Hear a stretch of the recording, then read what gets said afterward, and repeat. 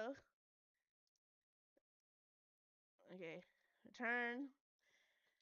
At least I don't need my controller for this one, or I don't need a controller, because the other one was on the Vita, but...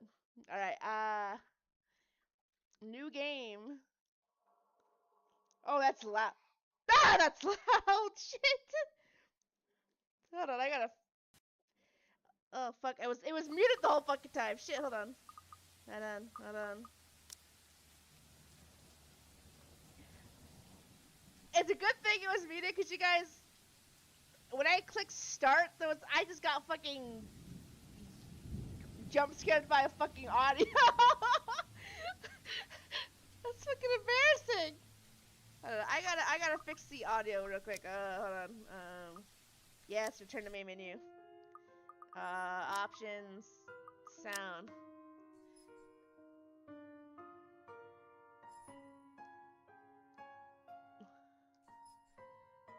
Okay.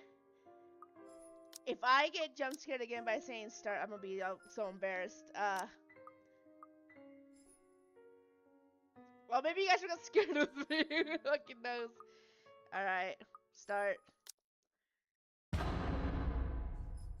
Oh, you didn't want to scream at me this time. Okay, fuck you, game. Whatever. The Ermengarde Mansion. That's probably not how you pronounce it, but I'm going to do it anyways.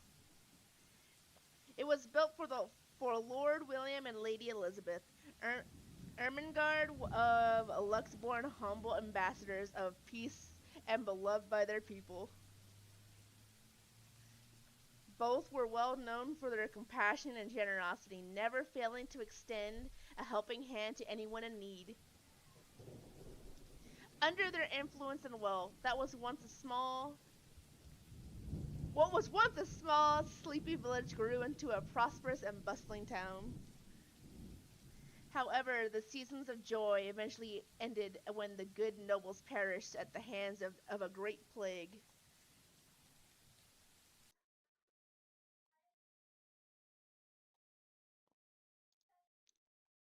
Okay, sorry, I was just double checking that YouTube had the right title. I just thought about it for a second. Their riches and legacy were henceforth passed on to their only child, Lady Charlotte Ermengarde. The mansion has stood since the 1920s, a witness to a very long history of joy and pain. After Lady Charlotte committed suicide, am I allowed to say that? The great house was eventually left uninhabited. And that is when it began. Surrounding villagers spoke of seeing and hearing unearthly things, of cries and howls that filled the nights, and hearsay of a mysterious woman roaming the hollowed halls aimlessly. People who dared enter its walls were simply never heard from again. Even after 400 years, these stories remain, much like the house itself. Whispers about the once great house, its legend and its curse still fall upon the villagers' ears. In spite of this, the current owners are convinced that these stories are nothing more than a hoax. With little regard for the truth, they had Briar Realty Corporate place the property back on sale. Like Pandora's box, the secrets that lie inside await to be discovered by brave souls. No matter what happens, take care not to be consumed by the curse. Good luck. Isabella. Hello? Isabella? Are you there? Where are you? And yes, it's voiced in English. Yay! A familiar jittery voice comes from the other end. Oh, hey Rose. I'm at St. Goretti High.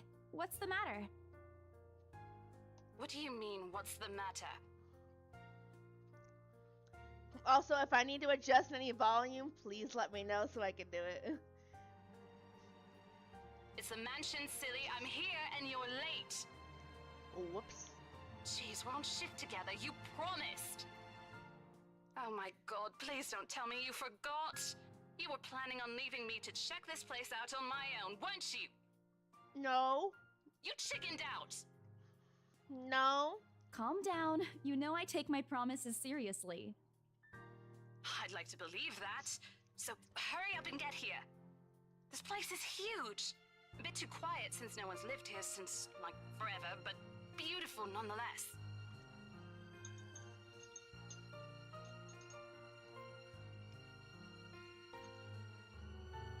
Why are you so surprised? This isn't the first time you've been there. I know. I just wish I could live in a place like this. It really takes my breath away. Maybe you should buy it. Yeah, well, I wouldn't be so sure about that. Not after the rumors that say it's haunted. Jeez, never mind those rumors. Ghosts aren't real after all. Yeah, who believes in ghosts? Not me. And even if they are, which they are not, they can't do anything. They're nothing but spirits. Oh, I forgot to change the tags. Whoops. Hold on a second.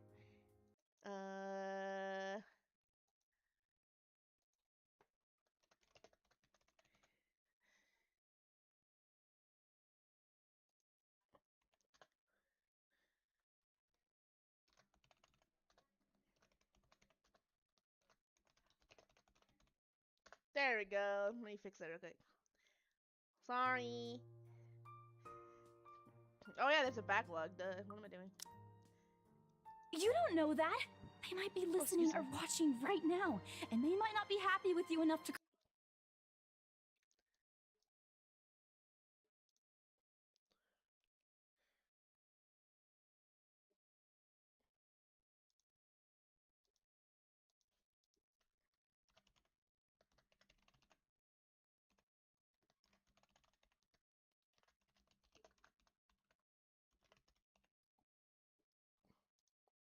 curse you. No offense, sweetie, but that's a bit of a stretch.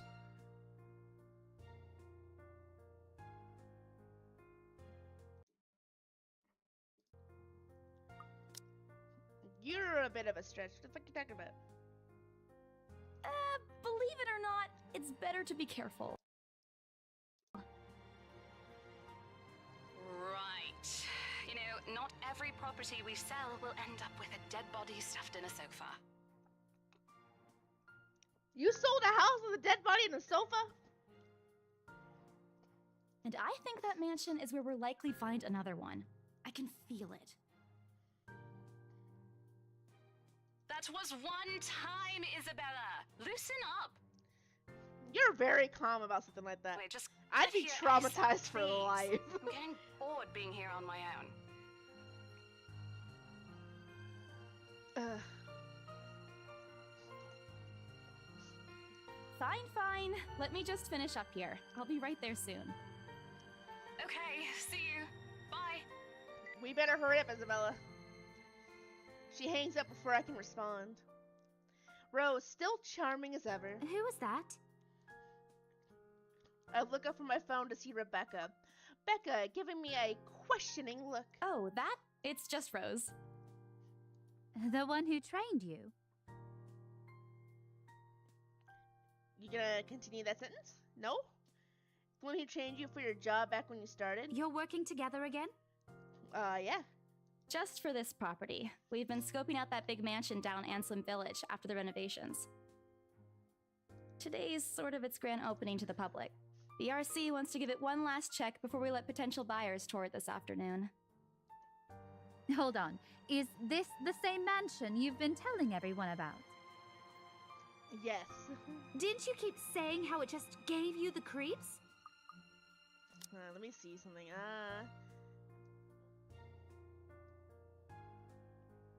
Right about that should be fine.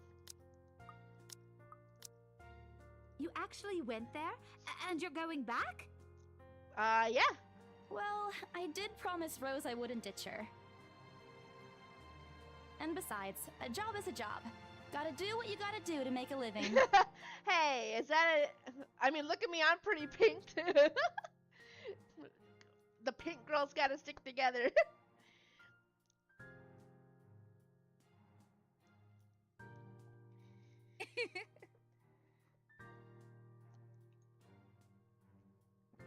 As soon as those words left my mouth, Becca let out a soft chuckle. Well, you know what? When you finally debut as your chalky milk VTuber, I expect a strawberry milk variant now. So yeah, you better do it. What's so funny? Nothing. It's just that I didn't expect you to say that. Coming from you, it sounds so Don't worry, I'll do out of something. character. How is it out of character? Also, let me know if I need to adjust anything. Is the game too loud? Not loud enough? Am I not loud enough? I have a laptop now, so I can do a debut. Oh, yeah, that's right. You got your laptop finally. Yippee! Awesome. I mean, no offense, but you've been freaking out ever since you got assigned to it. And you're, I didn't even, I mean, no offense, but you've been freaking out about this place being creepy ever since you got signed to it. Curse rumors and all. I honestly thought you'd back out. Yay! Oh my god, that means you can actually play more games with us other than, like, only Phasma. Not all the time. I could really use a huge amount of cash right now, and this is just the fastest way to get it. Plus, listen to this. Briar Realty wants it sold as soon as possible, and the agent who lands the deal is going to get a huge bonus. We better get that bonus going. Hey, I'm so glad you're playing more games now. Yay! They never give bonuses like that. Getting that would make life so much easier. They're desperate, I'm desperate, it's perfect. It is quite the perfect situation, right? A sympathetic look crosses her face. You know, if you're really in urgent need of money, you could have just asked me. Oh god, I totally get. I think I know where this is going. I feel like Isabella's the type of person where she hates asking people for money, and oh my god, I relate to that so much. I hate asking for money. I hate doing it. It doesn't feel good. Or Ashton. We can always let you borrow, and you can pay us back whenever. Yeah, but it doesn't feel good. Like, it's not like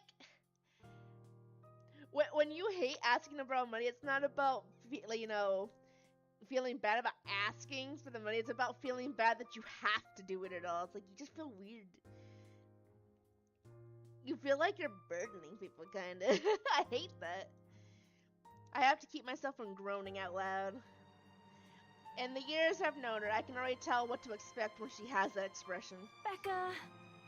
I've noticed that you've been living off instant noodles these past few weeks. Me and Isabella the same, for real, for real. She crosses her arms and grimaces at the thought. Her voice slightly raises as she begins to scold me. Instantly, I'm reminded why Becca excels at teaching boisterous teenagers. Stop eating junk. They're cheap, but they're not good for you. Yeah, but they're cheap. You'll definitely end up in the hospital if you keep at it. But they're cheap. Say for quick.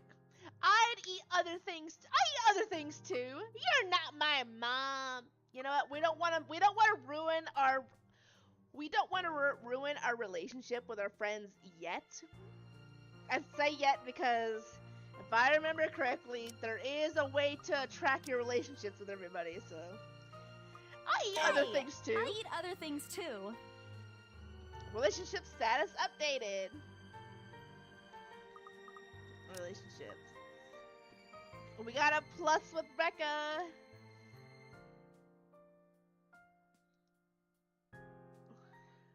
I fold my arms across my chest, mimicking her posture and giving her the best frown I can muster. The same one I'd use with my younger siblings when they're being difficult. It is yummers! Instant noodles are good, but they're also cheap. But they're like, listen, when you're broke and you grow up broke, instant noodles has become the best thing. I'm sorry, did you? Next step is having a route right, and that's how the games are. You know what? Sure, yeah, absolutely. It is. Instead, she only raises an eyebrow at That's me. not going to work on me. And I saw it when you were cleaning your flat last week.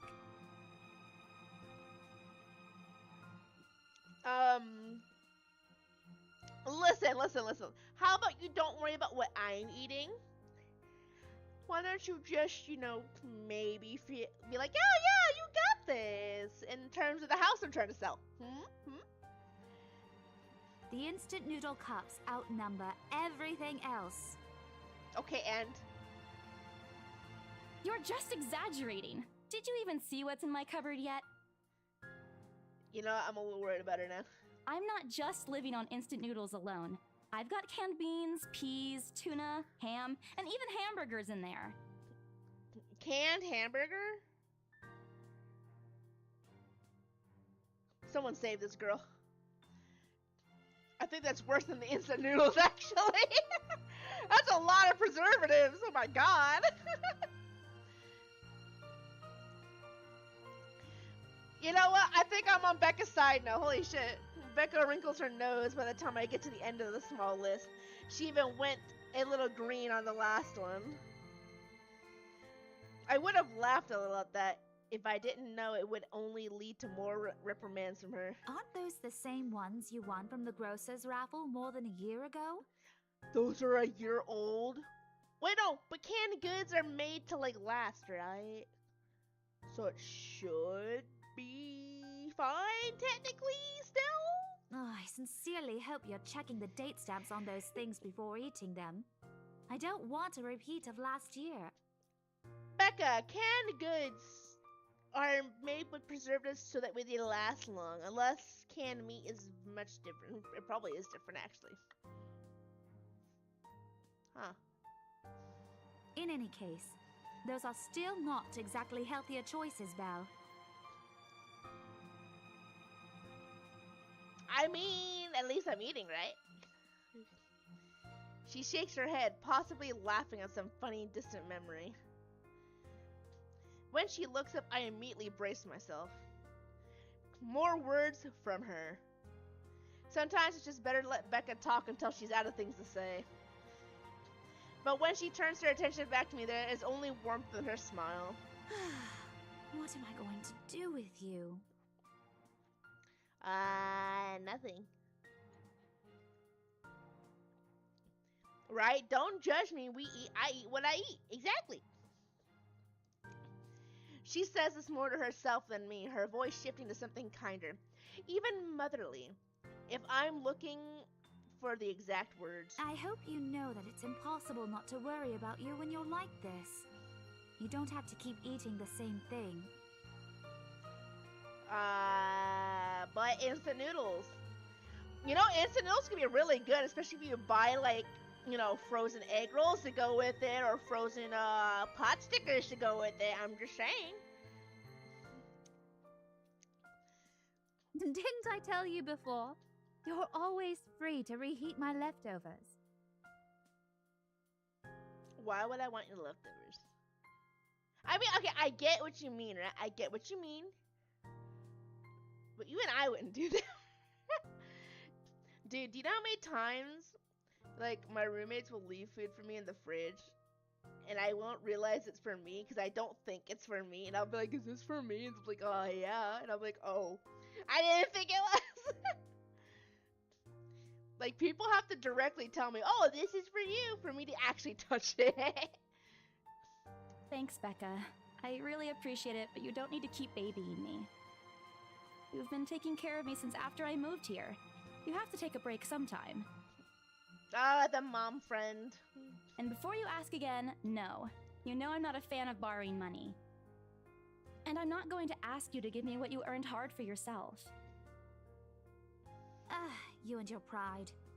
But suit yourself. At least she's respectful about it, I guess. The offer stays on the table, though. Yes, ma'am. I nodded in response, if only to get her to drop the topic. But I'm pretty certain I will never take that offer. Ever. It has nothing to do with pride. I've simply seen plenty of times how friendships can take a turn for the worse just because of a few unpaid debts. I don't want something like that to happen between me and Becca. We may argue about a lot of small, petty things, but she already feels like a real sister to me. I don't want to lose that friendship over something so trivial. Becca's movements when she takes a quick glance at something behind me snaps me out of my No, thoughts. enough chit-chat. Lunch is ending, and my students will be back any minute. We can catch up later. All right. Good luck with your clients. You better treat us to lunch or something if you get that sale. Will do. You bet!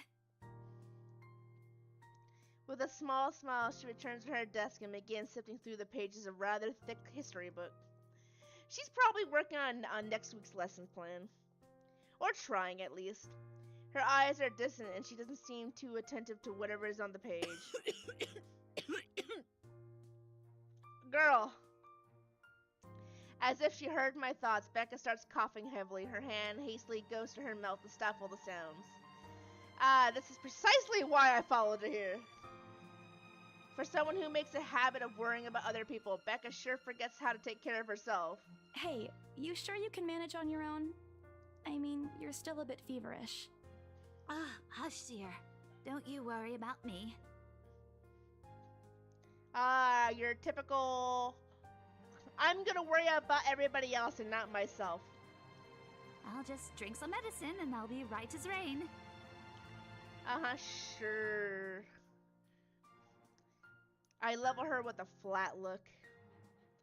She has had a cold for a couple days now, something about the strange weather are not agreeing with her lately. And despite my advice to take the week off and rest, I found her apartment empty when I dropped by this morning. She even left the medicine her doctor prescribed. Look who's being stubborn now. You shouldn't even be working right now. Seriously, you big baby. I'll be fine. For now, just go to work and stop making that Rose girl wait for you. Okay. I'll call you if I still feel bad, and you can come pick me up if it makes you feel any better. Yes, ma'am. She offers me a reassuring smile, and I can only sigh. Why do I even bother? There is no stopping her once she has decided on something. Defeated, I reach inside my bag to pull out the same bottle of medicine she left earlier. She looks at it warily, then I place it in front of her. Unfortunately for her, this is one thing I'm not letting her have her way with. All right, but don't forget what the doctor said. Drink this on time. I'll see you later, okay? There's an amused gleam in her eyes when she shifts them back to me. Look who's playing the mother hen now. Rebecca! Okay. I won't tease anymore. I'll make sure to drink it, Mom. Before I can retort, she casts another look at the clock. I take that as a sign to finally end the conversation and end my short visit. With a small wave, I leave her alone to her classroom and her thoughts.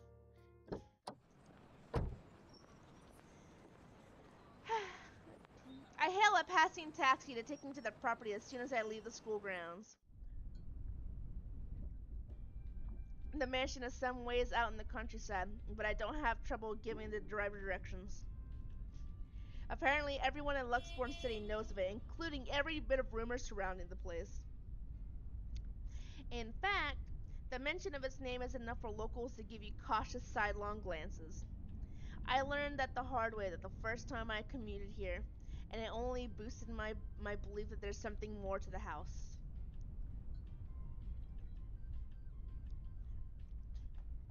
Even the news of it being renovated and placed back up in the market has caused quite the stir.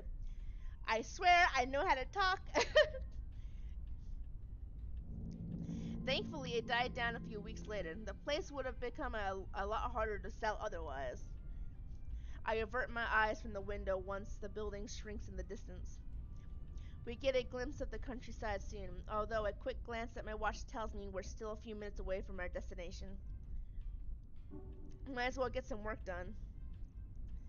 Rose did ask me to review the mansion's documents. I already looked them over last night, but you never know when things may go wrong. Life has a way of messing with things up like that. Halfway through reading the papers, my phone rings again. I pick it up without looking, neatly tucking it between my ear and shoulder. It's probably just Rose again anyways. Rose? Oh, it's Ash. Guess again. Hello? That voice. Ash. Bingo. Hey, what's up? Just checking if you're still cool later this evening. You mean that thing with Zach? Yeah. He even called in the middle of the night just to remind me. No, don't worry. I didn't forget. I'll be there. Yay! Cool. I'll see you later. What time do you get off? Around 6 p.m.? I don't know. It's the first day of the Ermengarde Mansion's open house, and we're expecting quite a number of potential buyers. I'll be booked the whole afternoon. Ermengarde Mansion? You know, the big Jacobean mansion at Anselm Village? I'm on my way there right now, actually. On your own? I'm in a taxi. Yeah, well, Rose is already there, but yeah. I see. Looks like the scaredy cat finally toughened up. Everybody calls me a scaredy cat, the fuck? Shut up! Ash chuckles and I can't help but roll my eyes upon hearing it. I'll see you later. Drop me a call when you're done. I'll see if I can pick you up. Whatever. Bye. Stupid asshole, that nickname, always teases me whenever he sees a chance. I'll show him who's tough. Journal updated. What's in the journal? Alright, let's see. October 21st. Before going to the Ermengarde mansion, Isabella Santos dropped by saying, okay, this is just a review basically.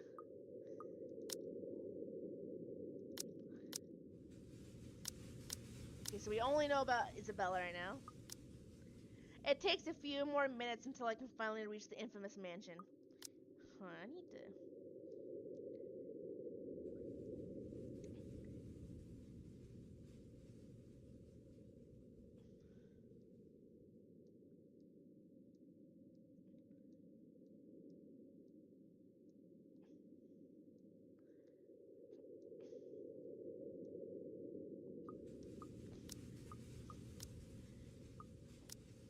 Kind of feels like nothing's really adjusted much, but we'll see.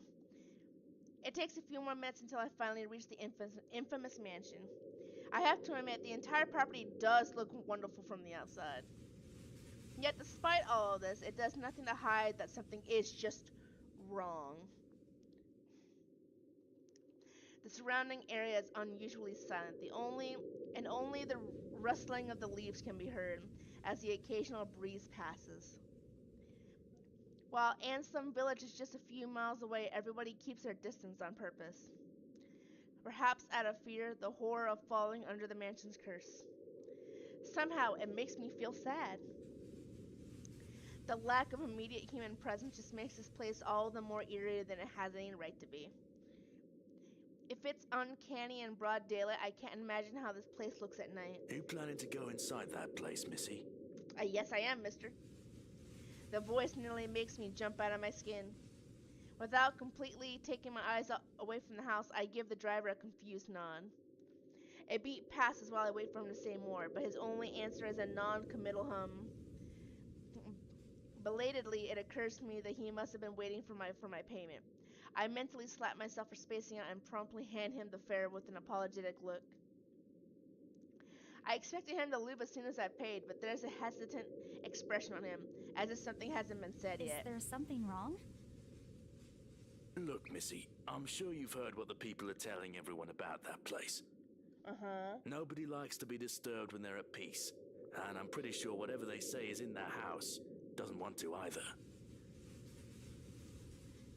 I admit they did a good job fixing it up, but there must have been a reason why even distant relatives of the family who used to own the house never lived in there despite inheriting it.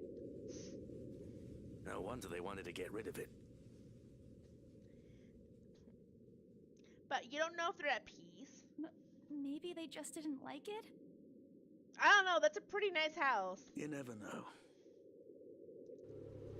He drives off after, but what he said has left a foreboding feeling in my gut. I breathe out a heavy sigh as I approach the house.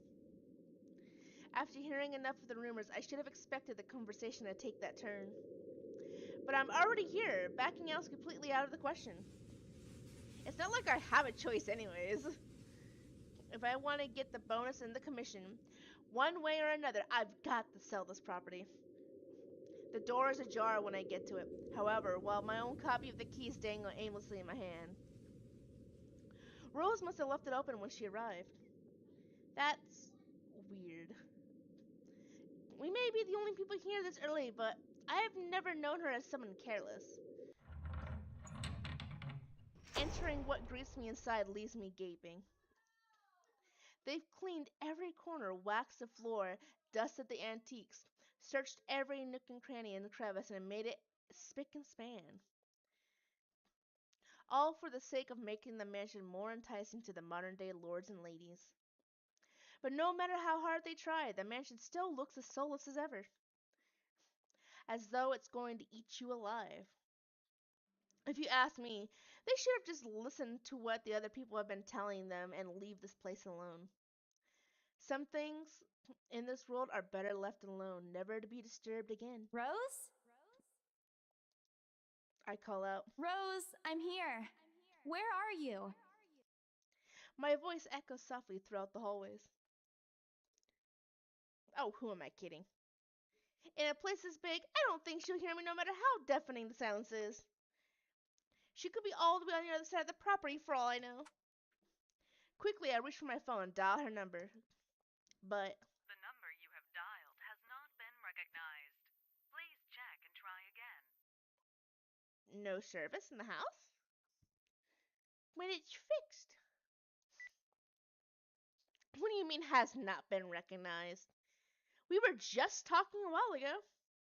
It's not like she was eaten by the house, right? Or maybe the ghost did hear us talking and spirited her away, right? Right. No, Isabella, don't be ridiculous. She probably just wandered deeper into the house and lost signal or something. I dialed her number again, hoping the call would connect this time. The number you have dialed has not been recognized. Please check and try again. But to no avail. Oh boy. I have a very bad feeling about this. Rose? If you can hear me, please come out. Come on, Rose. This isn't funny. You know this place gives me the creeps. No answer. This isn't going to work. The place is big. She could be anywhere. I need to start looking for her. I take a deep breath before venturing deeper into the mansion. Taking a couple steps forward, I notice something move above the grand staircase. I am fucking What the some hell? shit. Rose? Rose, is that you? Not funny. I'm leaving you if you don't come out. Not coming out, huh? Fine, I'm going. Okay, that's a lie. She's my friend. I can't really leave until I know she's alright. Growing desperate, I tried contacting her number again. Come on, please give me something. Please, Lord. Yes, finally. Hello? Hello? Rose, I'm here at the mansion. Where the hell are you? She doesn't respond. There's also a heavy static coming from her side. Huh? I sincerely hope it doesn't cut off again before I can get an answer from her. Rose, come on. Where are you? A few moments pass until the static eventually starts to quiet down.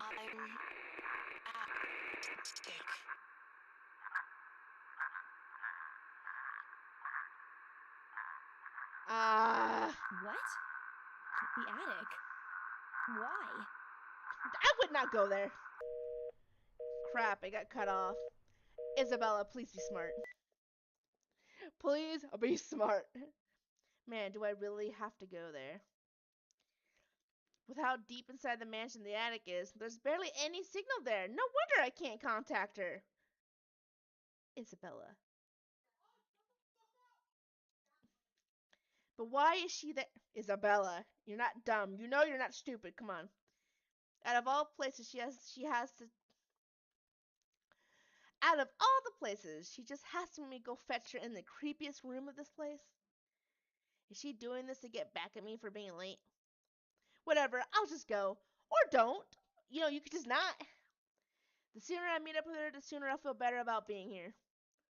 I carefully make my way up the staircase. My legs wobble as I mentally curse the fact I've chosen real estate instead of picking a career that doesn't involve strange, abandoned houses. Upon reaching the top, the grand hallway greets me. It branches out to the two major wings of the mansion, the east and west wing. There are two attics here, one on each side. Why are there two fucking attics? You know what? It's a mansion. I shouldn't be surprised. But the east one has been converted to a storage room of sorts, and somehow I find it least likely for Rose to wander there by herself. Besides, she never did like going into stuffy storage rooms. So I head towards the west wing first, where a simple wooden door at the end of the hall opens to a small room. Inside is another set of steps leading to the second attic. I like the grand staircase through the stairs to the attic are steep and narrow, made of old stones and covered with a thick coating of dust that kicks up into the air with every step. I am struggling to read this. Oh my god. Thank God it's still daytime. If it wasn't for the light stretching through the door behind me, I might easily stumble and fall. So is it an attic or a basement? With how old the place is, there's no light fixtures to illuminate the cramped passage up. Okay, it's an attic. Why they didn't bother to add one here when they renovated escapes me. Sheesh. They did it with the rest of the house. A small bedroom welcomes me at the end.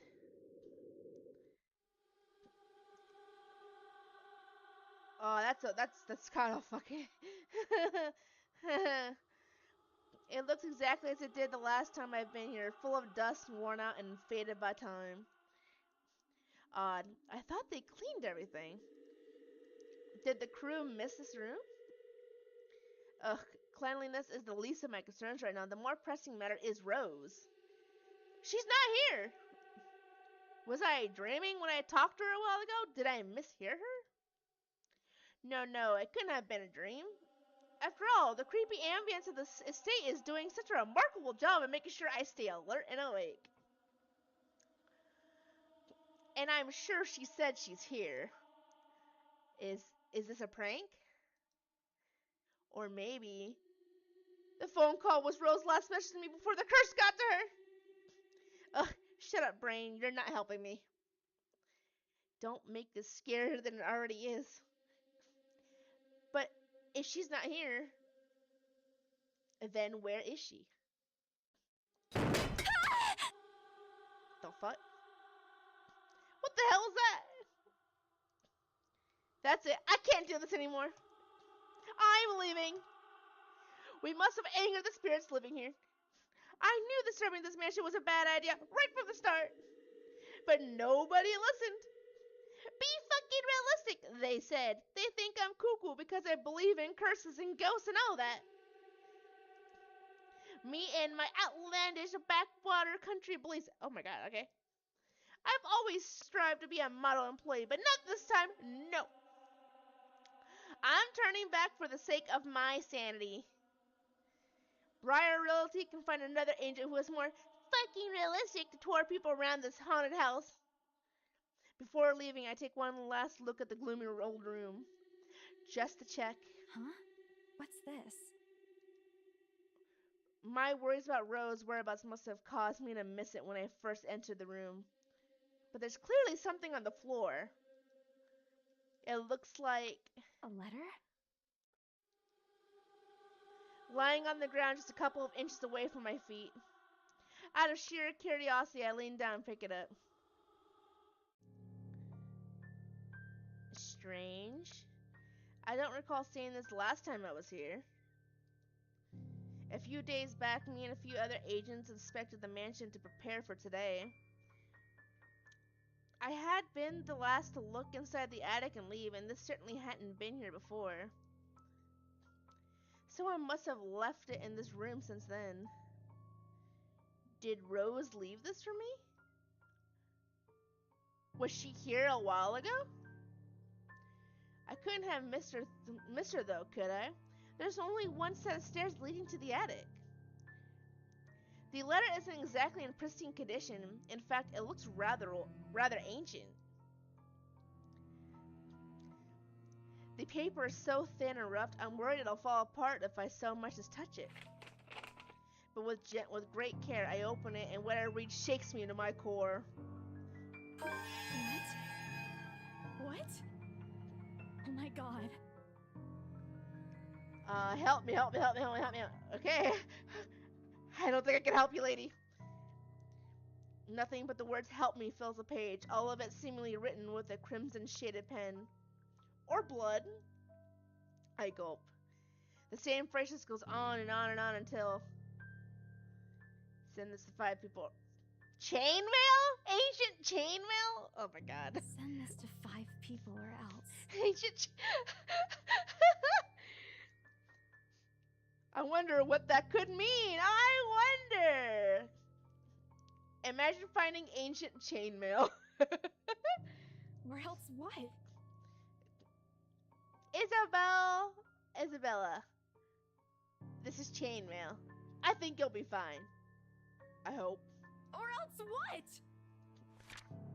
As quickly as I can, I scan the back and peek into the envelope to make sure that I'm not missing out on a second page. But there's nothing.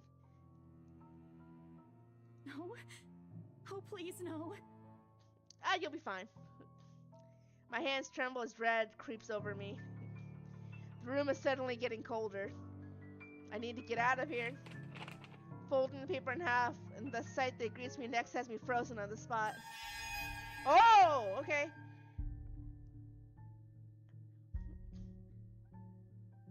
Oh, that's gross. A pair of blood-soaked feet enters my field of vision, covered in gaping wounds with skin eaten away to reveal flesh and bone and all manner of things one isn't meant to see. It's too much. All of it is too much. I want to cry, call for help, but the words catch in my throat. Even my feet won't move, completely paralyzed out of terror. Oh, I have a choice. Okay, so we can either look up or we can close our eyes and pray. Which one do we do? Fuck. I don't know if either's a really good option. Honestly. Are we feeling brave? Are we feeling brave? Or are we gonna be cowards? You know what? I'm gonna be a brave bitch. Let's look up. I need to face it. Whatever these people belong to, I need to face it. And if I'm going to die, if they're going to kill me, at least I'll know what my killer looks like. A cold comfort. So with a deep breath, I summon every ounce of courage I left in me and shift my gaze upwards.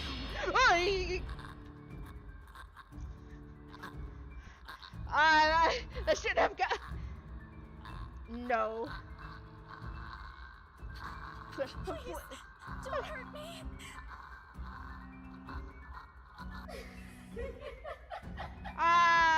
Fuck you. No, thank you. No. What? I scramble without walking towards the door. I struggle to open it, but it won't budge. Stay away. Go away. Please, Lord. Make it go away. Why now? Why won't it open now? My heart sinks as the reality dawns in. I'm locked in with that thing. Let me out! Let me out! Lord, please, let me out! It's slowly approaching me as I wrench the doorknob violently back and forth. Ah! Where me? This is it! Okay. What do you mean I had to press the button? The fuck? Yes. The door finally swings open. It couldn't have been any heavier. Happier. Wasting no time, I leap out the door and don't look back. My feet pound against the floor in rhythm with the fast beating of my heart.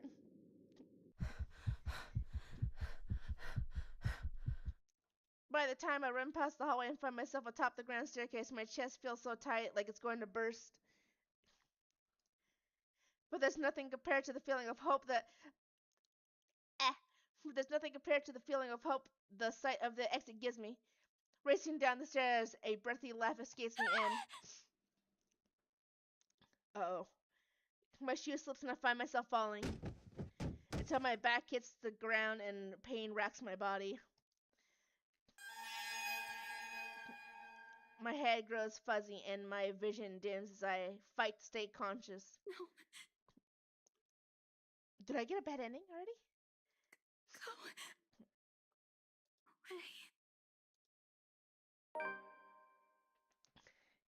The last thing I see are those feet before all I know is darkness.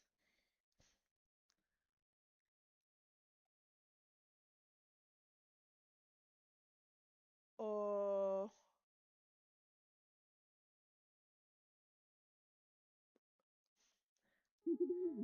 A buzz breaks the silence. I start to rouse, pulled into consciousness against my own will. I've never felt this tired before. I just want to sleep, but the insistent buzzing, poking and prodding isn't letting me. My old mattress may not be the comfiest. Oh my god. May not be the comfiest of places, but that doesn't make me any more eager to wake up. Isabella. Rose? 5 more minutes, Becca. I swat at what is nudging persistently at my side. Can't I just get a few extra minutes of sleep today? I promise I'll work hard once I'm up. A hand lightly taps my cheek and something cold is suddenly being pressed to the back of my head. The icy sensation slowly spreads through the air, giving me an uncomfortable feeling. April, is she alright? Isabella? Isabella? Stop. Can you hear me? Isabella? The fog immediately lifts from my mind the moment I recognize the voice and my eyes snap open. Hello, ladies. There, looking down at me is Rose. Another woman loiters beside her, but my attention is too focused on my co-agent to even ask why there's someone else with her. Rose's posture just screams worry, although she's not keeping a straight face or trying to at least. I can't help but feel bad for making her fret. A wave of dizziness washes over me as soon as I try to get up, forcing me to lie back down again. Luckily, the feeling subsides after a few seconds until only a mild throbbing somewhere at the back of my head remains. With a little assistance from Rose, I push myself upright. She hands me an ice pack and gestures for me to press it where I suspect a small bump has already formed. If the light ache in the air indicates anything. Alright, Isabella, where are we? The Ermengarde mansion. Why? Ow, my head. And the date today? October 21st? Rose. Last one. Can you count to 15 in reverse order? 15, 14, 13, 12. No, that's wrong. Why are we doing this? She's just checking if your injury is in any way serious. This time I carelessly regard the woman standing beside Rose. It's impossible to overlook her, what with the way she towers over us. And here I thought Rose is already tall. Who is she anyway? One of the remaining cleaning crews? With how primly dressed she is, I don't think anyone would want to clean in a suit. An expensive suit at that. The gloves alone must have already cost a fortune. Her eyes slowly shift between me and Rose, considering us with an almost unreadable expression before finally fixing a sharp gaze on me. I can't help but fold my arms protectively over myself as she does so. She may be far from a cleaning crew, but she certainly looks like our supervisor during an evaluation. Just do it, please. Yes, ma'am. I eye them both warily, but recite everything as she asked. Rose releases a breath of release once I'm done. You scared me for a moment there. I was about to call for an ambulance. What happened? Are you alright? I think so. Exasperation soon replaces Exasperation soon replaces the dull ache. The memory's a little fuzzy, but the attic and... There was someone, Rose. In the attic. Someone? You mean a client? Oh, that's unlikely. It's probably just one of the cleaning crews. The boss sent a few of them back this morning for some last minute... No, not any of those. I'm not actually sure. Wait, didn't I call you? You said you were in the attic when you answered. That's why I went there in the first place. Both Rose and Delay look at me like I've just grown another head. Did I say something weird? Rose quickly casts an apologetic smile at the woman before the awkward sound stretches on further. It's her saleswoman smile, the same one she taught me back when I was still her trainee. I should show this to troublesome clients or just to avoid trouble in general, she advised. It's also the same one she gives me when I've done something particularly absurd that may cause us to lose a potential sale. Her eyes are serious when she turns back to me. She takes both my shoulders, gently squeezes it, and with as much patience she can muster. As much as I'd love to have gotten at least a heads up of your arrival, I didn't really get a call from you. Huh? But I called you! You know, signal here is absolutely horrendous. I was in the garden earlier and couldn't even make a single call. Isabella, I'm going to ask again. Are you really all right? What happened? I told you! I don't know. It's all a bit blurry. I remember I was looking for you, but you weren't in the attic. And there's... whoever it is. Then I must have tripped on a rug or something on the way down. Oh no. Do you think someone came in while you were out? You left the main door open. We are so going to get into big trouble if something gets stolen, Rose. Perhaps it is a concussion. Huh? Are you sure you feel fine? We could still call for an ambulance. I could cover for you. No, I'm fine. I'm okay, Rose. I can work. Are you sure you can work? Are you sure you should work after that?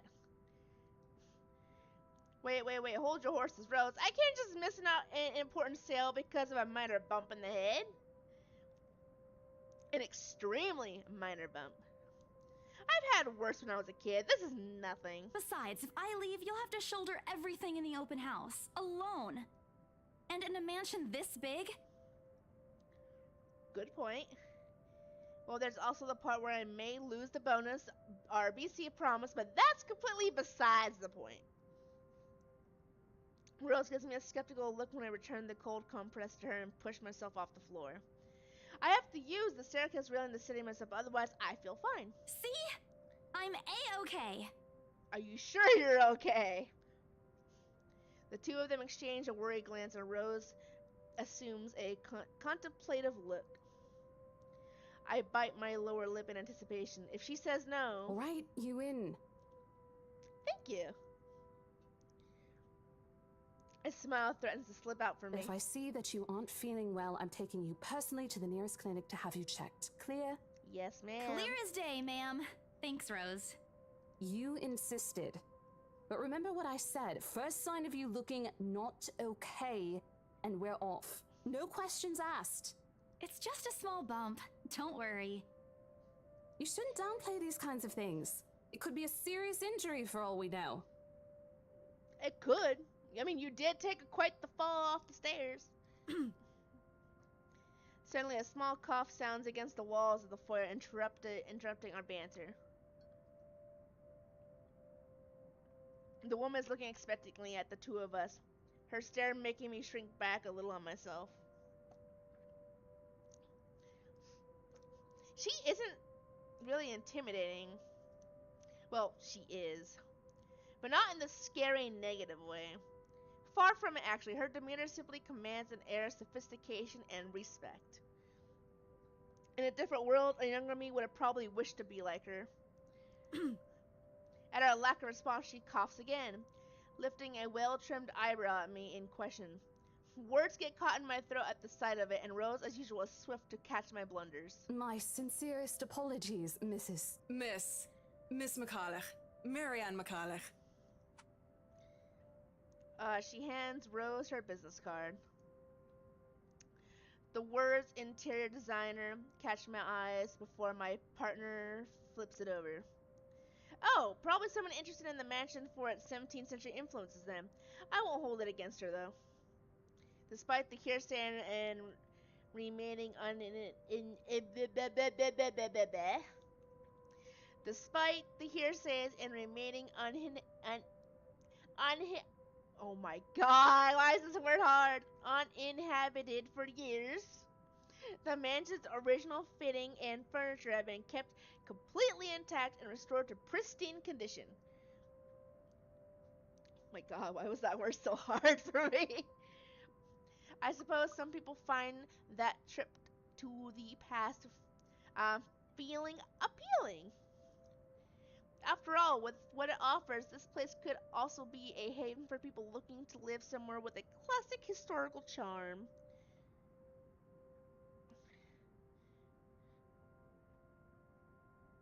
Miss McCullough, I'm Rose Cooper, and this is my partner, Isabella Santos. We're just ironing out a few things, but we'll be starting the tour soon enough. In the meantime, we've prepared some refreshments for you in the parlor while you're waiting. If you could please. Thanks. There's no need for it, though.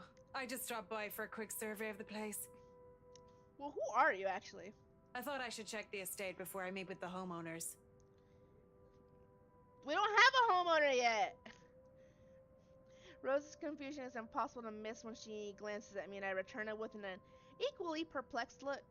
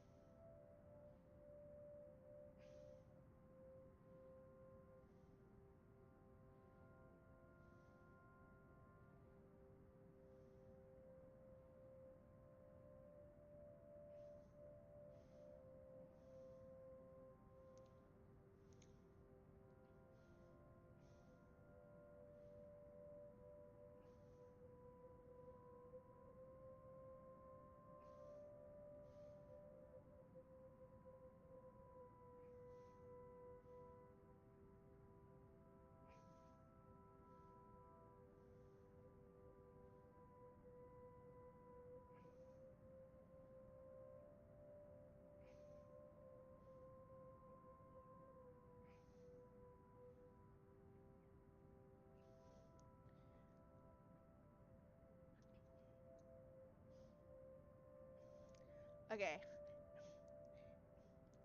And against my better judgment, I blow out the first question that comes to mind. I'm sorry. Homeowners? Yeah, I don't think we sold this place yet. It's still up for sale, isn't it? I should have kept my mouth shut. A flash of irritation crosses across her face, but it instantly disappears under a mask of professional detachment. Yes. Hannah Wright? She hired me to handle the interior design for their new home. They haven't bought it yet! This is the Ermengarde mansion, right? It is, but... She pauses, possibly trying to find the right words to fix the awkward situation without offending somebody. We'll check with our supervisor. How about that? Those few moments have given me enough time to clear my head of any nervousness or confusion clouding It is, ma'am, but we weren't aware the mansion has already been sold. What do you mean? I almost flinch when she turns her gaze at me, but I stand my ground. Besides, it isn't like I haven't dealt with awkward situations like this before. I may screw up at times, but this doesn't mean I haven't learned a thing or two in the 5 years I've worked in the business. The mansion is indeed for sale, ma'am. Today's the open house, in fact. However, we haven't heard anything from the higher-ups that a deal has already been closed for this particular property. If you'd like, my co-agent and me can check with them right now. She nods, seemingly in deep thought after I finished. She appears to be a reasonable person anyway. Given the proper explanation, she'd surely understand. I thought something looked odd. Excuse me, I need to call my secretary. Thank you for your assistance, Miss Santos. With a slight wave of her hand, she leaves us. That seems to be the end of it. Both Rose and I breathe a sigh of relief. Disaster averted. I also don't miss the thumbs up she gives me for doing a good job. I can't help but swell with pride. Still, I've prepared myself to dial the number to the Luxborn office and check even if she didn't ask for it. I will be very frustrated if, for some reason, something has already been decided without my or Rose's knowledge. That's a whole new level of unfair. We've been working hard on this. Moments later, Miss McCullough returns, looking a little frustrated, but with an apology clear in her face, or on her face. I feel a little sorry for her having to go through all this trouble. There seems to have been a little misunderstanding with my client. If you'll allow it, I'd like to stay and wait for them here. I was informed they'll be dropping by for the open house today. I figured it'd be a waste to just leave after that long drive. I might as well meet him here. Yeah. Certainly. You could stay at the parlor in the meantime, ma'am. I'm sure it won't be long before our guests arrive. And, Isabella, I left a few documents in my car. You know where I keep those. Can you please get it for me? Of course. Rose takes a glance at her wristwatch before tossing me a set of keys. And hurry! We've still got a few minutes to double check those papers. Yes, ma'am. Okay, got it.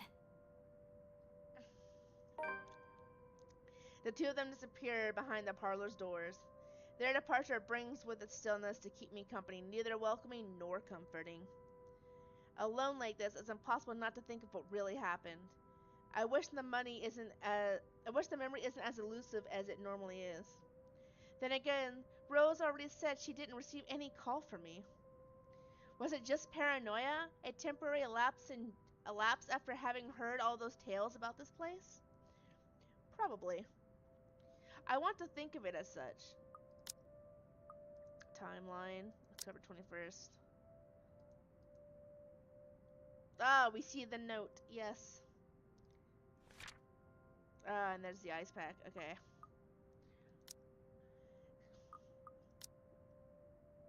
Oh, our relationship with Miss Marianne went up. Okay, cool. I want to think of it as such. Better to think of it as what? Better to think of it as such, so I can work in peace. Except a small part of my mind begs to differ.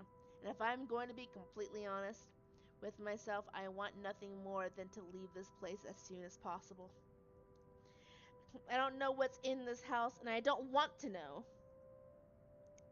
The keys Rose have just handed me dig into my palm, its jagged edges creating shallow ridges on my skin from how hard I'm clutching it. It's a reminder of what I still need to do and why I've taken this job in the first place. Hugging my blazer closer to my body, I exit the house to get what Rose has asked for me. Just a few more hours, Isabella. Yeah, you got this, Isabella. Sell the house, get the money. Ah, everything's covered in blood. Why? A flock of people have already gathered in the mansion's front yard by the time we officially open the doors. I'm not sure whether I should feel baffled or under duress standing in their presence. Men and women of wealth and status, all dressed to the nines in fancy suits, lovely dresses of varying colors composed the medium-sized crowd. Their necks, arms, and fingers are adorned with silver and gold glinting in the afternoon sun. Some even have ridiculously fancy feathered hats on their heads. I really hope there aren't any magpies living nearby, like in the stories. These birds will have a field day in this. They are murmuring amongst themselves, looking at the estate's facade appraisingly, with some arguing about whose mansion has the superior architect.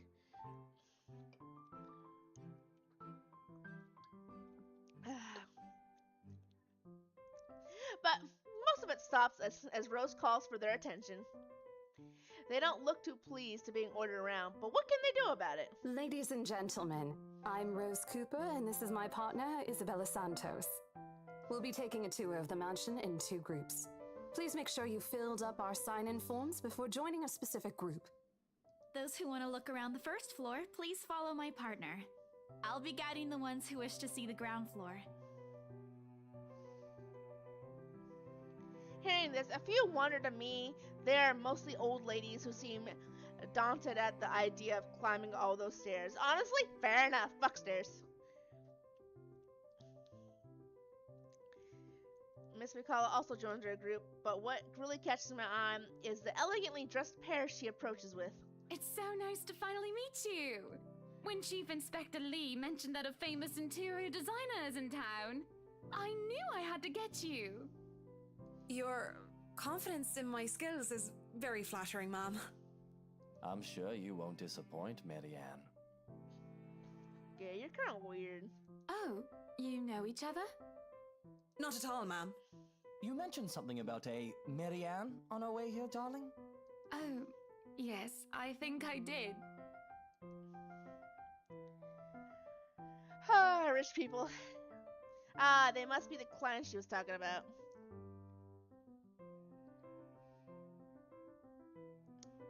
I might have seen their faces somewhere before. Some magazine or the television? I can't quite remember. But then again, most of our guests have likely ended up on the news, one way or another. I won't be surprised if these two already have. For people who are popular, though, they aren't dressed as loudly as the others. In their simplicity, the couple stands out. The woman in particular... The woman in particular is stunning enough to turn the heads of most people in my group, especially the men with wandering eyes.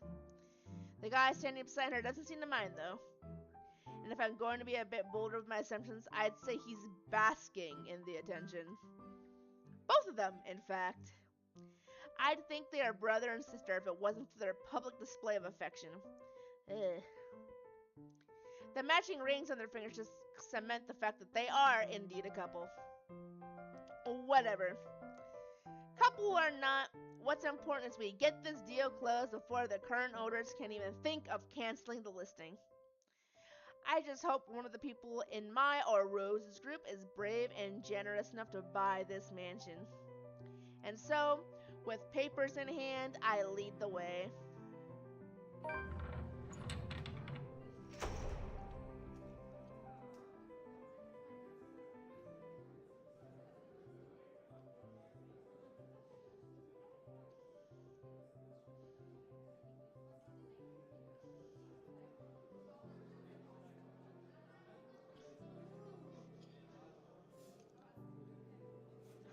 When they aren't whispering among themselves or going ooh and ah over one thing or another, they ask questions.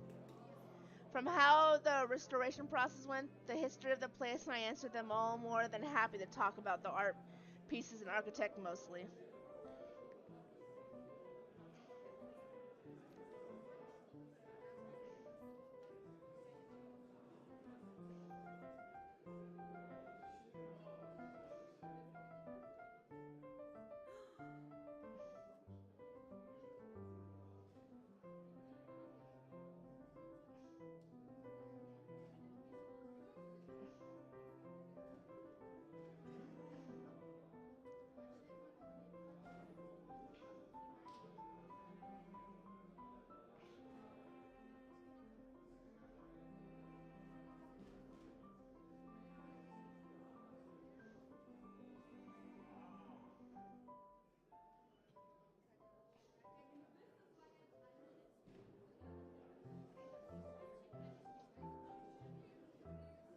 Sorry, I was sending a message real quick.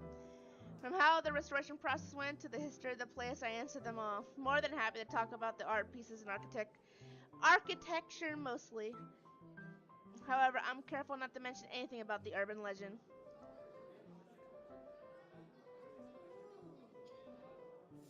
Not a good material for sales talk, even if the entire population of Luxborn knows about it. Some of the furnishings here are actually the 17th century originals, all of which have undergone a painstaking restoration process just to return its original beauty.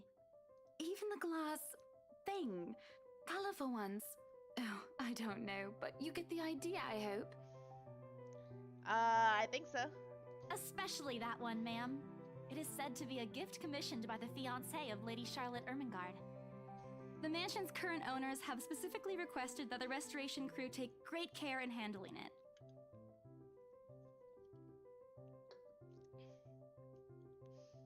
It's a priceless work of art and the most distinctive feature of the mansion. By the time I stop talking, her attention is already elsewhere. Isn't this place wonderful, darling? I told you it's not a total waste of your time. I don't know. Isn't it a bit too small? We might have to break a wall down to have more room. You think this is small? Okay, rich people, right? Well, I think it is just right. Don't you think so, Marianne? It is splendid, Mom. Story updated. Let's see.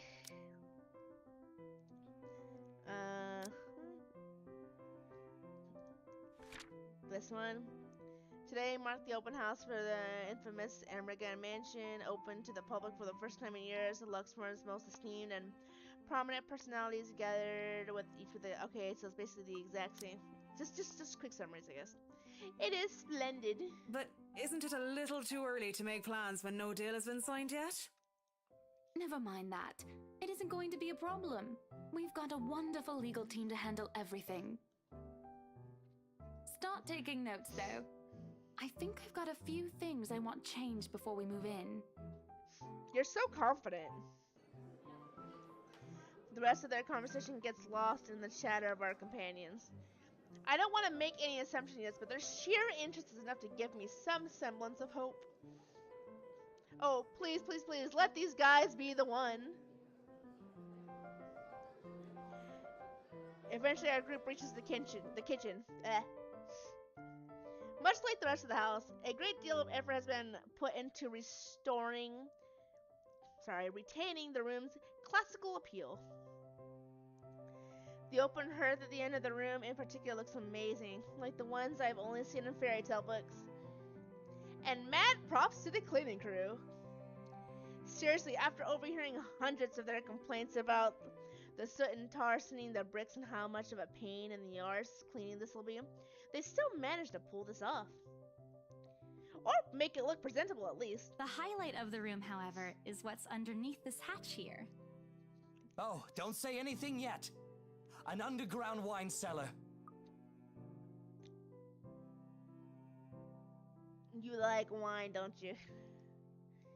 This is the first time the guy in gray speaks up. Mr. Luke Wright, my memory supplies from the forms they signed earlier.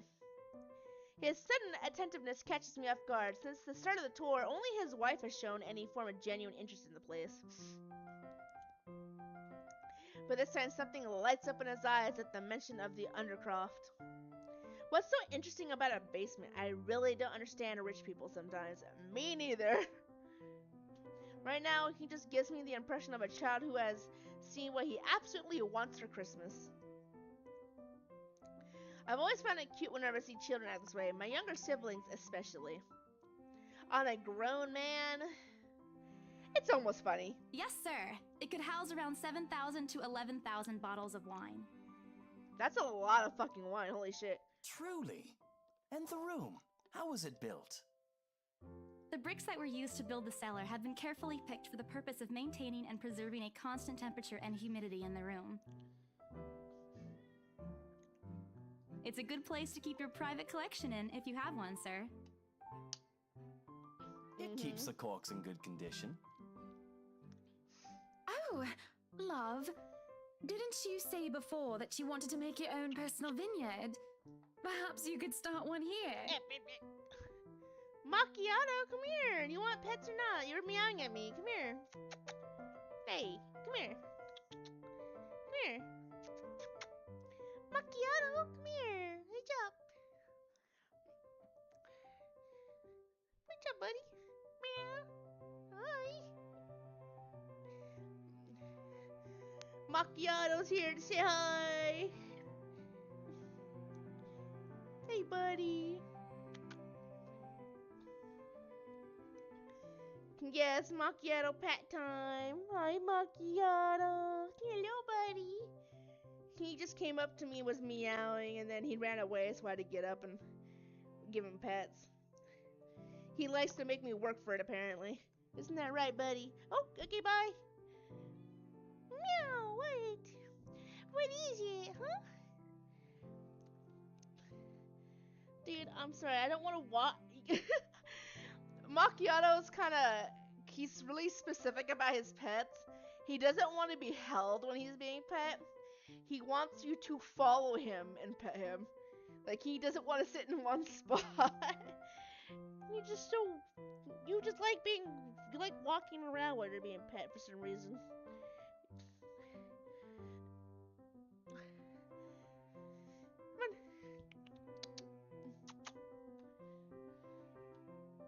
There we go.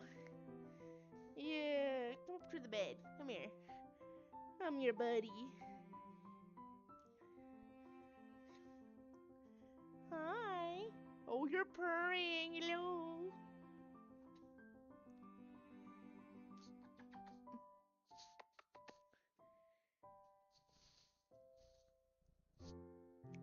I don't know if you guys can hear him purring or not, but...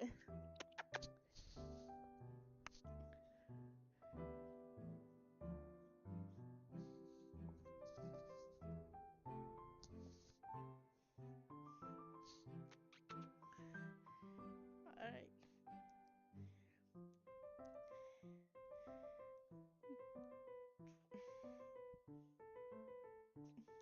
Yes, I know. You want pets so badly. Come here.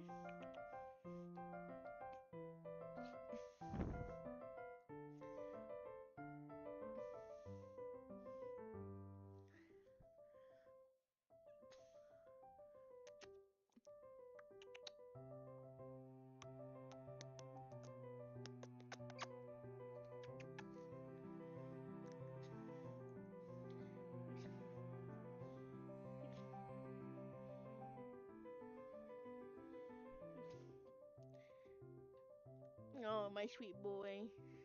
Hi.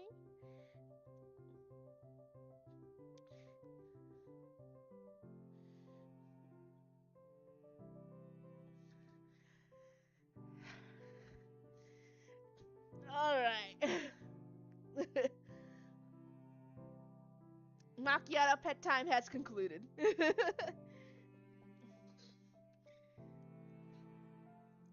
You know we're going to need space for that, darling. I mean, that's quite a big seller, dude. And this isn't big enough? If it's space you're worried about, sir, the Ermengarde mansion sits on a 46-acre lot. There's plenty of room for it. We were told that the original owners had a horse stable built here before, too. There's a contemplative expression on Mr. Wright's face, but he doesn't say anything further. His wife, however, seems really pleased that he has started to show interest, if only a little. I smiled to myself. I may not completely understand these people's minds work, but I sure as hell know how to spot a buyer with sincere interest. Score! I can't wait to tell Rose. The rest of the tour goes by without a hitch. After more than half an hour, we're able to cover almost every room on the ground floor and are heading to the parlor. Funny, the first time BRC had us survey the property, I kept complaining to Rose how big it is. Now I can't even bring myself to care, no matter how much my feet hurt. Maybe this is just excitement over a possible sale. Oh, whispers. When we reach the parlor, however, an odd feeling washes over me. It starts off as small goosebumps on my skin, a feeling of being watched intently. Whispers in my ear, shadows dancing, lurking in the corner of my vision. Dark silhouettes that are gone when I turn to look. A chill settles down my spine, making me feel sick, and I start to break out in a cold sweat. I can't do this. I need to sit down for a minute. The old ladies in the group have been requesting for a break anyways. If I can just... Excuse me, everyone?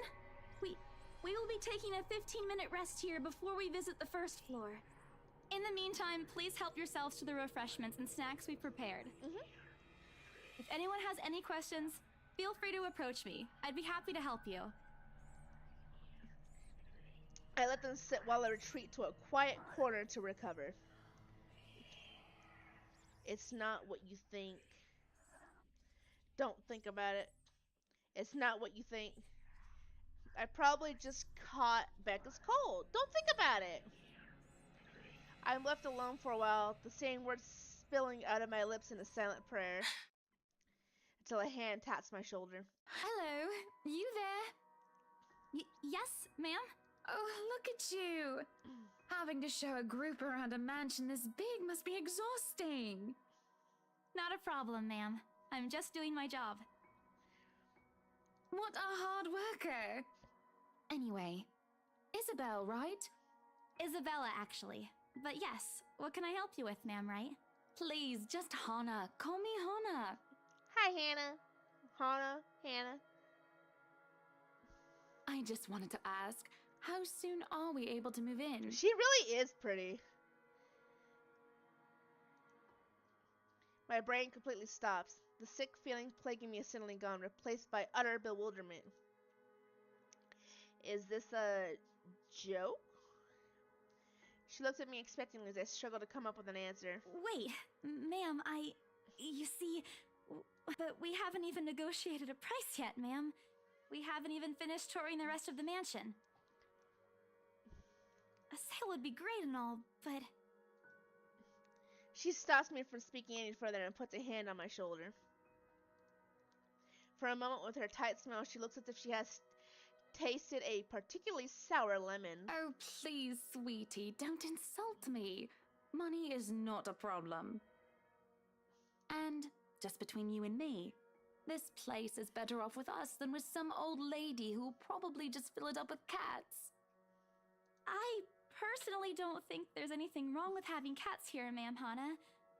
I'm sure there's more than enough space here if you want pets.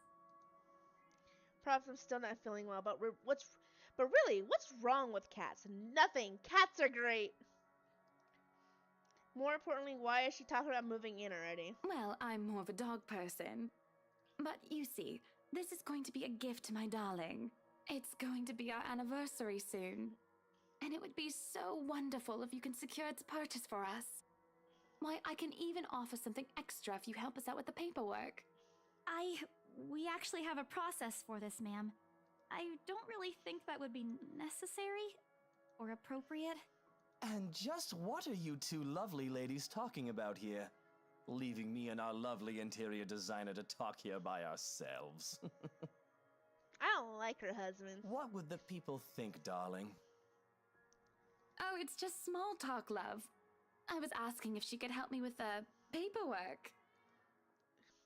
I try not to wince when her nails dig into my shoulder. Hey, don't do that! I can't help but send an imploring look at Miss McCullough, who only gives me an apologetic smile and shrug. Yeah, I can give you a fact sheet and a form to fill out. She wastes no time in taking the papers from my hand and shuffles through the bunch. Oh man, Rose is gonna be so angry at me for letting her do that. Wonderful. And Marianne, I'd really love to talk to you about those changes. You took some notes earlier, yes? I did, Mom. But I really hope that this time... Excellent. Hopefully you can help us out too, Isabel. It's Isabella. Isabella. Right. It's a lovely name, Isabel. She's clearly not listening. It's Isabella. Yes, that's great. We'll be more than happy to put in a good word to your superiors, too, and... What's this? Uh-oh. A look of confusion and disgust appears on her face. Turning to her husband, he merely shrugs in reply. Ah, no! They found the creepy letter! No! That's, an interesting work of art. Not to my taste, though. I'm sorry. Your type of girl, of course it is. She's rich and pushy. Darling, Buttercup, art is a complete overstatement for this garbage. It looks like a cheap prop from a D-list horror film. I mean, he's not wrong with that one. Shush, love. Let the girl do what she pleases with, what do they call this? Oh, forget about it.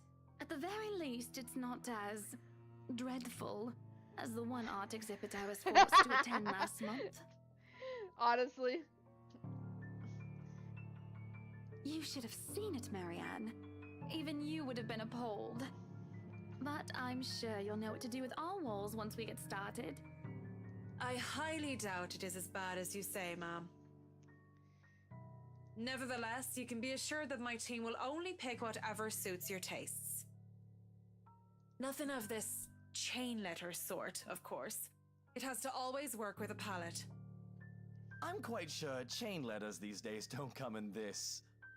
Yeah, they form. don't.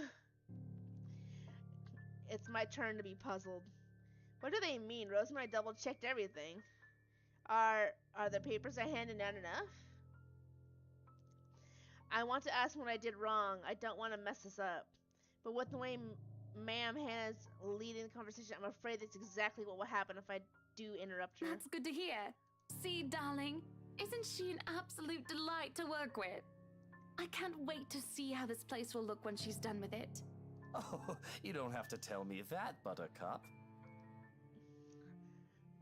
A smile is back on her face when she turns to me and hands me a strange piece of paper. I would still put it away if I were you, though. Otherwise, people might get the wrong impression. Oh, no. Anyway, as I was saying... I don't hear the rest of what she says after that. I only stare down at the paper, at the letter in my hands. The sides crinkle in my grip, and my breathing grows labored. Dread quickly fills my mind. Isabella? Isabella? Are you alright? You're looking pale. I didn't even notice when Rose's group joined us in the parlor. I want nothing more than to say, no, I'm not alright. I want to leave this place, because I remember everything as clear as day. The letter and that woman in the attic. It's real. I'm sorry, I didn't know. Careless. I've been so careless. How do I even tell them that without looking like I've gone mad? You know what?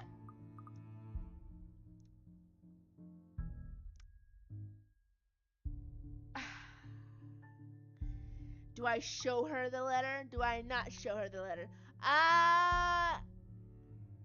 No. Rose, Oh, my relationship with Marianne, nice. The words are stuck in my throat. I want to tell her, I really do. But is she going to believe me? She already dismissed me earlier. It's a concussion, she said. It's not. There really is something in this house, in that attic, in that letter.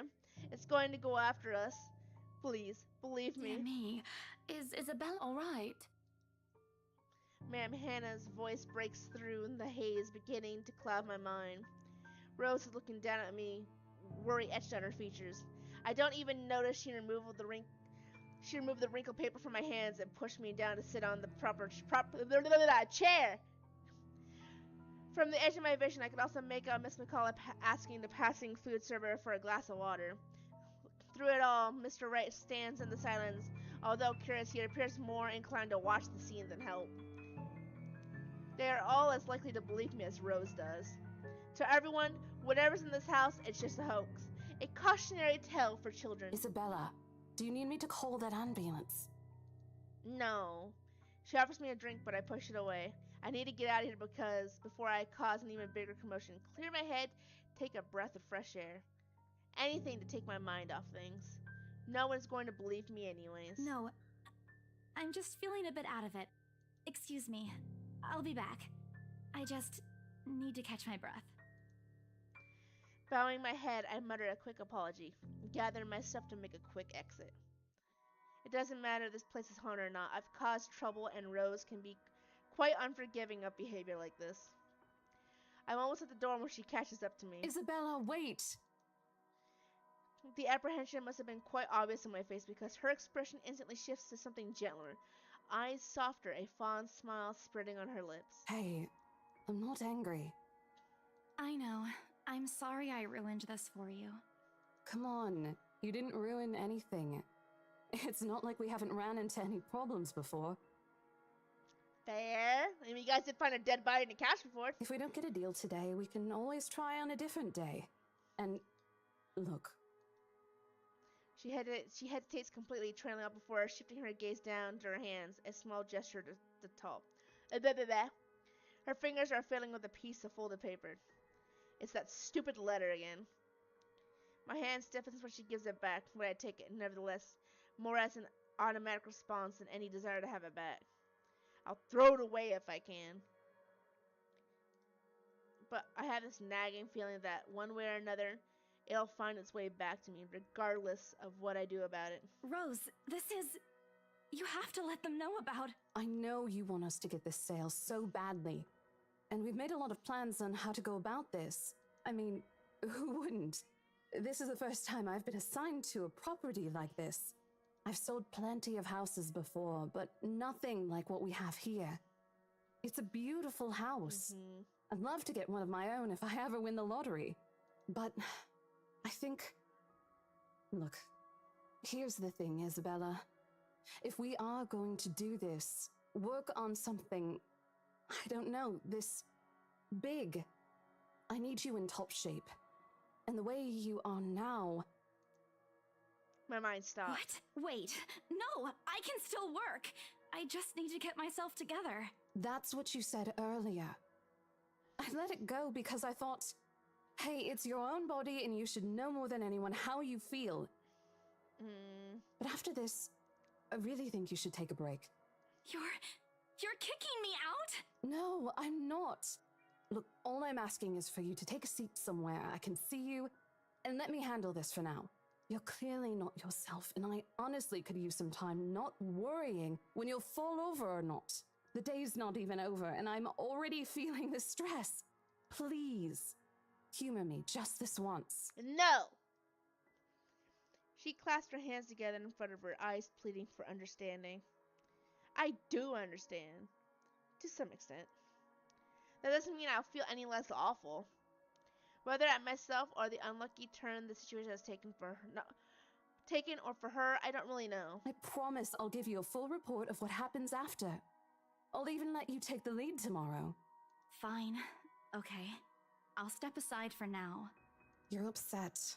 A little, yeah, obviously. If it's any consolation, I won't tell the boss about today. You know how he is.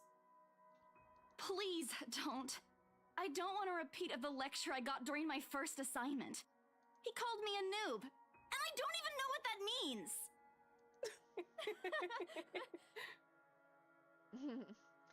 At the memory, we both burst into helpless giggles, earning us strange looks from the guests milling about the door. Talking and laughing like this is easy to forget any mishaps that happen. Letting little things you learn to appreciate, I guess. So, are we good? I'm still not okay with it, but Rose has a point. It's better for me to step out of this for now. I won't be able to help you anyways if I keep getting distracted like this. Maybe I'll just take a walk outside or something while I wait for you to wrap things up. Please, just stay put. I insist. I'm not an invalid, Rose. You clearly have not seen how you looked earlier. It's not that bad. Color hasn't even returned to your cheeks yet. Just stay here, all right? Don't even think of going anywhere. Let me finish what I'm doing here, and then I'll take you back to Luxembourg myself to have that minor bump checked. At least wait for me to call someone who'll fetch you, okay? She's gone before I can even voice one word of complaint. Left with nothing else to do, I find myself drifting back to the foyer. A few visitors linger in the area, some merely enjoying the afternoon sunlight streaming through the stained glass windows. Others can be seen admiring the priceless antiques decorating the room. One group of elderlies gather some... Oh my god. One group of elders gather some ways across me is occupied in a friendly banter about which one would cost more to buy. A little argument here, and occasional laughter and teasing there. I smile to myself. The conversations reminds me of what I've been missing these past few months. Rose is probably right. I do need a break. Maybe this afternoon's hangout will help? Speaking of, I should call Ash. It's a few hours early from what I've told him, but he did ask for a call once I'm done. Besides, I don't have a ride back. He offered, so I might as well take it. Or bribe him into giving me one. Not that he'll accept the letter, personal convictions and all. The latter, I mean. Honestly, if there's something I find admirable about him, despite his tendency to annoy the hell out of me, is that, well, whatever way works, a free ride is still a free ride. There's Rose's offer too, but despite what she says, I know she'll be busy for the rest of the afternoon, especially without me assisting. Bothering her for a favor as small as this is the last thing I want to do right now. Couple of minutes and a few prayers asking for a decent signal later, the call finally connects in. Shit! Sup, I'm Ash from Deluxe City. Baggers, watch out. What the Can't fuck? beat me. Looking for trouble? Better not lie. I'm What? a cool Shit, dude. how loud is this thing Pretty even? fly for an Asian guy. Sup, What I'm the Ash fuck? from Deluxe City. Baggers, watch out. Can't beat me. Looking for trouble? A sharp Better ring. not lie. I'm a cool dude. What kind of ringtone is that? Sup, A I'm sharp. Ash from Deluxe City. Oh my god. Baggers, watch out. A sharp ringing Can't fills the beat entire me. house, disrupting the trouble? Better pleasant not quiet lie. that has I'm a settled cool soon dude. enough heads Pretty fly for an Asian has guy. begun to turn into the Sup, source of I'm Ash from Deluxe City. Baggers, watch out. Can't beat me. Looking for trouble? My Better eyes not dart around lie. the small crowd I'm a before cool dude. zeroing on the Pretty fly for an lone Asian figure guy. crouched behind the same Sup, group of old I'm people Ash from checking out the Deluxe doctor's City. the Baggers, deck watch out. doors moments Can't ago. beat me. Looking for He is trouble? facing away from me, Better not fumbling with lie. something in his I'm a hands. cool dude. Pretty fly But for I don't an need to see Asian his guy. face to know whose Sup, back it I'm is. Ash from Deluxe Oh, City. I'd recognize Baggers, that watch dumb out. parka Can't beat anywhere. me. Looking for trouble? Without Better not bothering to lie. end the call, I'm a I cool marched dude. towards him. Pretty fly for an Asian guy. Oh my god. Sup, I'm Ash from After what Deluxe happened City. today, I'm Baggers, really watch not in the out. mood to deal with Can't this. beat me. Of all the Looking times for to. trouble? Better not. Ashton Frey!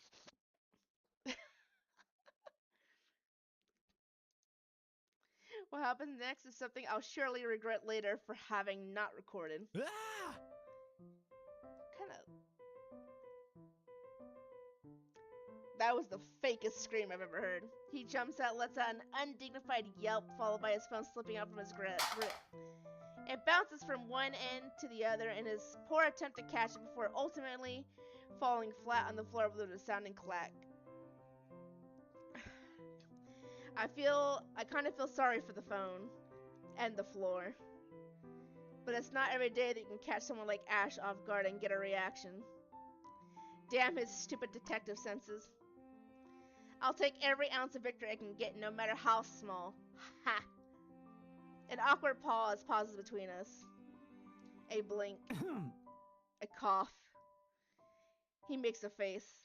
And then, in a too quick motion, he ducks and retrieves his absent gadget, while a grin threatens to break out from my lips. He doesn't meet my eyes when he straightens, but a flush has crept up his neck and cheeks. In another universe where we haven't known each other for 5 years and suffering through his teasing isn't a day-to-day occurrence, chances are I'd find that adorable. Endearing, even. Unfortunately, this isn't that kind of world. The way things are, I'm already content to see him out of his obnoxiously calm and collected disposition. Hello to you too, scaredy cat. I could stand to be greeted like a normal person, you know.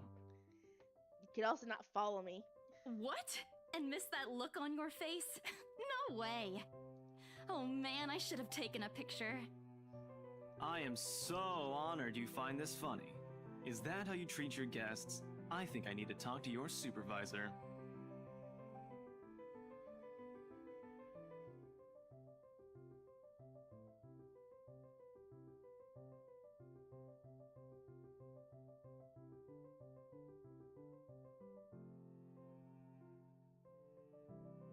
No, you don't need to talk to my supervisor. I'm already in trouble for something. Talk to yourself. You aren't even a guest here. What are you doing here in the first place?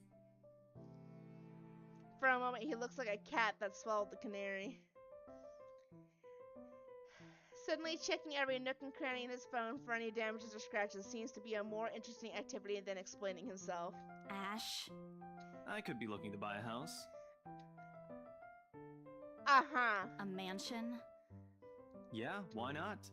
Did you see the view outside? It doesn't look haunted to me at all. Uh-huh. He's messing with me. Ashton, I am not in the mood. What are you doing here? He chances a glimpse at some point behind me. The parlor? Curious to follow his gaze, but before I can figure out what has caught his attention, he places a hand on my shoulder and turns me back to face I just him. finished working on something, so I dropped by. I still don't know. I still don't see how his work has anything to do with why he's here. At my confused look, he drops his hand, resting on my arm like he's like he has. Oh my god! Like he has touched something particularly hot and casually rubs the back of his neck. And I said I'll see if I can pick you up. Turns out I can. Free time and all. Uh-huh. So here I am. Figured you'd still be busy, and so I roamed around for a while. Uh-huh. Oh, you should have mentioned that sooner. I was about to throw you out. Throw me? Hey, I was given a pamphlet. I think that makes me a legitimate client. Does it? We have mandatory sign-in sheets for clients, Ash. I didn't see your name on it. And you can't just roam around because it says open house. Normal people actually follow an etiquette here. Do they? Right, okay. I think I'll just go ahead and... No, wait. I wasn't really going to throw you out. Rose said... Never mind.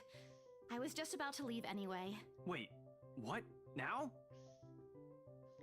Something must have shown on my face because he pauses and gives me a long, hard stare. Sometimes I forget how easy reading people is for Ash. Yeah, Ash is a guy. Given how he often looks as if everything around him is a chore. Did you see Twink looking? He looks fine. The last thing I want to tell him because guys can have pretty faces too. They can. What, you never seen a pretty dude before?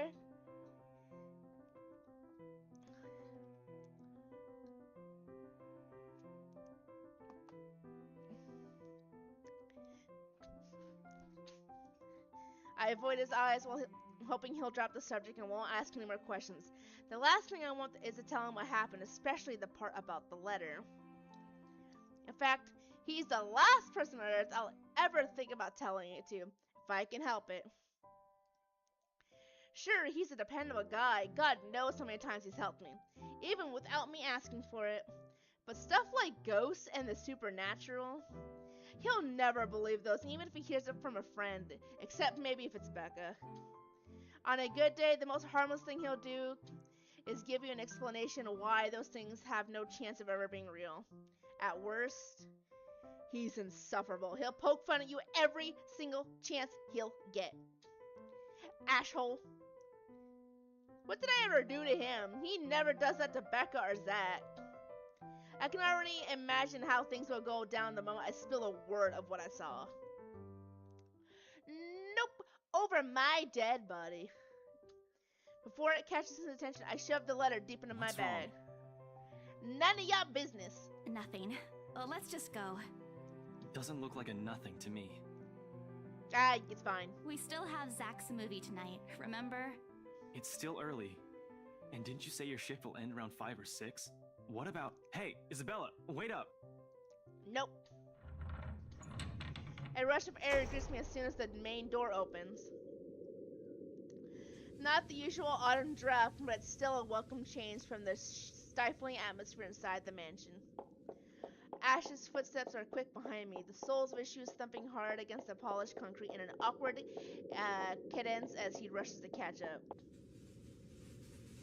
He calls out once, twice.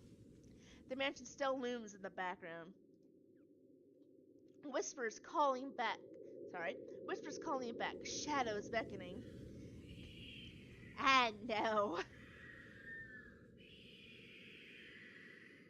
I know. I don't look back. We spend the ride to Luxborn City in a relatively quiet manner, when only the radio's disjointed hum in the background fills in the silence. Occasionally, Ash will reach out to fill with me until the signal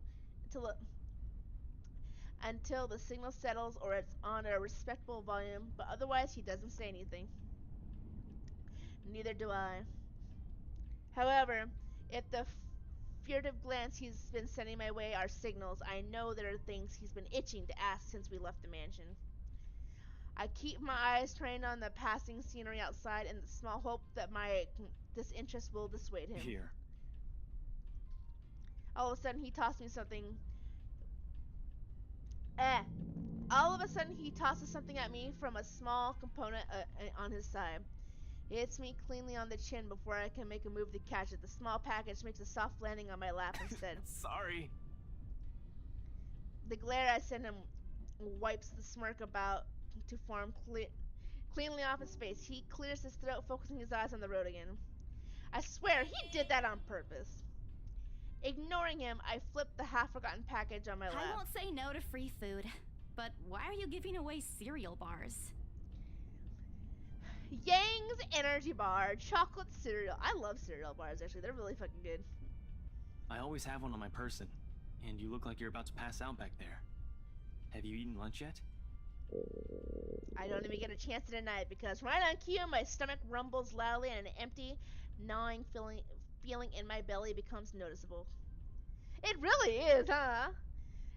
No surprise there. I did skip breakfast and lunch so I could catch Becca while she was on break. I was hoping to get a small meal after. I guess with everything going on, I just forgot until Ash mentioned it. It's not like the hollow feeling's new to me, though. If anything, it's just one of the things I've gotten used to ignoring over the years growing up. Man, I get that. Honestly. Dude, okay. You wanna know one thing I've been, like, craving so freaking badly the last, like, week and a half? And I blame my job for this because when we got our truck on Wednesday, we were unloading the truck, right? And there was just this big old thing of chocolate muffins. And the first thing I thought of was, I was craving a very specific chocolate muffin from a gas station. And I'm just like, no, I'm craving it, and I have to wait. It's just like, Yo, you have a Jiffy van? I have a Jiffy van?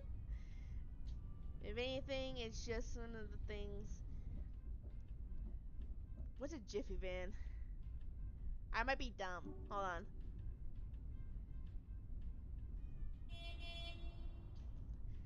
See, a cupcake, not cupcake, it's not a cupcake, it's a muffin. It's a muffin, like a chocolate muffin.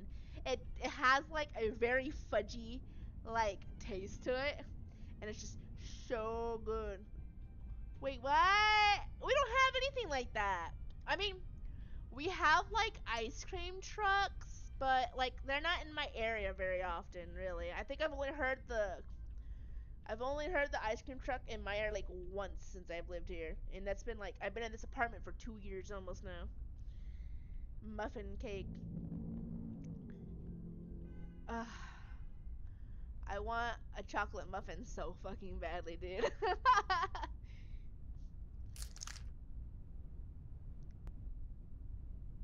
It's like a food van that comes to your work. You mean like a food truck? Like the ones that sell, like, you know, some things every now and then? Because we don't get that's okay. I think so. When I said truck, it's not like the It's not what you're thinking of, like where someone makes food in the truck. It's not a food truck. It's a semi truck that delivers goods. You know, like it's a delivery for restocking, because every Wednesday we have to restock the kitchen for breakfast time at work. So I mean, if you have you ever worked fast food and then like you get like a truck every yeah, it's a sad food truck. Not like an actual food truck where you can go and buy food from it. It's just a work truck that drops off restock. Yeah, it's not the kind you can eat from. No, I'm sorry, it's not. It's just a truck that comes by every Wednesday for restock. It kind of sucks. I mean, technically, as a staff member, I do get to have free breakfast in the morning, so that's cool.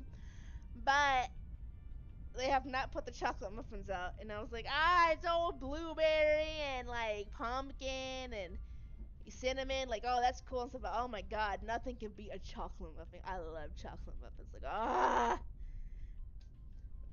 you still eat from it. I mean, hey, if the worker doesn't stop you, I guess. Hey, thanks, and then I tear open the pack and start nibbling on the edge of the bar. A big hole, you say? Apart from an acknowledging nod, Ash doesn't say anything after that small exchange. For that, I'm thankful. After getting an earful from both Becca and Rose, it's nice to be able to just sit down with someone who's not going to nag you. You used to work like Phoenix Star and you eat from the start. You know what? I'm not even surprised, actually. How'd the open house go? The usual. We got a bigger crowd than normal because of the property's fame, but really no different from the typical open house. Alright, I will be right back. I have to take out some trash real quick, and then I need to do a few things, so quick break, like a 15-minute break. Let's go with that. Take this as a chance to go get snacks and drinks if you need it, because I'll be back in a minute.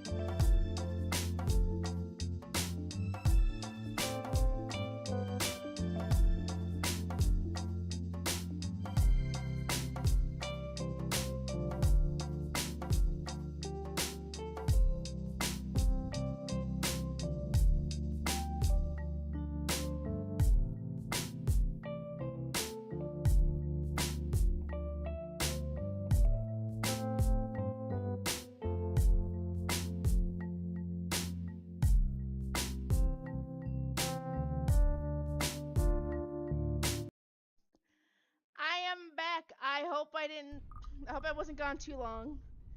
I was waiting on a snack to cook, or what I had to cook. I made dumplings because I got hungry. And then while I was waiting for that to cook, I was talking to my roommates.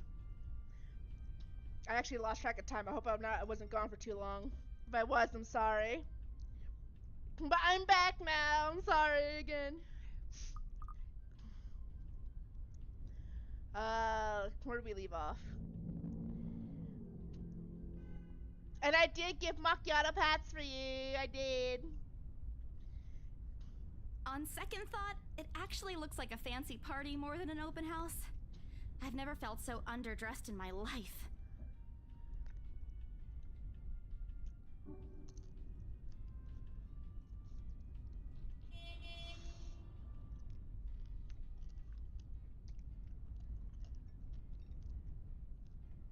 Weren't you there?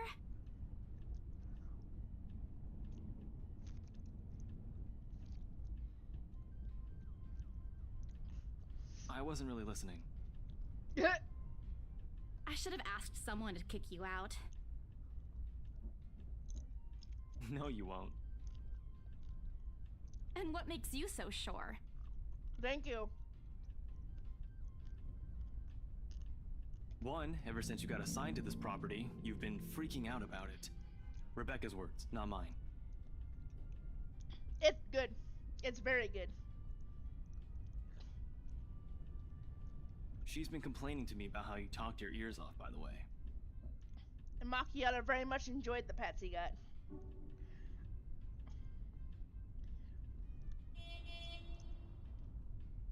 Two, despite your initial qualms about the place, you still took the job.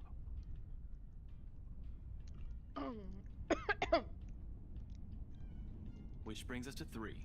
It's been months since you last settled a deal, and you're short on money right now since you're back to your instant noodle diet. How do you even know about the last one? Rebecca. Of course. Anyhow, you're hellbent on selling the mansion. Even if someone you know personally is in the tour group, you aren't going to just kick them out. Every single person who went on your open house is still a prospective client to you, even me. He's not entirely wrong.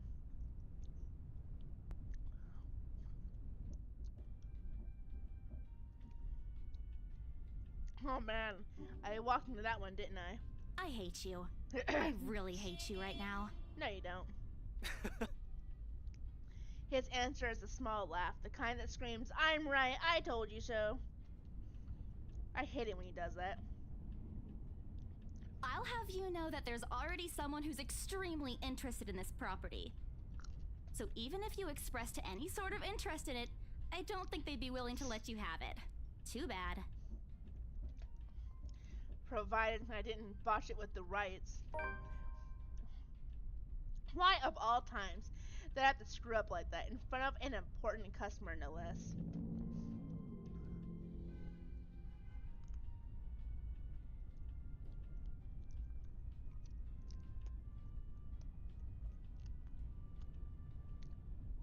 I owe Rose a big apology. I hope she likes free donuts. You don't seem too happy about it. I am happy. Doesn't this look like a happy face to you? Really? And here I was thinking you found another one stuffed in the sofa. Oh no, don't break that up. Or is it the wardrobe this time? He meant that as a joke, but how close is it to the truth made my blood run cold, and my own heartbeat a heavy weight in my chest. All at once, the letter in my bag feels a whole lot heavier, burdened by my own guilt and apprehension. Yeah, well, things happened. Stuff the right couple might not be pleased about. No need to make a fuss about it. It's normal in the business. You made them angry? Oh. Not angry, just stuff happened. Like? Stop your detective bullshit and leave me alone. Things. Did they do anything? Your clients. The rights, was it? I can't answer that.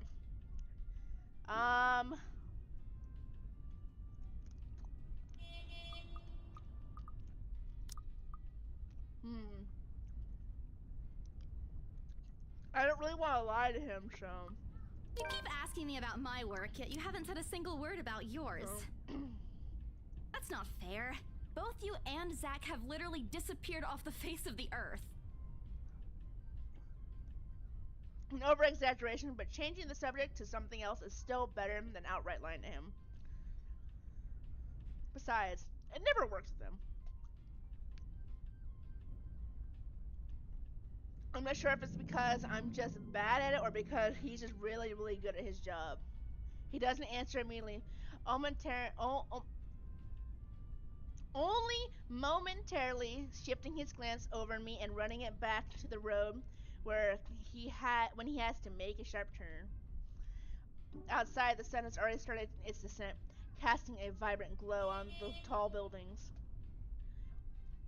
I wonder how long before we reach the venue for Zach's film. Checking the street signs outside, it appears Ash has taken the longer route.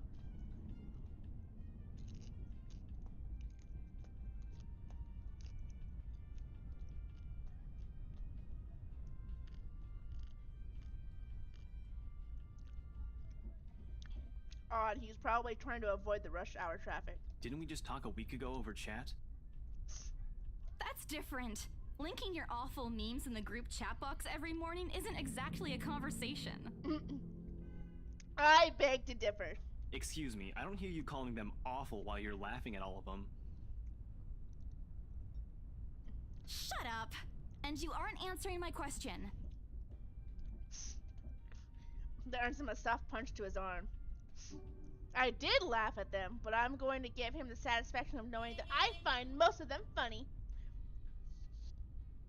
It'll only make his head bigger, stupid Ash. Alright. Lay off on the abuse.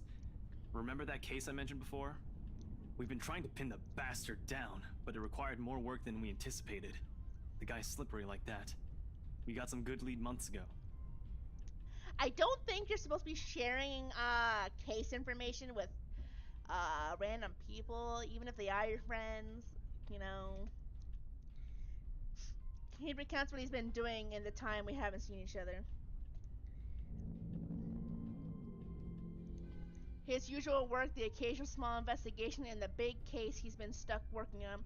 Stuff he couldn't mention in the brief time we catch each other online. God, playing visual novels is really testing my literacy. His usual... Oh, I read this. Although most of it are the trimmed down version, only things he could tell, he has always been careful about that. Even in the way he spins his answers to my question, just enough to satisfy my curiosity, but not enough to paint the whole picture. Okay, so he's being careful, sort of.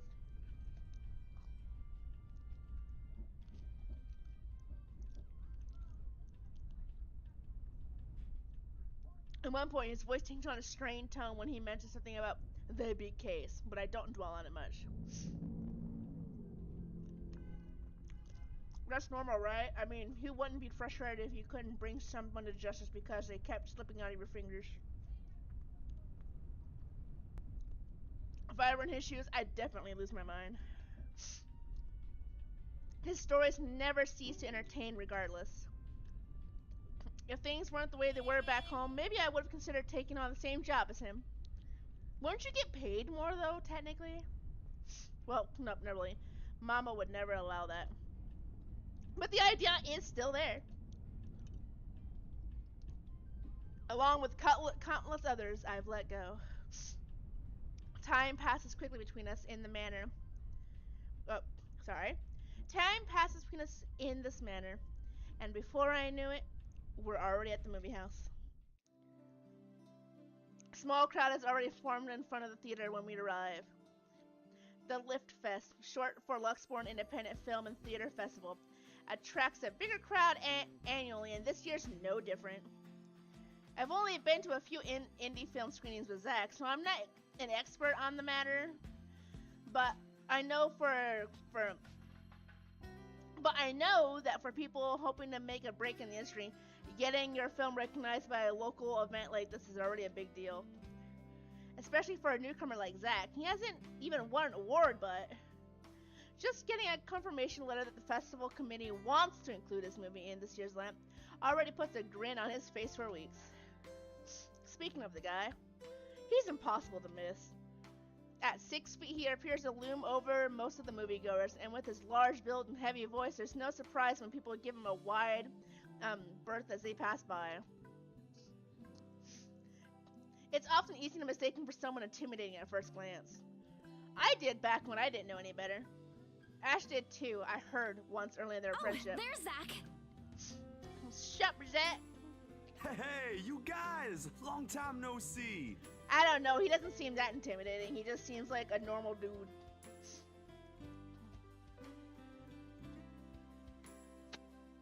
Zach's face lights up with a smile of his own. He moves towards us with careful steps, taking a significant effort to make himself smaller as to not bump or occasionally hit anyone. Typical Zach. As he nears, Ash casually raises his hand in greeting and... Sup, Z-Man? My main man! What's crack-a-lackin', my homie? Why the fuck would you say that, dude? The awkwardness of the sentence within the immediate vicinity of our small group is palpable enough. Somewhere to our left, a girl giggles, and only then do I become aware of my mouth hanging open. I'm almost ashamed how Ash can say that out loud with a straight face. Almost. Considering his track record, I should be used to by now. Zach seems to be. Yo, stop trying to act black, Ashton. And you're the only one who calls me Z-Man. Oh my god. There's fondness underneath his exasperated tone. If this were any other person, he'd likely be offended, but years of friendship and familiarity have made those words harmless to the other's ears. Or at least enough for both to take it in stride. It's been a while, Zach. I hope you didn't get into trouble again. Not much to get into trouble lately without you, I'm afraid. I'll let you know if something comes up, though. Nah, I ended up with Chicken Down stuck on me last time I agreed. I'd really love at least this year to pass without some sort of accident happening again. Hey, I take offense to that. It wasn't that bad. You really have no idea.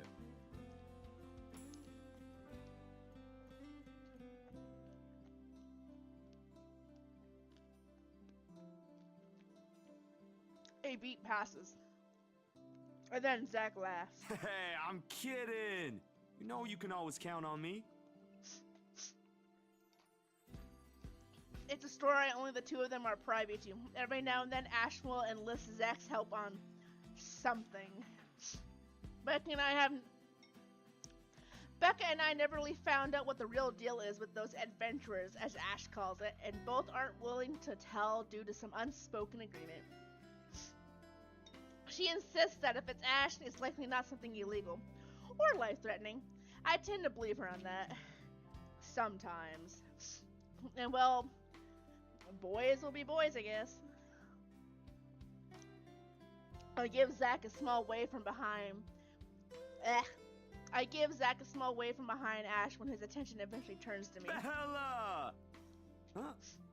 Rebecca's not with you. Is she still sick? A bit. But she's up and went to work this morning. You know she doesn't listen to anyone that's not Ash. Sounds like Becca's got a crush on Ash. Ooh. Yes, she does. No, she doesn't. You're literally the only person she'll listen to when she's feeling stubborn.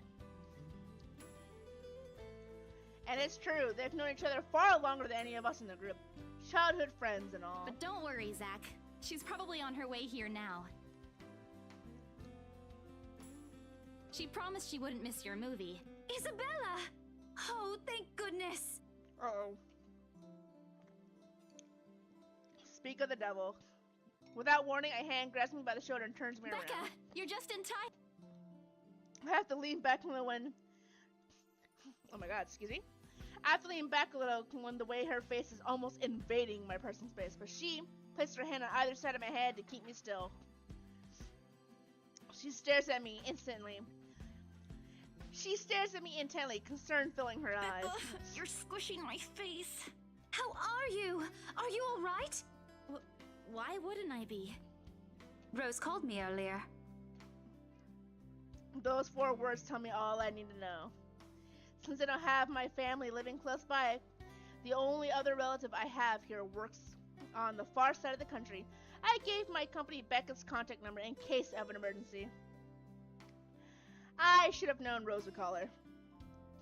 I pushed Becca's hands away from my face, although she lets go. Her eyebrows remain drawn together. Oh, no, everything's good. Rose covered for me at work today. That's not what I'm talking about. Uh-oh. How's your head? Beside me, Ash snickers. I bite back the urge to elbow him in place of trying to avoid Becca's hand as she tries to reach out for the said area. I do my best to dodge her, all at once moving to hide behind Zach. Sorry for using you as a human shield, Zach. Oh, it's nothing. I just slipped off a few steps on my way down. I blacked out for a few seconds and had a minor bump, but it's just that. You blacked out? It's not something to brush off. Come on, at least let me check it. It's extremely minor. You wouldn't even know it's there. Isabella, this isn't a laughing Oh, matter. God. The mom friend. She did look pale when I saw her. Ash, you're not helping! Wow. Thanks a lot, Ashton, you traitor. I'll get you back for this. Just you wait. What? I'm just saying it as it is. If you mentioned this earlier, we wouldn't be having this conversation right now. I'm sorry. Saw her? Yeah, they arrived together. Bella looked fine to me then. I don't know. Something crosses Becca's face, but it's gone before I can figure out what it is. Oh, that's good. At least she didn't have to travel alone, right? At least. Good. Oh, your jealousy is showing, girl. Get over it. They're just friends. See? I'm okay. I wouldn't be here if I wasn't. And I don't want to miss Zach's film. We can always watch it some other time. Sorry, Zachary. No, it's good. But you guys should really keep it down. We're starting to attract some attention. Oh. It's the premiere. The premiere's different. Right, Zach? I shoot him a pleading look. Zach's a sensible guy. He'll understand. Please, understand. Not really. But Rebecca has a point. In the end, I think it's your call. Oh, for heaven's sake. I get it, Rebecca. You want me to leave so you can have a little date with Ash. It's fine. Just say so and I'll go. Well, I'll hang out with Zach instead. How about that? Please, Becca. I really don't want to miss it. You're not missing it. Oh, we're just moving it on a different day so we can have a... Look, you guys. Ash's loud sigh unexpectedly cuts through the conversation. He's pinching the bridge of his nose as he speaks, something he usually does when he's getting impatient. He would date you instead. Chalky, you like the pretty face on Ash? I'm needy and clean, you trust to love me. Hey, to be fair, Ash is very pretty, so I get it. I understand the appeal. If she says she's okay, then there's nothing we can do about it. It's not like we can stop her either. Besides, she's still acting like the same old Isabella to me, if she can still run around like that. Why are you taking her side? Why are you being so aggressive? Honestly, yeah. I'm not. But if she wants to watch Zach's movie with us, I'm not going to stop her. She's probably the one looking forward to it the most. Ash, that's... You, of all people, should know... Oh, you're the bottom, I hear. Well, I mean, as a carton of milk, it should be easy, right? All he's gotta do is pick up the carton, flip it open, and then there you go, right?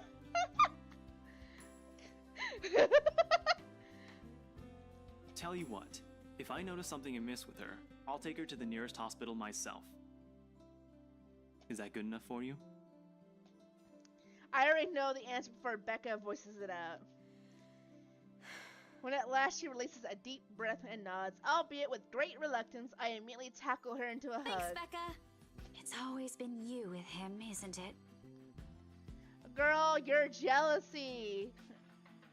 You guys are besties. Becca, if Isabella is your best friend, just tell her you have a crush on Ash, and I'm sure she will understand. Did you say something? Me? Nothing. Don't mind me. friggin' tsundere is. If you say so. Okay, guys, showtime's close, so I think I'm gonna get us some snacks. My treat. And then let's head inside. Alright. Anyone here has a smaller bill? I think I do. Hold on. I pulled myself off of Becca to get my wallet from my bag in. What's this? Ah, no, the fucking letter! I forgot about that! It's already in Ash's hands before I can even react. Behind him, Becca and Zach are both giving the piece of paper an intrigued look. No! Give it back! It's just a paper. It's not! Please! I had to smash Z and escape that bitch! Don't make any of this! I don't care! Give it! Looks ancient, too. Why do you keep this around? I try to reach for it, but he holds the paper way above his head. I've never been particularly sensitive about my own height, but right now I really wish I have the advantage over him. Don't open it! What's the big deal? It's not like it's a love letter. I don't see any reason to... Hold on a second. This is, isn't it? No! Even if it is, it's not for you. Okay. Now I'm curious. Why do you care? I'm telling you it's nothing like that. It's... The rest of my words are lost when he unfolds the paper. Of course. Poor Bella. I can't breathe. My heart feels stuck in my throat, pounding, threatening to burst out. Vaguely, I note how my hands are trembling at my sides. Clasping them together doesn't do any good.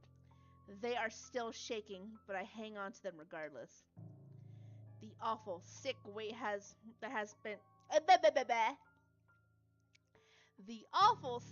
that has taken its core in my stomach is back in the open house. It returns full force. How do I fix this? How do I fix this? How do I fix this? Someone, please. Today is turning out to be a horrible nightmare. Send this to 5 people or else. Well, that's interesting. Guys, I think we should listen to Bella first. Aren't you a few days early for Halloween? Of course. Ash waves the paper in front of me, giving me a fleeting glimpse of its contents. I don't need to see it. I don't want to see. The letter, the words, every stroke written in blood is already embedded in my mind. Maybe I should have just thrown it away when I had the chance. That way. It's not a prank. It makes all of them stop. Even I am surprised with how steady my voice is. What did you say? This isn't a prank! I saw something! Hold on. Are we still talking about this paper? Or is it about the urban legend again? Both. I know it sounds ridiculous. You're saying this is a primitive version of a chain letter, and now that we've seen it, we're now cursed. You've got to be kidding me. See? This is why I didn't want to tell you guys. Isabella, aren't you taking this a bit too far? It's not a joke! Will you guys listen to me first? At least Zach had my back. I saw something in the house earlier. It stood right in front of me. If I hadn't gotten away, that thing might have... Right. And in broad daylight, Isabella. Even someone gullible would find the logic in that screwed up. There's also no way in hell that this supernatural shit is true. But it's real! What do you think I saw? A hallucination? A delusion? Didn't you say you fell down some stairs? So maybe Rebecca's right. It happened after, when I was trying to get away. I almost got stuck in the same room with that thing. We're all in danger. I thought you were my friends. Why don't you believe me? We are, and you know that. But this thing and that thing has got nothing to do with the other. It does, actually. Can't you see the fear on her face? She's kind of freaked out. You can at least pretend to believe her. When Rose called earlier, I thought she's just exaggerating. But based on what I'm seeing right now, maybe it's better if we really postpone this for now. Don't bother. Without another word, I snatched the letter out of Ash's hand and stuffed it in my bag with more force than necessary. I'm tired. I got cursed, saw a ghost, probably lost a sale, got kicked out of the open house I'm supposed to be hosting. My own friends won't believe me, and all of them think I'm crazy.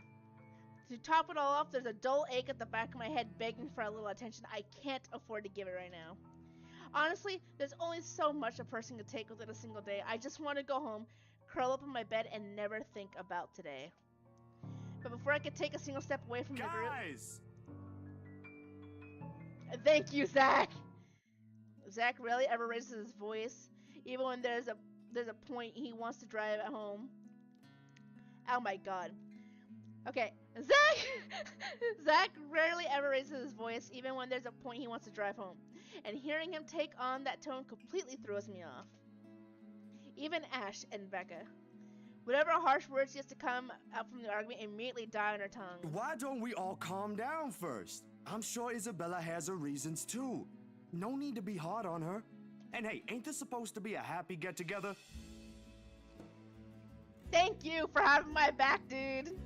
My favorite character so far. We haven't seen each other for months. I'd really love to know what y'all have been up to.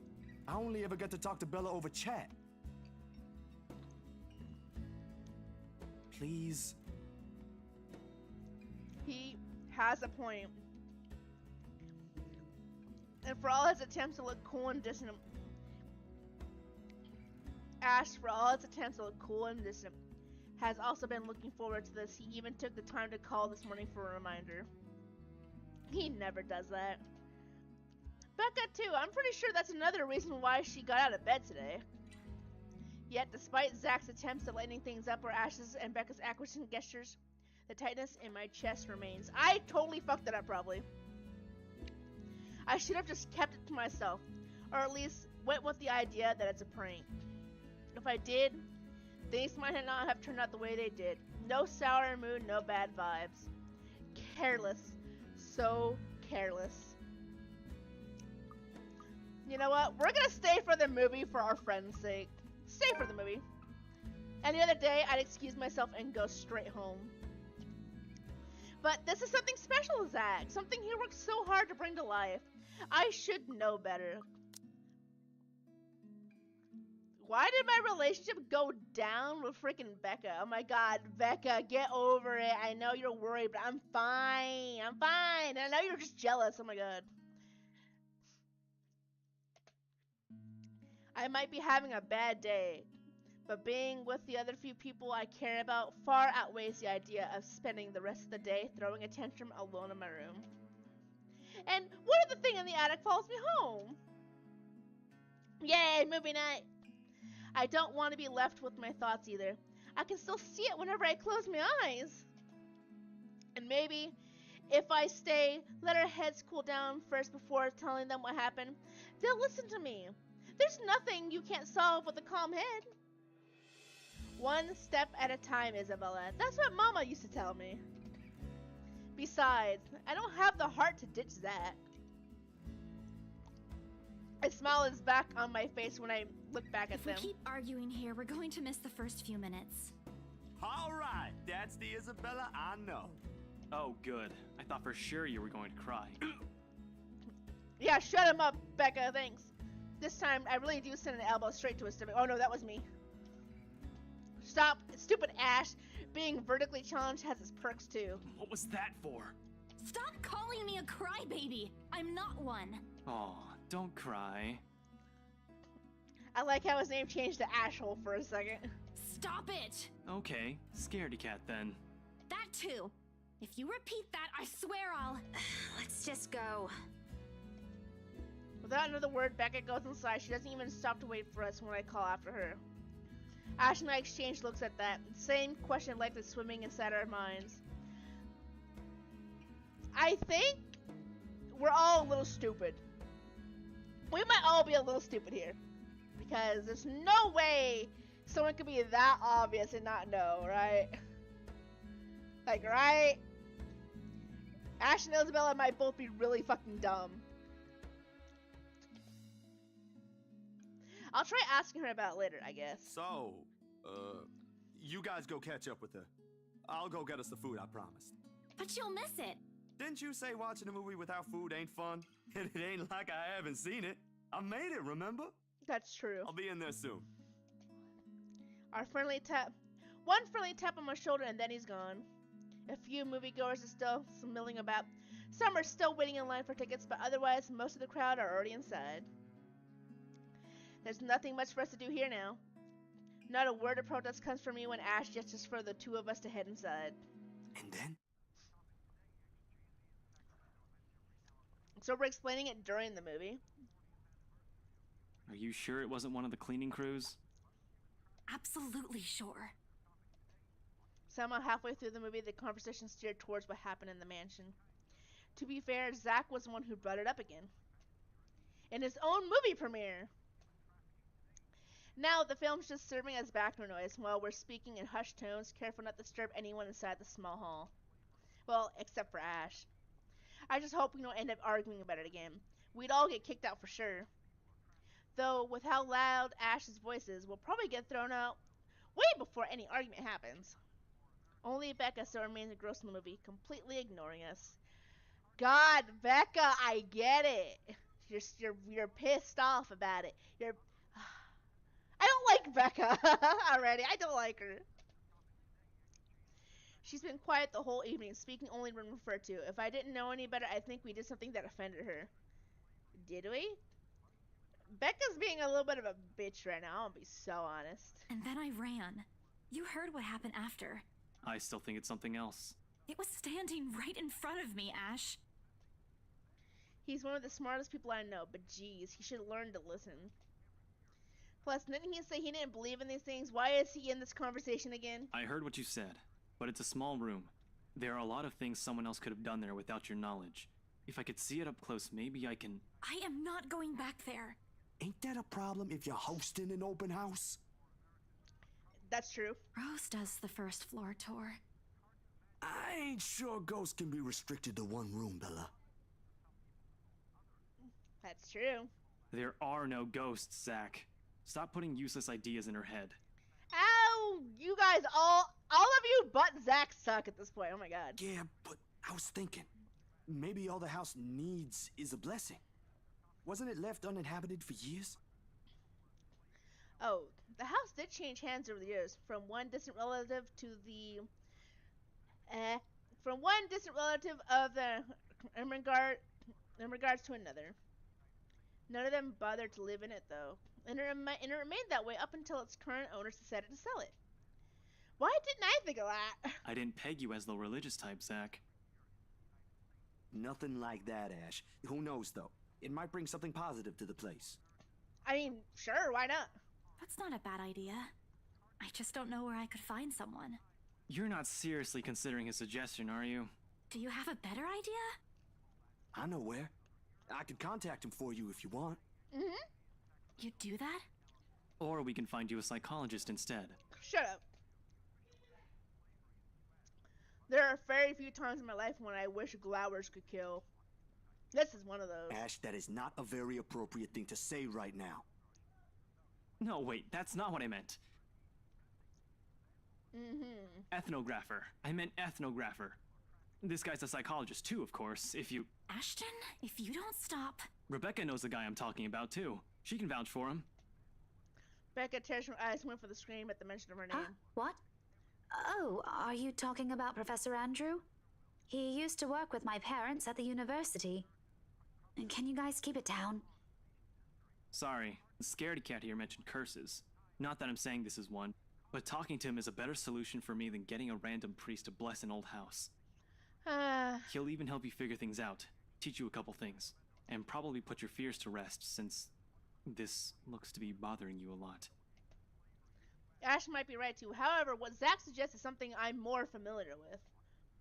Granted, they don't believe me. They're only giving me these suggestions to put my mind at ease, but it's better than being ignored or being laughed at. I can take comfort in knowing that they're willing to hear me out. You guys should have done that to begin with, honestly. So, what do you think? It's your call. We'll go with whatever you want. I don't know. Nope. Choice time again. There's a lot of choices. Do we meet with the priest or meet with the professor? Let's see. I'm gonna flip a coin. Hold on. Anybody? Oh, I got a quarter right here, I think. Where is it? Where'd it go? Where'd it go? Oh, there it is. So, if it lands on heads, we'll meet with the priest. If it lands on tails, we'll meet with the professor.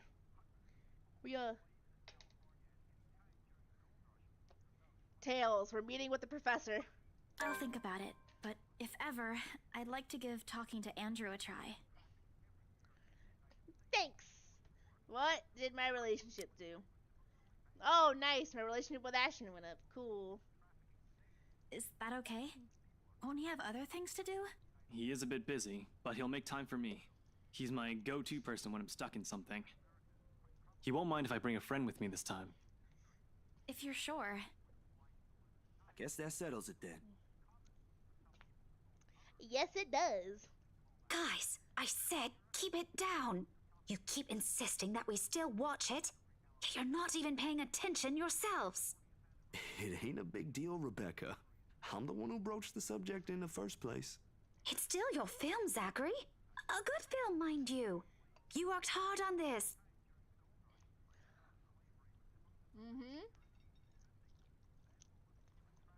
The least we could do is watch it with you. And that's what you're all doing. I really appreciate all of you making time for this. Sorry, Becca. We'll stop now. I throw her an apologetic look, even if Ash is the one who... Even if Ash is the one... Oh my god, I cannot read. What the fuck? I know her... I throw her an apologetic look, even if Ash is the only one who should be reprimanding, but her attention is already back on the screen. She's ignoring us again. When Becca's acting this way, there's a big chance something's nagging at her. We really need to talk. We all fall into a comfortable silence after, the kind only you can share with people you are most at ease with. But for the first time today, the letter lays forgotten in my bag, if only for a few hours. Night has fallen by the time we exit the movie house. Despite the late hour, the streets are still bustling full of people. Those about to head home, those set to meet someone, even those simply wandering about.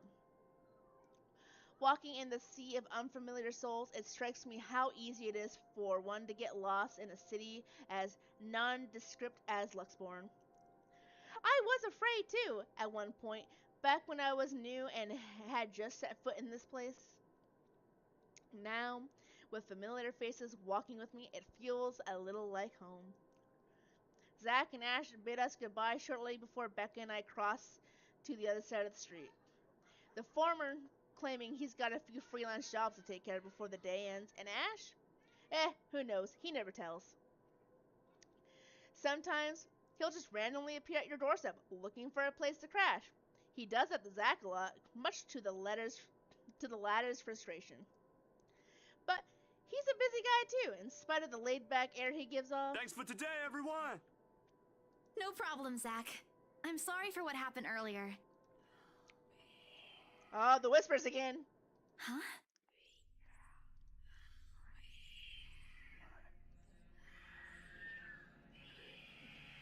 Ah! A sensation. Cold, sickening, drowning. My chest tightens, breathing becoming labored. I can taste blood in my mouth. The edges of my vision blurs. In the distance, amidst the countless nameless people going about their lives, a voice reaches out to me. Pleading even as I clench my eyes tight and clasp my hands over my ears. Whispering and whispering and whispering. Calling out. I don't think I can help you, lady. No, not me. Somebody. Isabella? Earth to Isabella? At her voice, the whole world suddenly snaps into place. The murmur is gone. When I opened my eyes, Becca raised an eyebrow at me and questioned. Weren't you listening? Are you coming with me? Oh, yeah. Just, okay, sorry. I spaced out. You always do that. I have the feeling that she doesn't really like us very much sometimes. I follow her without complaint, but not before sneaking a glance at the far end of the street. Where the voice came from, where another set of eyes might be staring at me. Nothing. There are only Zach and Ash watching over us as we head back to where Becca parked her car. If I am expecting to see something or someone there, I try not to let it show. Try not to think of the tiny pinpricks of fear crawling at the pit of my stomach. See you guys some other time. Yeah, see ya. Another glance, and with a final wave, we go off on our own ways. I don't know what I saw. I don't know what I heard. I don't want to know. And if this is what would help me sleep tonight, what would give me back the normalcy in my life, then so be it. October 22nd, Saturday. The darkness closes around me, grasping, pulling, engulfing me. The ground caves in without warning. I'm falling. Oh, she has a cute bedroom though. Oh, she's got pictures of her with everybody. Wait, that's adorable. I see all the cup noodles though. A CRT TV. Oh my god, I haven't seen one of those in a long time. My eyes snap open. For an instant, it doesn't immediately register where I am. Both my back and shoulders ache after I've fallen asleep all hunched up the night before. Drenched in sweat, the nest of pillows I often keep around me feels more suffocating than comforting. I let my eyes adjust to the bright morning light streaming through my window and allow my breathing to slow down before untangling myself from the pile. I haven't had a single dream since coming to Luxborn, or at least none I can recall having. It's a shame because they used to be so vivid. Not the crazy vivid, but the more pleasant kind. I'll tell my siblings about the pleasant kind. I'll tell my siblings about. Maybe it's just the stress of living alone. The knowledge that I'll always wake up in an empty apartment with no one to tell stories to. What time is it? Habit forced me to look over at the clock, even with soreness weighing heavy on my shoulders, and the compulsion to never leave my bed for the day.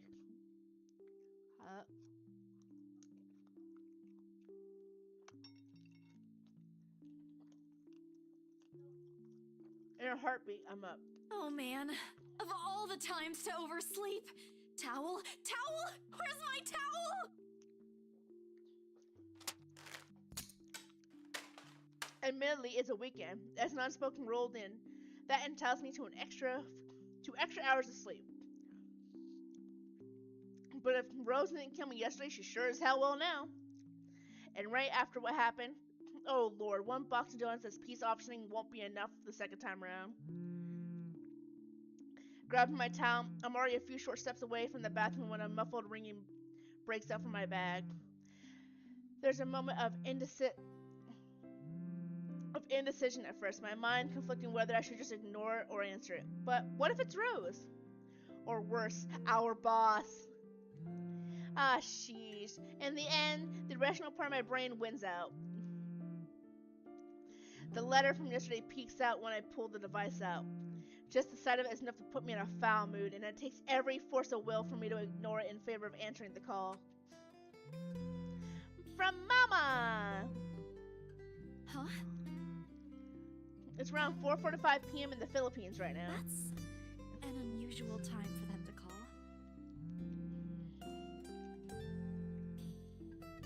Usually it's around noontime here and I'm the one calling, but the other way around, better for them to use that money on something else than an international call.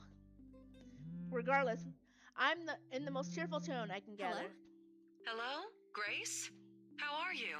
Mama, I'm doing okay. How are you guys over there? We're good. EJ won a storytelling contest at school the other week. Brought home a medal. I thought you should know. There's a tired lilt in her voice as she speaks. It's been there since Papa had to leave his job. I wish there's something I can do for her. But from miles away like this, the least I'm able to do is not make her worry. If only my older brother would actually lend her a hand, but Lord knows if that'll ever happen. Odds are, Kuya Jordans are already out drinking right now. Again. I can't count on my older sister either, knowing she has a family of her own, and well,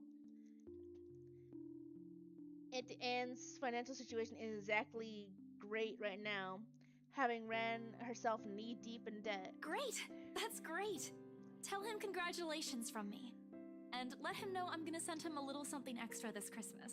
How about Nico? Karen? Michael? I hope they're okay? They're doing well. They wanted to talk to you, but they're all busy with school. Oh no, that's fine. I don't want to bother them. Just tell them to keep doing their best for me. I'll just call back when I know they're not busy. And Papa? How's Papa doing?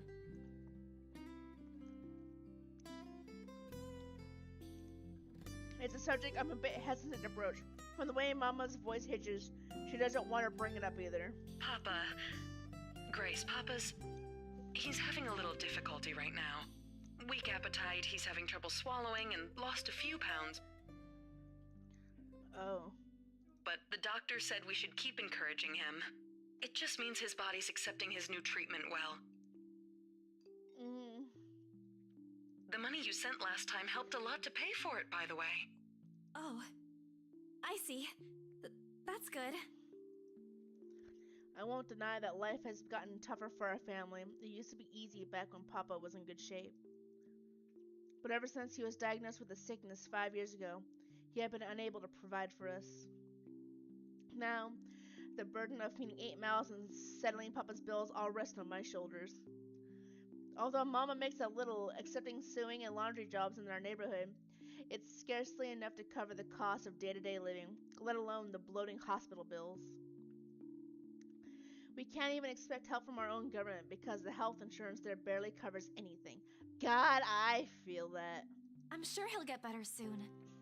Is he well enough to talk? Do you think I'll be able to speak to him, Ma? Silence. I start to think that the call got cut until... Listen, Grace. Maybe it's better if we transfer Papa to a different hospital. Somewhere cheaper? What? Why? Did something happen? Is it the deposit issue again? Give me the hospital's number. I'll talk to them.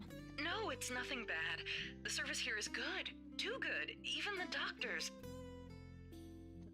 Then what's the problem?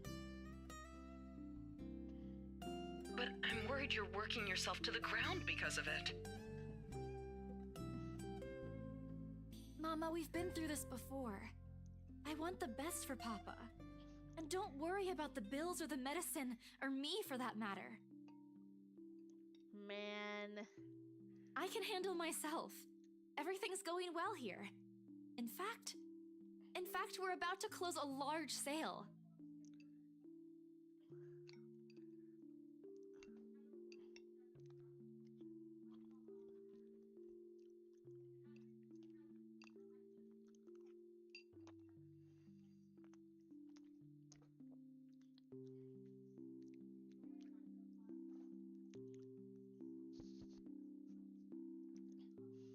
Hopefully.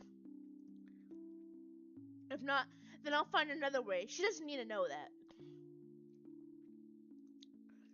Sorry, Mama. You taught me not to lie. But yet look what I'm doing. I'll have money to send over soon to cover the rest of Papa's treatment. And there's more than enough for Karen, Nico, Michael, and EJ's school tuition too. Thank you so much, dear. I appreciate it. We all do. But I just wish you'd come home to us soon. I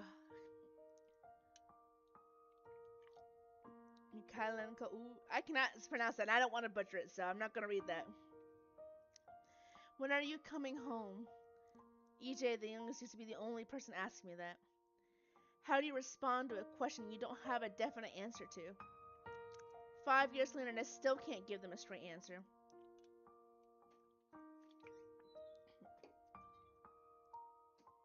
I smile, though Mama can't see it. I fight to keep my lips from quivering, my voice from shaking. She's got enough on her plate as it is. No need to weigh her down with unnecessary concerns. Promise me you'll be there to welcome me when I do, okay? Of course. I'm sorry, Grace. I need to take this for a while. There's a small commotion on the other side, the sound of gates opening, a voice of a child, EJ, talking excitedly about his day at school, the tapping of feet on the floorboards as he runs. It's been years since I went home, but I can still picture the whole scene in my head. How tall is he now? And the neighborhood kids are the neighborhood kids bullying him now that I'm not around? Did Mama rearrange the furniture in the living room again? What are they having for dinner today? I miss them. I miss them so much. It's okay, Ma. I need to go too. I've got work today. I'll call again soon, alright? On a Saturday? Oh, never mind. Take care of yourself, dear. I love you. Oh. I love you. Bye. It ends with a soft click, leaving half-truths and empty promises hanging in the air. Closing my eyes for a moment, I take a deep breath and shake away the thoughts beginning to swim inside my head. It's pointless to mull over these things right now. Okay, Isabella. Time to get that mansion sold. We got this. Unfortunately, before I could take a single step away from my phone, it rings again. No doubt Mama forgot to say something. Mama? Did you forget anything? Excuse you? I'm too young to be your mom. Are you still sleeping? No! Hold on, never mind that. Get yourself in the office. Hurry! Office? What about the open house? Oh no. Is it Sir John? Did he hear about yesterday? Am I in trouble? Oh god, oh god, oh god! I'm gonna get yelled at, aren't I? What do I do? I'll buy you an extra box of donuts if... No. It's nothing like that. Will you calm down? Get yourself here, alright? I'll tell you everything then. Yes, ma'am. There's a telltale din of several feet shuffling against the wooden floor. Against wooden flooring and an indistinct yelling in the background before Rose cuts a connection. That isn't any way comforting. But it's enough reason for me to hastily discard my phone and finish my shower in record time. I make it to our office within 20 minutes of leaving my apartment, completely disheveled and out of breath. A feat if I take into account my usual travel time. Routine clamor common to Briar Realty Corporation Luxport's office greets me as soon as my foot crosses the threshold. Papers rustling, telephones ringing, and sporadic intervals, agents talking at varying volumes, staff moving about, and... Where the hell is C? Where are my employees? Huh? What the actual fuck, guys? Of all the times to disappear without notice. Oh. My boss's words turn muffled as someone else crosses the door to his office. Likely the work of our HR manager. Throughout the past weeks, he's been in a bad mood over a few employees who have failed to report to work.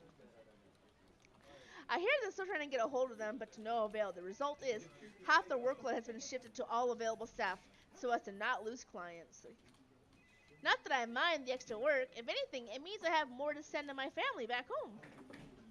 Although, the rumors of a branch closure circulating because of this is indeed a bit worrisome. My bag barely touches the top of my table when Rose pulls me aside. Here, I need you to help me with these papers. If you could also get these signed and photocopied before lunch today, that would be great. One after another, she thrusts a bunch of paperwork in my hands without explanation.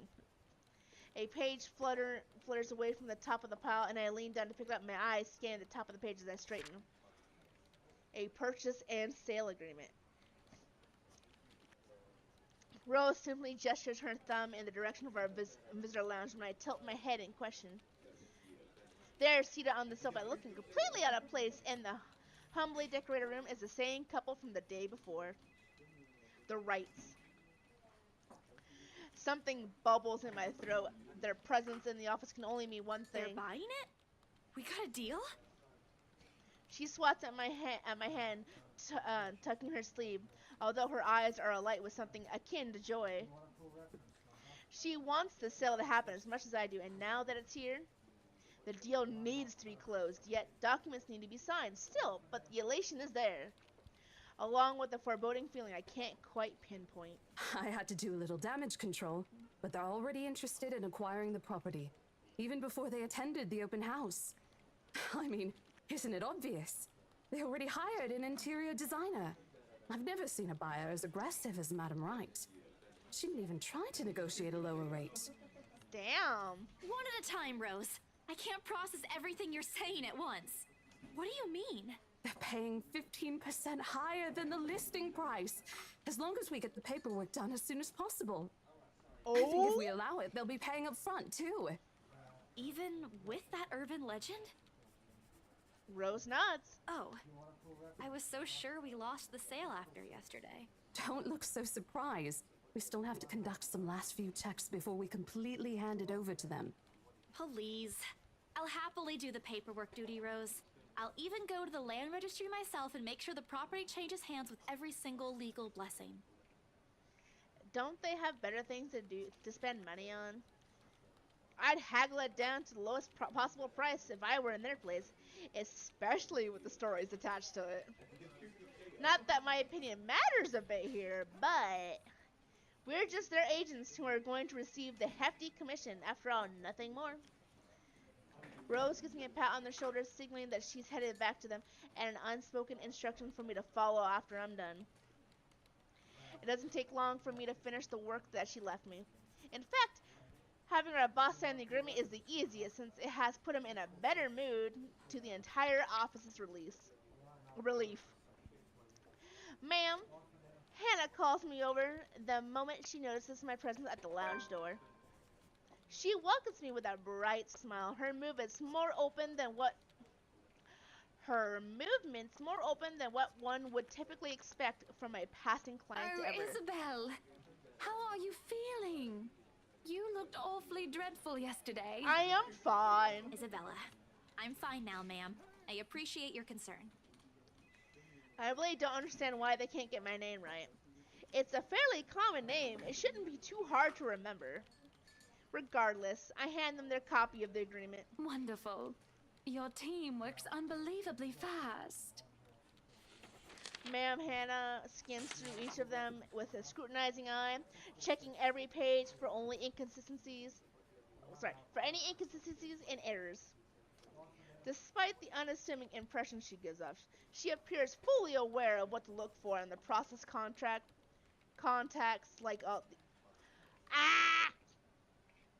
Despite the unassuming impression she gives off, she appears fully aware of what to look for in the process contracts like these undergo. It is surprising, to be quite honest. I haven't pegged her for someone who is well versed in these things, yet here she is. She shows some of it to her husband, and he responds with the same passive interest, as if he's more than happy to leave everything to her. I can't tell if it's purely because he believes she's capable enough, doesn't care about what they're buying, or he simply finds paperwork tedious. Apparently satisfied with what she's seen, Ma'am Hannah clasped her hands together before extending it to us for a shake. Rose and I released the breath we've been holding, both of us more than happy to return the gesture. That settles it then? I guess so. Are you really sure about this property, ma'am? We could easily find you a bigger one among our current listings. Something with a modern touch? Something not haunted, perhaps? Rose shoots me a warning glance that clearly says, "Don't make a scene, we're almost there." Of course, why wouldn't I be? The house is absolutely perfect, isn't it, darling? A helipad would still be a nice addition. Why do you care about a helipad, dude? Yes, well, we'll get there eventually, love. As I was saying, if your partner had the documents yesterday, we would have bought it right there immediately. Shame she didn't have it.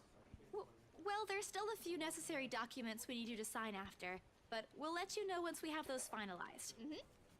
We'll be handling the process for the rest, so don't worry about it, ma'am. Within a week, I hope. We still have a housewarming party to plan, after all. You know how much thought should be put into those things. There are servants for that, darling. It's Guy. Love, wouldn't it be better if we handled it ourselves? A personal touch of sorts. It is our housewarming party and our new home. No more than a week, ma'am. Barring unexpected delay, of course. You can leave it to us. Yep. Excellent. Well then, I'll leave you two to it. It's been a pleasure doing business with you. Yes. And before we forget... She discreetly folds something into both her hands and winks, fingers raised to her lips, demanding our silence. I know both of you worked hard on getting us this beautiful mansion. Did I mention we reward our people generously? But this is... Ma'am, I can't Don't you worry, darling. It's a small thing coming from us. Consider this your bonus for a job well done. Okay, I'm happy to keep it. She smiles sweetly like this is simply the most natural thing to do in the world. Oh, before I forget, my lovely interior designer would appreciate it if you hand her a copy of the floor plan as soon as possible. She's dying to work on the house. Sure. You can do that, yes? Here's her contact. Certainly, ma'am. We'll have it processed as soon as possible. I knew I could count on you, lovelies. I hope to see you two soon so we can get this closed. Of course. Just like that, transaction over and done with. My mind's still reeling even after they've left. Other agents would kill to have clients like them. A part of me feels lucky about the fact. No lengthy negotiations, no sudden change of minds, just talk, signatures, and a few handshakes here and there, and we're done. The other part, a second ago, we sold a haunted property to 2 innocent clients. Sure, the commission's big. Big enough to continue funding Papa's treatment and hospitalization. Big enough to pay for all 4 of my younger siblings' schooling. Well then, do it! Heck, it'll keep me away from instant noodle diets for months. I don't have to go back to the mansion as well once the deal has been closed, much to my sanity's relief. Oh my god, Isabella, just accept it! But knowing that something's in there and we gave it to the good couple despite that? Oh, Isabella, the things you do to sell a house and get money, Papa won't be happy with that. At least I have good news to tell next time I call home. The little lie I told Mama this morning isn't a lie anymore. Well, there's something. So how does it feel? How does what feel? Your first big multi-million-pound sale, silly. I know you've been with us for years, but this has got to be memorable for you. Yes, yes, yes. Memorable is an understatement, Rose. Come on, show some enthusiasm. They gave us a bonus, too. Aside from the commission and the other bonus boss promised. What are you gonna do with it? I don't know. Send it home, probably? All of it? Not everything, of course. Most of it. I'll leave some for my living expenses. Listen here, Isabella. I'll teach you something I should have told you before we ended your training. She slings an arm over my shoulders and leans in closer to my ear, as though she's about to share a big secret. It's okay to celebrate from time to time. I don't get it. It's simple. Go out, do something for yourself. Throw a party and treat your friends to free food. Didn't you say the last one's some sort of tradition back at home for you? Hello, this is practically a done deal. Isn't throwing a party a bit excessive? Your call. I won't say no to an invitation, by the way, in case you really are planning to throw one. A few drinks would be nice too, thank you very much. I think I'm good. I don't think my apartment's big enough for that. You could always move? Bloody hell, you're working in real estate. I think I'll pass. That's too much of an unnecessary expense for me. But I did promise Becca free lunch in case the sale goes well. You go do that. Hold on a sec. Ring, ring. She quickly removes herself from me to answer the phone at her desk. Her tone shifts from playful to professional in the span of a few seconds. Today? Not a problem, ma'am. I could bring you a copy of the contract if... Must be another client. Nothing surprising there. She's one of BRC's top agents, no matter how modest she appears. A saleswoman through and through. I, on the other hand, have very little knack for it. Of course, I learned eventually I had to. But someone else will, without a doubt, do a better job. Once, though, in a drunken stupor, Rose told me a story of what could have been. Years ago, wide-eyed, young, brimming with yet-to-be-fulfilled dreams and ambitions, she was a term or two away from a nursing degree. Out of curiosity, I never pressed on the matter further. But perhaps it's where the sense of fondness started. A small connection due to one similar experience in our respective lives, of goals we both let pass us by because of circumstances we're in. I'd be happy to discuss this over tea, ma'am. All right, I'll be there. Thank you. New client? Reassigned. Have you heard from Mark at all? Oh. Not since the first visit to the mansion. Why? No news from the HR yet? None at all. Boss thinks he ran away. Oh boy. I will be right back. I'm gonna go take my dishes out.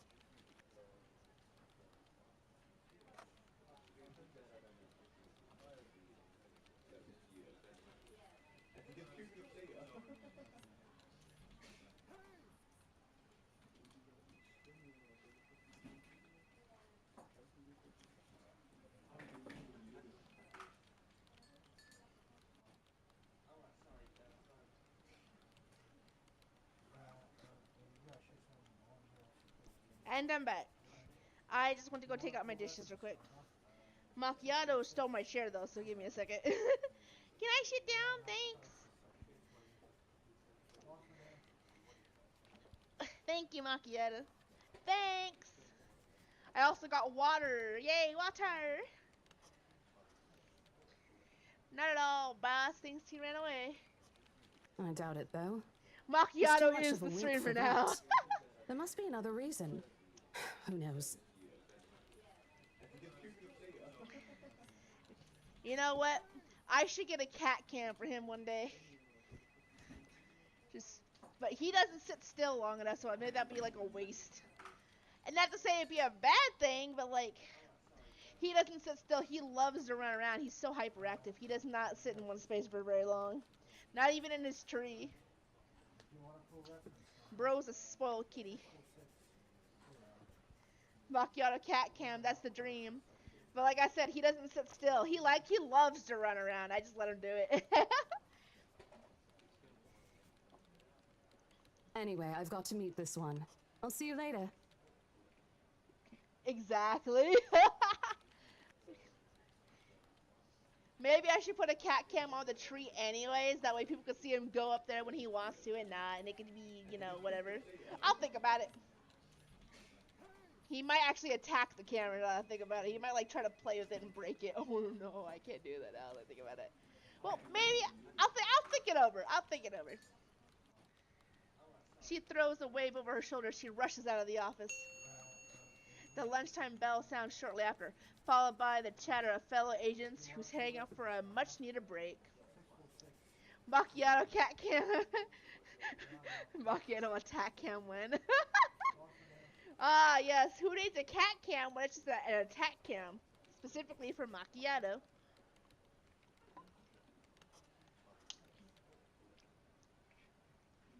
Meow. Come here, buddy. You want pets? You're meowing. Come here, you want pets? No? Okay. Ordinarily, there's no need for me to go out. But oversleeping didn't allow me the luxury of packing my own lunch today. If considering taking innocent milk cup from my pantry equals packing your lunch, yo, you should put a cam on him so we can get. No, that's an easy way to get myself doxxed. Oh no, what if he runs up to me? I don't want to get doxxed. No, no. Trust me, unfortunately, I'm not an anime girl in real life. Time to make good on the promise I made to Becca, I suppose. Maybe invite Zach and Ash too? Nah, Macchiato can edit you. He can edit me out, so true. In the end, only Becca and Zach could come. Wait, what? You're not an anime girl? Oh shit, I accidentally, I mean, what are you talking about? I am an anime girl in real life. Look, anime girl physics. Yeah, this is really me. This is all me. Yeah, even Macchiato agrees. He's meowing in agreement. No, I was kidding. I am an anime girl. I'm so sorry. But, okay, have you been on, so are you just a carton of milk? Huh?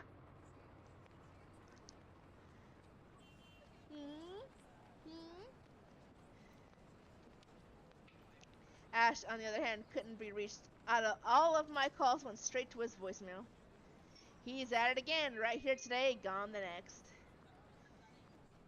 Yeah. Yeah.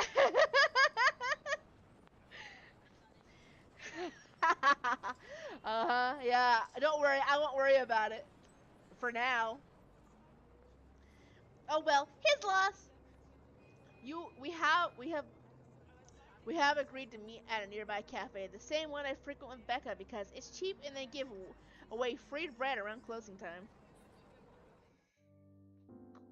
Quaint, a little old-fashioned, though looks a wee bit out of place amidst the city tall buildings, but we love it all the same. Much like its facade, the interior carries an antique charm about it. Vintage art pieces and a row of shelves boasting an extensive collection of books cover the walls. It would have been nice to hang out here for hours on end, but even on a weekend, the place is still packed with people. Thankfully, Becca and Zach have already found seats and are engaged in some casual chatter when I arrive. It's strange seeing the two of them without Ash accompanying the other. They've never been particularly close. Sure, they talk when they meet, laugh at the same things when there's something funny, but there's distance, the kind born purely out of different interests. That or Zach's simply afraid of Becca. It's not impossible, and I won't blame him if he is. He might be the tallest in our group, but everyone knows that it means nothing against Becca's temper. Even I am a little scared of her. Zach! Becca! Yo, wake up, my friends! And one that's totally not jealous of me being friends with Ashton. Or as Isabella likes to call him, Ashhole. Well, you seem to be in a better mood today. What happened? I know that smile, Belle. Come on, still. I got one. Don't rush me.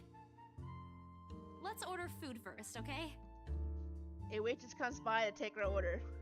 On a normal day, me and Becca will order a hearty serving of their special vegetarian stows.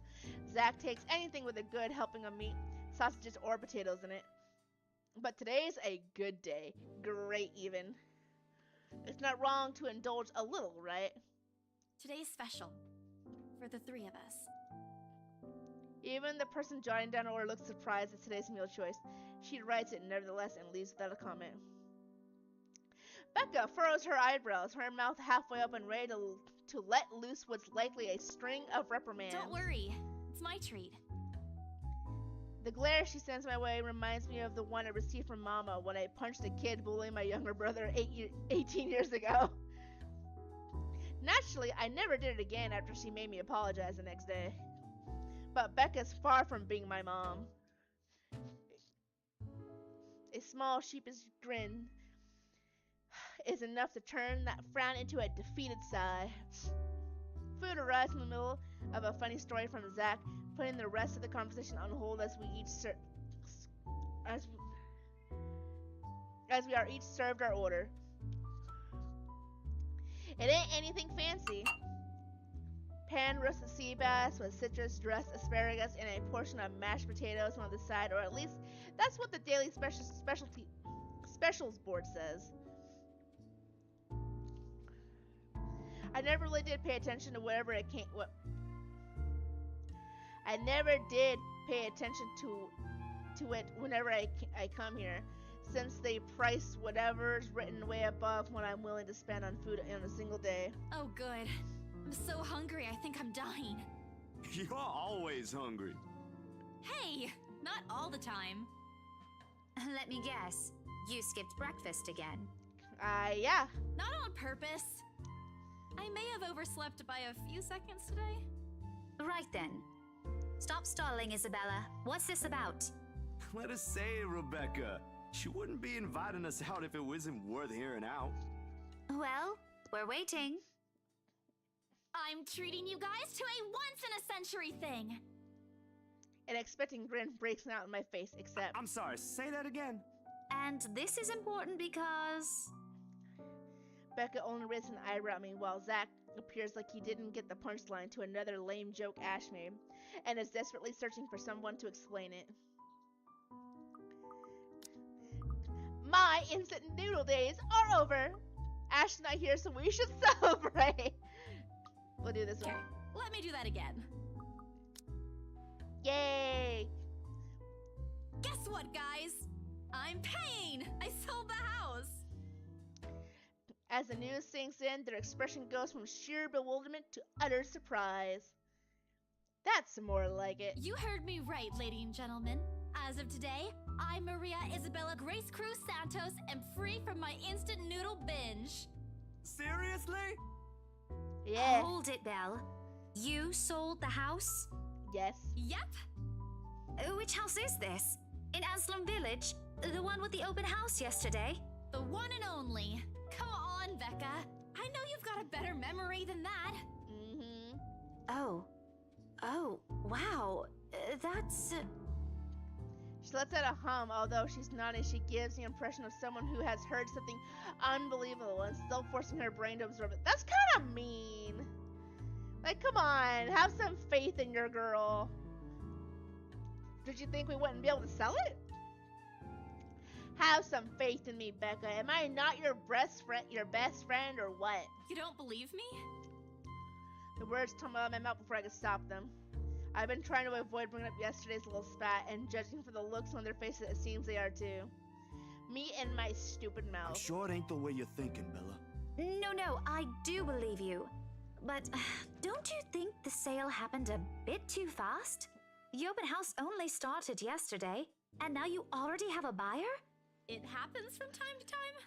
Yeah, but look, I'm happy for you. Just yesterday, you've been really worried where to get money for your dad's new treatment. And now, all of a sudden, you have something. What if the sale doesn't push through, or I don't know, they're a fraud, or they suddenly back out? Isn't it a little too early to celebrate? Rebecca does have a point, Bella. If you haven't closed the deal yet, there's still a chance they'll go back on it. They don't seem like it to me. The lady appeared to really want it, and she approached me without even finishing the tour. Pressured me into it, more like.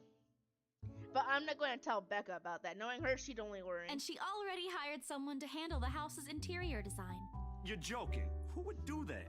The Wrights, apparently. It's actually pretty funny. She's a bit too excited to get the property, she forgot to buy it. At any rate, they've already signed the agreement today, so it's just a matter of time. True. And don't tell anyone about this, but Ma'am Hannah also gave us something extra. Something as in... As in, it's why I can treat you two to a free meal. I'm more surprised you accepted it. She didn't really give us a choice in the matter. So don't lose sleep over this, okay? The couple really want the house. If Rose didn't stop them, they'd likely have paid up front for it yesterday. That's despite the legends, too. I even tried to show them the letter. But nope. I want this house, darling. Go take all our money. You don't really think they believe that, do you? I'm pretty sure for them, those are just rumors as well. No one is that superstitious in this day and age, Belle. Well, there's you. Right. You know what? I'll just eat all of these by myself. I began to gather the plates from my side. I began to gather the plates to my side. The food on each is still untouched. I laugh, almost escapes my mouth the way Zach's expression quickly changes to disappointment. Becca's hand interrupts me just as I'm about to pull her plate closer to me. I'm kidding! Don't go all pouty on me again. Yesterday you were pouty just cause Ash was nice to me. I think I should be telling you that. I'm just concerned you'll get hurt if this doesn't happen. I know how badly you want to close this deal for your papa. I'm sure he's gonna be fine now, though, with the money. They don't know yet. I think I'll call them tomorrow. Let them know things will be easier. Mama said this morning he's showing progress with the new treatment, too. It's just a matter of time. I allow myself to smile, genuine and uninhibited. It's strange talking about this with other people, even those who have known you long enough. I am so sorry with how much I've been stumbling over my words. Oh my god. But today, things simply feel a whole lot lighter with them here. Lunch passes in an enjoyable fashion. A laugh here, a playful jab there, but most of it is spent on catching up and telling stories about whatever's keeping us busy these days. Something we couldn't afford to do the day before. Taking into account what happened. Even Becca is surprisingly chatty. Is there something in the sea basket? Zach, though, appears less energetic. While he's far from being the life of the party, he's definitely not the type to keep quiet in a conversation with his friends. Apart from a few inputs, he's been silent the entire time. If Becca notices... Are you sure you're not feeling under the weather, Zachary? Oh, sure I noticed. Huh? No, I'm okay. No worries, Rebecca. Doesn't sound okay to me. It's okay. I might be feeling a little bummed out today, but I'm sure this will pass. Is it about the reviews this morning? A pained expression crosses Zach's face, and almost immediately Becca retreats in her inquiry as though the man's look is enough for an answer for her. I look between the two of them. Did I miss something? What happened this morning? Did I stumble on a big secret? This is why I don't like waking up late. You heard about those, huh? Sorry, I just happened to check on some sites this morning. Nah, it's a very sensitive topic in the first place. I should have expected it. What reviews? Becca glances at Zach, her emotions unsure, eyes asking for his consent on the matter. Although there's a small desire to keep asking on my part, I don't dare voice it out. With Zach, it has always been better to wait. Let him speak on his own. Becca too, to some extent, although with her, explosions of temper are more common. In the end, he simply answers with with a shift of his shoulders, gesturing for her to go on with a tilt of his head. It's his movie. That doesn't explain anything. Stop dangling the information, Becca! Zachary, I'm not the one supposed to be telling her about this. It's still your documentary. Is it something bad? Not bad per se. You guys don't need to dwell on it much. Bad? Listen here. I wouldn't trivialize what those bowheads wrote if I were you. They're ruining other people's jobs. From how her tone raises anger, it seems like she's the one slighted and not Zach. A snicker escapes me, which I promptly stamp down on as soon as she sends me a hard look. This isn't a laughing matter, Isabella. Some bowbag just insulted him. Calm down, Rebecca. Those are just reviews, and it happens a lot. I dinna ken about you two, but calling the entire film an out-and-out drivel, you're better off watching an educational kids' TV show, and worst 1.5 hour of my life, among other things, isn't exactly a critique any decent movie reviewer would say. God. If you could call that a critique, did we even watch the same film? Well, maybe I ain't cut out for it. Better stick with my photography or something. Oh, don't say that. If nothing else, this helped me open my eyes to what I can and can't do. You're giving up. It wasn't a question. It was just something experimental I did on my free time anyway. It's no big deal. But you worked on it for months. Doesn't look like it matters for those people. Don't say that! My palm strikes the table, sending the table on top, clicking against each other. I didn't even notice when I rose from my seat. But here I am, chest heaving, looking down at him in the same manner a teacher would at an unruly student. Becca's probably proud. I didn't mean to yell, but there are some things people like Zach aren't supposed to say. How exasperating. He, of all people, should know. It's just a review. Except they're pretty well-known critics. Why does that matter? They aren't the ones calling the shots on this. Isn't that why they have a committee?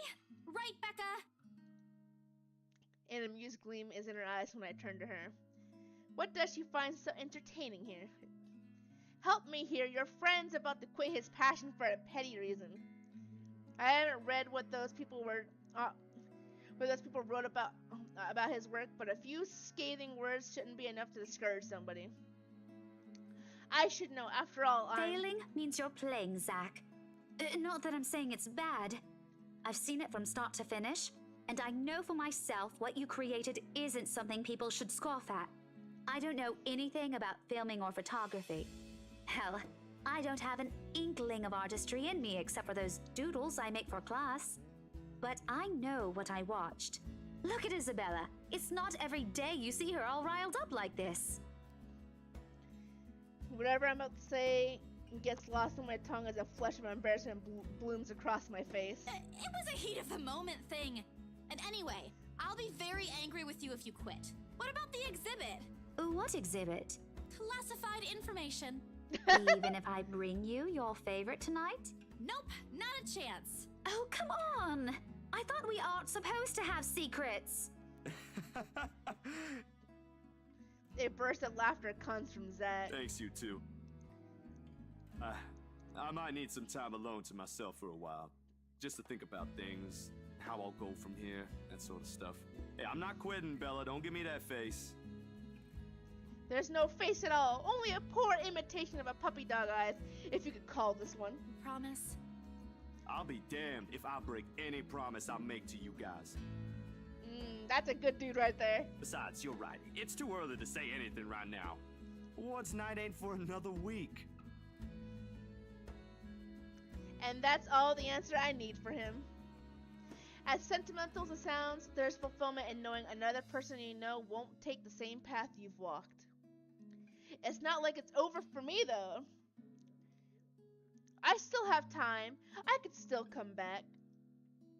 Do my own thing. Do what I really want to do. Surely, once Papa recovers, once I'm done with everything. Inside my bag, my phone buzzes unexpectedly, breaking the pleasant afternoon lull. The screen shows Rose. Hey, Isabel. You at the office?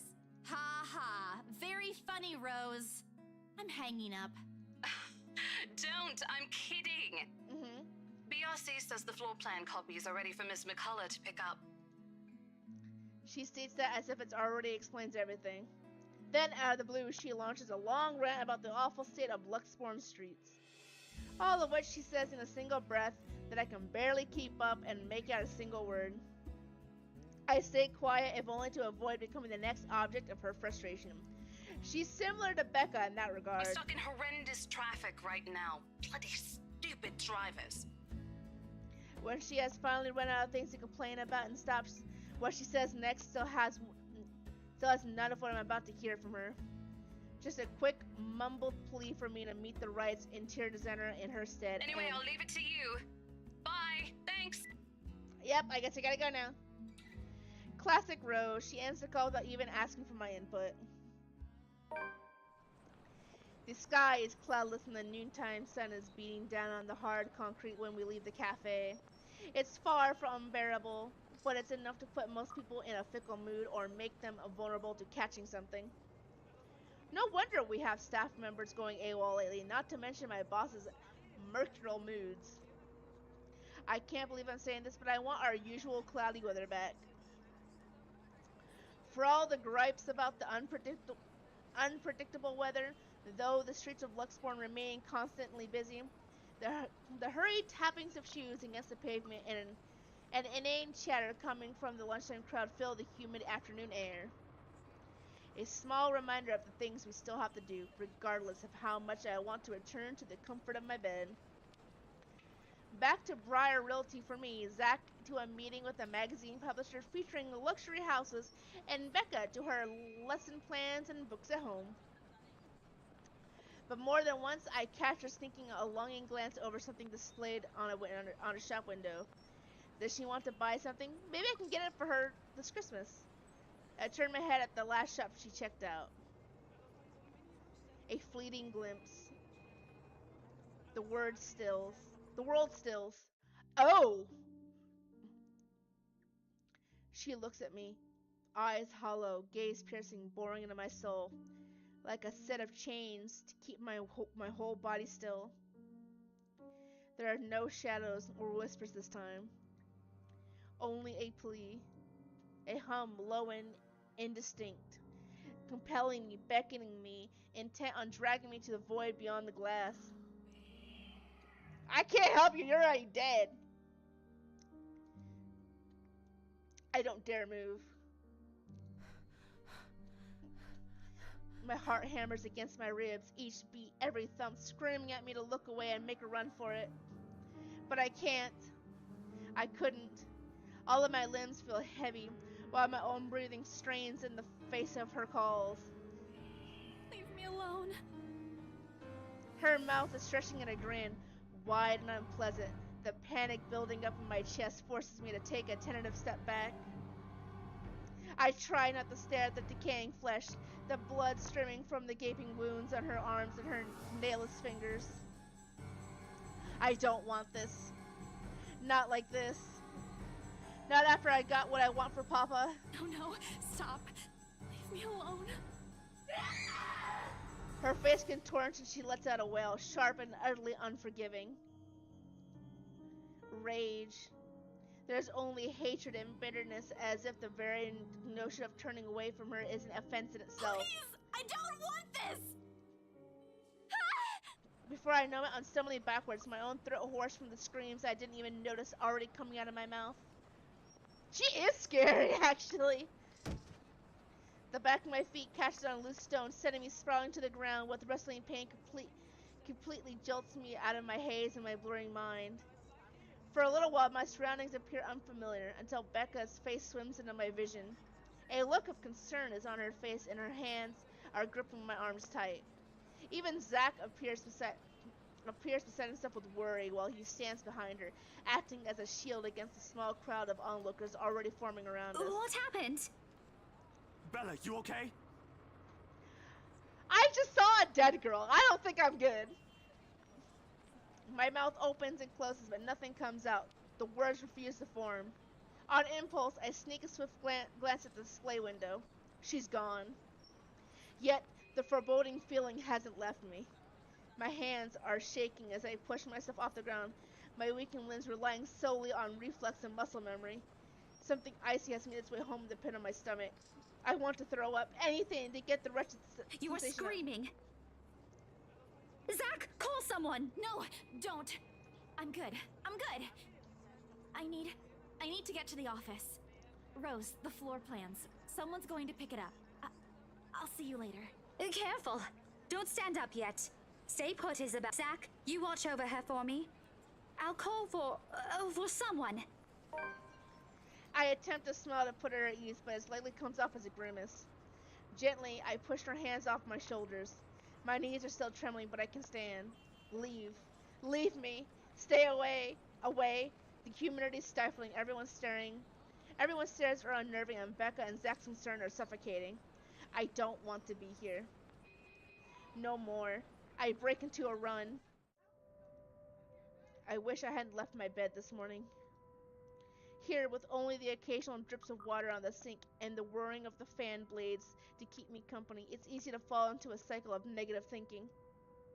But even with the clutter to keep me company, the room still feels a whole lot bigger than usual. I hug my knees as a group passes by outside. Loud. So loud. Me every morning, wish I never left bed. Honestly, what a mood. If only there was a way to tune everything out, to keep my head from replaying every image, every sound of her. Her screams, her awkward gait as she reaches for me, her bone-chilling smile, her pleas for enough. That's enough.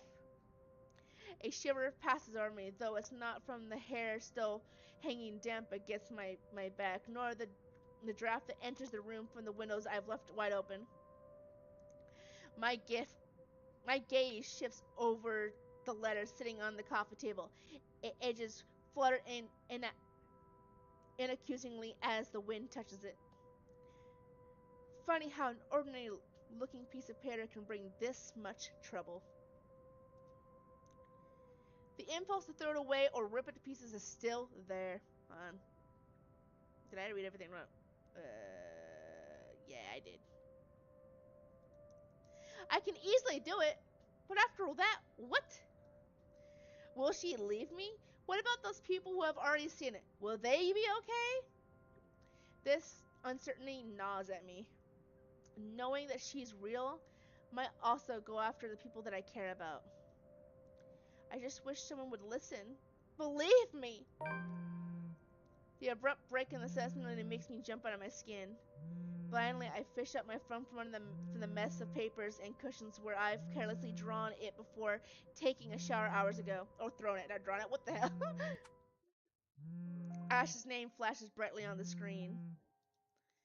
Is he calling because of this afternoon? Thank you so much for spamming my inbox, scaredy cat. Hey, Ash. What's wrong? I just had a long day. The couple who bought the house wanted us to finish processing the papers within the week. It's a little hectic, but we'll manage. Really? You sold it? Don't sound so surprised. I told you, you don't stand a chance. The rights won't take no for an answer. You've been on the losing end from the very start. Ha! Whoever said I was interested in the house in the first place? You. But you said... Despite his light tone, his snicker comes off as annoying in my ears. I have to fight the urge to end the call right then and there. Stupid Ash. You're such an ass. And just so you know, I'm not treating you to a separate celebration. Or ever. No, that's just unfair. And here I was looking something up for you. Didn't you say you wanted to talk to Andrew? I pause. I did say that, but I didn't think he'd actually go through the trouble of considering how much he scoffed at the whole topic in the first place. Is he okay with that? Totally. Besides, I need to ask him about something. I might as well do it soon. What do you say you come with me tomorrow morning? Well, there's no harm in it, I suppose. I've got a free day anyway. Yeah, let's go do it. Great, I'll just pick you up. Don't oversleep. Don't compare me to you. I'm not the one who sleeps like a rock. Another round of chuckles comes from him. Oh, I will live for the day he'll stop making fun of me. Just wait, you asshole! As I'm about to end the call, he clears his throat. And, Isabella? His sudden different tone sends my eyebrows shooting up into my hairline. Is the world ending today? Yeah? Did you forget something? Do you think never mind. Does Ash have a crush on Isabella? Ooh. No wonder Rebecca hates us. He hangs up instantly. Rude. Completely rude. I didn't even get to thank him. The busy tone, though muffled, echoes through the receiver. No one is saying this will work. Even I'm doubtful it will. But right now, I'll take anything. I don't blame him for crushing on her. I know, Isabella's adorable, isn't she? I love her. Anything to get out of this nightmare. Sleep comes easier tonight. And for the first time in a long time, I dream. Of clear skies, unrestrained laughter from children playing in the streets, and of a small, camped dwellings. To an outsider, the sight does not paint a pretty picture. However, this is home to me. October 23rd, Sunday. Morning dawns bright and clear the following day. Although the air still feels muggy and I miss the chilly autumn weather, it's one of those rare weekends when I'm up even before my alarm rings. If it wasn't for Ash's call last night, I'd probably be sleeping in. When 9 a.m. rolls around, I'm already heading downstairs where Ash is waiting for me in his car. His hair's a disheveled mess, eyes drowsy and overall looking like he hurried to get out of bed. Ah, you barely woke up, didn't you? Or fell out of it. Or both. He looks adorably grumpy this way. But I'm not going to tell him that. It only blow his unbearable ego. Good morning, Ash. He makes a motion with his fingers around his ear. Tone it down. Can you even drive? He answers me with a slight raise of his hand, a yawn, and nothing more. He has never been particularly fond of mornings, and for that I'm thankful to every god in the universe less mental capacity for him to make fun of me. Ha! There's the reason why mornings are my favorite. It doesn't take long for us to reach our destination. This small cafe is situated in Luxbourne's busiest street, the same one I'd visit with Becca for his cheap food. I've never gone here on a Sunday, and it's striking how different it appears without the usual weekday and Saturday rush. The atmosphere especially reminds me of something we also have back home, near the university I used to attend. I wonder what happened to it. It was being renovated before I left, so I never got to visit one last time. The place has always had a calming effect on me. But today, despite standing in a place similar to it, anxiety easily washes over me as soon as I step out of the car. I'm quite used to dealing with people I've never met before, thanks to my work, but still, I don't know him. In spite of the fact, Ash and Becca have vouched for him. What will he think of me and my story? What if he thinks I'm crazy? Hell, even my own friends thought so. I draw in a breath to quell the panic beginning to rise in me. Oh well, only one way to find out. A few hesitant steps forward, and then Ash suddenly pulled me back by my elbow. Hold on, scaredy cat, not too fast. Ah, okay. Without warning, he flicks my forehead hard. That hurts! What was that for? He's already walking away when I look up, and I hurry to catch up to him, puzzled. I really don't understand this guy. At least explain why you're flicking other people's foreheads all of a sudden. So rude. Get yourself together, will you? He's not going to bite. He's very accommodating, too. I wasn't scared of him or anything. You don't look like it. Didn't sound like you were okay last night either. Huh? What was that last one? Hey! Don't just ignore me. Ah, bro's got it ready. All questions and retorts done my mouth once he opens the door to the shop. A cast iron bell attached to it shines softly, announcing our arrival. The smell of freshly brewed coffee welcomes us as soon as we step in. Like the usual, several tables and chairs have been set up for the Patreons, but most of the customers have forgotten them in favor of the more comfortable throw pillows and the bean bags the staff has laid out on the floor. Becca would love to know why they have something like this on Sundays. She's been complaining about how uncomfortable the library chairs are for a long time now. He leads me to a secluded spot near the window where an old man, probably in his 50s or 60s, is seated, enjoying a brew and a book. What? Hold on. Oh! Did stream just die for a second?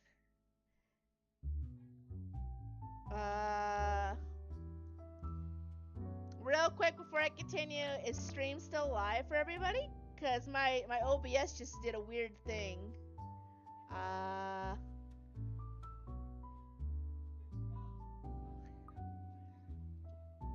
One second.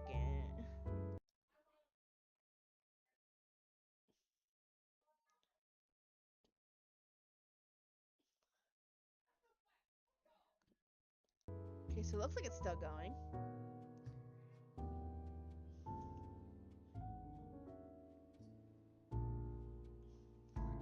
I don't think stream died, but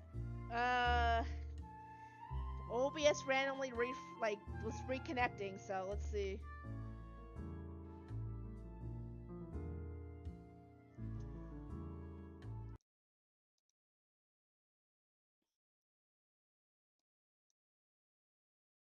Okay, YouTube's still live. Okay, stream's still up. Okay. I was a little worried because OBS randomly disconnected and reconnected. And I was a little worried for a second. Alright, well, I'm glad everything's still going. Alright. Also, okay, anyways. Ash leads me to a secluded spot near the window where an old man, probably in his 50s or 60s, is seated enjoying a brew and a book. OBS is mean. Stop teasing me. It is! Professor Clark. It's just Andrew now. I'm no longer your professor, Detective Inspector Frey. Oh yeah, he's a detective. Right. The guy, Andrew, looks up from his book and gives him a smile. A sheepish look crosses Ash's face at the older man's admonishment. Words are hard. More unusual, in my opinion, is seeing him appear like a parent has just scolded him. But it suggests a familiarity between them, one that goes beyond what someone expects from a simple student and mentor. With another warm smile, he gestures for us to take the empty seats opposite him. Have you been waiting long? Quite some time. But I come here early on weekends. Best time to get their first serving of bear claws. They're the only place that serves it here. Bear claws are good. I took the liberty of ordering for you two. I hope you don't mind. I thought it'd be best to talk over a decent helping of coffee. Soon enough, a waiter brings us 2 more cups and sets down a breakfast buffet. Aren't you going to introduce the lady? Basket of pastries. Hi. Right. Sorry. Isabella, this is Prof. Andrew. He's one of my professors back at the university. Andrew, this is Isabella Santos. Santos. Portuguese? Spanish? Brazilian? Mexican? Filipina, actually. It's a pleasure to meet you, Professor. Ah, your name carries a lot of history, Miss Santos. Just Andrew is fine. Don't do what Ashton's doing. He doesn't listen to this old man. He doesn't listen to anyone, more like. The awkward tension typically present in the first meeting dissipates after that. I was expecting someone strict and, to an extent, someone severe. But Professor Andrew Clark is definitely the opposite of what I have in mind. The more personable kind, similar to a grandfather who dotes on you at family gatherings. It's obvious why Ash is taking a liking to him. Ashton tells me there's something you wish to discuss that I could help with. I hope you can help me with it, because it's kind of weird. Let's hear it then. I give Ash a hesitant glance, but he just nods and gestures towards Andrew with his head. He's leaving it to me. It's my story to tell, after all. I keep it short and concise. I found a letter in this old mansion. Now I'm cursed. Exactly as I have told Ash, Zach, and when they asked about it. I don't mention the name of the place. No use saying it now that someone else legally owns it. No use dragging other people into my problems. I'm sure it's that letter I found, but I don't know anymore. I just want to know how to escape this nightmare. Of course. We're talking about the one in Anslem Village, aren't we? How did you... Don't look so surprised. There's only one place popular enough here if we're going to talk about hauntings. Well, he is pretty smart and he looks like he's lived here for quite a while, so yeah. I once had a colleague who wrote about it and the urban legends surrounding the place. Years worth of study, but fascinating. It's a shame he passed away at such a young age. He would have done a much better job at explaining topics like this one compared to me. Ashton here might disagree, but it's an interesting topic in sociology, if you care to have an open mind. I mean, Ashton is a bit of an asshole, as Isabella would say.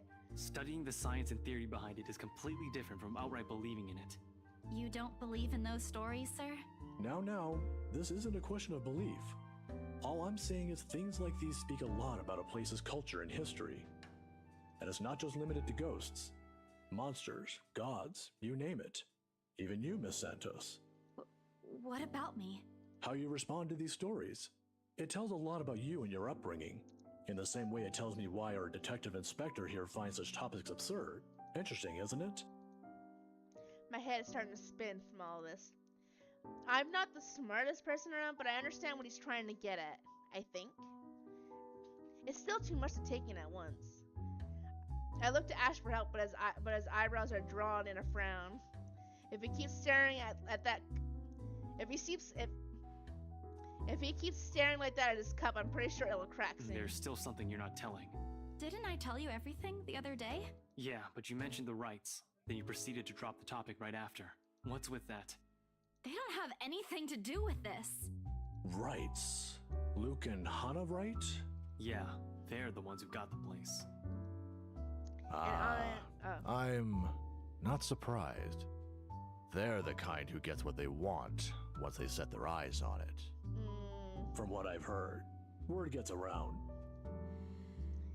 A heavy sigh escapes my lips. Popular or not, they're just my clients, albeit a little pushy, but just clients. End of story. I know you're trying to help. Shut up, Ash! What is it again that Becca does when dealing with a particularly difficult child? The pesky, annoying kind? I wish I could remember. I could certainly use the same trick right about Ashton, now. look here.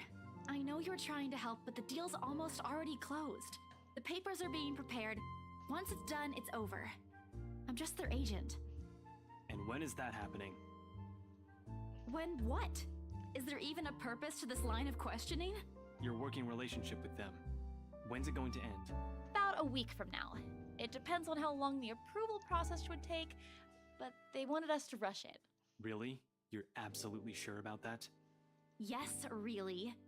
Unless they want to buy a house again and want me and Rose to be their agent. If yes, then I don't see a problem with it. Now stop annoying me about it. Don't accept it. What? Why? It's my job. Oh lord, even my younger siblings aren't this difficult to deal with. Then again, Ash is far from a younger sibling to me. If he'd only spelled it out surely, I'd understand. We wouldn't even have to talk about it right now. That's how it is, right? Find an even ground, talk about it like the adults that we are. It wasn't like this before, but somewhere along the way, something has changed in us as people, as friends. I wish there's a way I could tell when or why. Instead, I'm left searching blindly for reasons. The next thing we know, we'll be drifting further and further apart. How frustrating. Now, kids, settle down. We're not going to solve anything by shouting. Sorry, Sir Andrew. And we're not going to solve anything either if you keep omitting things. Speak for yourself. I'm not the only one doing it. You'll have to forgive my former student, Miss Santos. He's always been the curious kind. Many people think he's lazy, but it's actually the opposite. I see that hasn't changed. Oh, really? How is he back when he was your student? I'm sorry, I need to ask. He doesn't talk much about that. And there's a reason why. Please don't. Tried to sleep on the first day of class. Wow. He didn't repeat it after what I made him do when I caught him. Students like him are the easiest to deal with, once you know what piques their interest. I'd have to say, he's one of the very few who's actually interested in the subject, though. But there was this one time when... By the end of the conversation, Ash looks like he's praying for the ground to swallow him. He's never been one to talk about himself. What I know about him are mostly bits and pieces I've gathered over the years. He's an atrocious singer. He's bad at art, and he has a personal vendetta against mornings. Now it feels he isn't that hard to figure out after all. It's past noon when Andrew has us leave for another meeting. But before we separate, Miss Santos, a word of advice. Just keep in mind that when it comes to cases like this, things aren't always what they seem. Naturally, the mansion in the letter was brought up several times during our talk. And though Ash is right in that Andrews offers a different perspective, he has left me with more questions than answers instead. What is she? What does she want from me? Is she ever going to leave? They all continue to bug me after we've left the coffee shop. I don't even notice when Ash takes a different turn on our way back. Where are we going? You can drop me off at the park. Guess. You have 3 chances. Where are you taking me? Am I being kidnapped? Somebody help. I'm serious, Ash. Where are we going? He doesn't answer, but shortly he stops his car in front of a small, nondescript food stall a little ways away from the movie house. If I wasn't paying closer attention, I would have missed it without a doubt. He motions for me to wait as he gets out of the car and walks in this direction.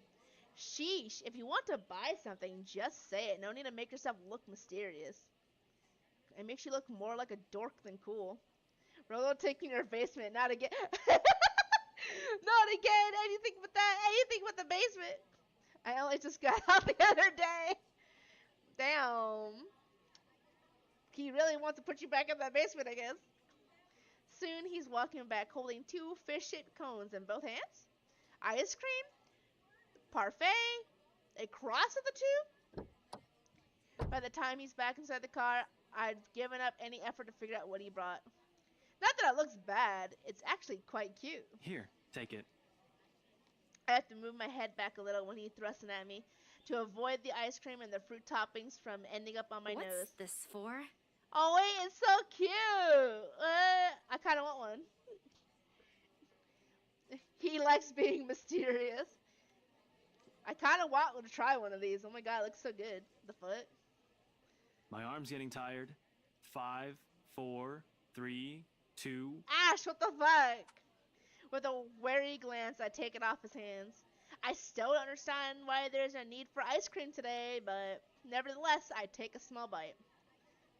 It's actually pretty good. I know, right? I would gobble that up instantly. Oh my god, just shove it down my throat. Yep.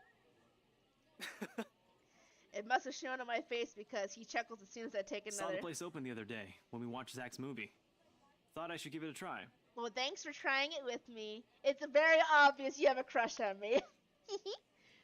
It doesn't seem like a bad place to get food from time to time. And you're giving me free ice cream because... I think Isabella might be a little, I don't think she knows how to read people. Saying right about in full hound dog style. You know what? Save here. Do I need to have a reason? No. Are you really going to ask me that? Here's the thing with Ashton Frey. He does not just treat anyone to free food because he feels like it. He's that much of a Scrooge. Hell, he even asked me to teach him how to haggle once. Haggle, of all people who'd ask me that. I'd have expected such a request from Becca, but Ash, not at all. If I'm going to be honest, he looks a bit constipated with that expression on his face right now. You know, bro's after my heart, getting me ice cream like that. I know, right? And bro's also like, oh, you know it's special, because he doesn't even like to spend money. Like, oh my goodness, look at this guy. Honestly, yeah, you just randomly bring me ice cream. Hand in marriage, thank you. The other day? The movie with Zach and Rebecca?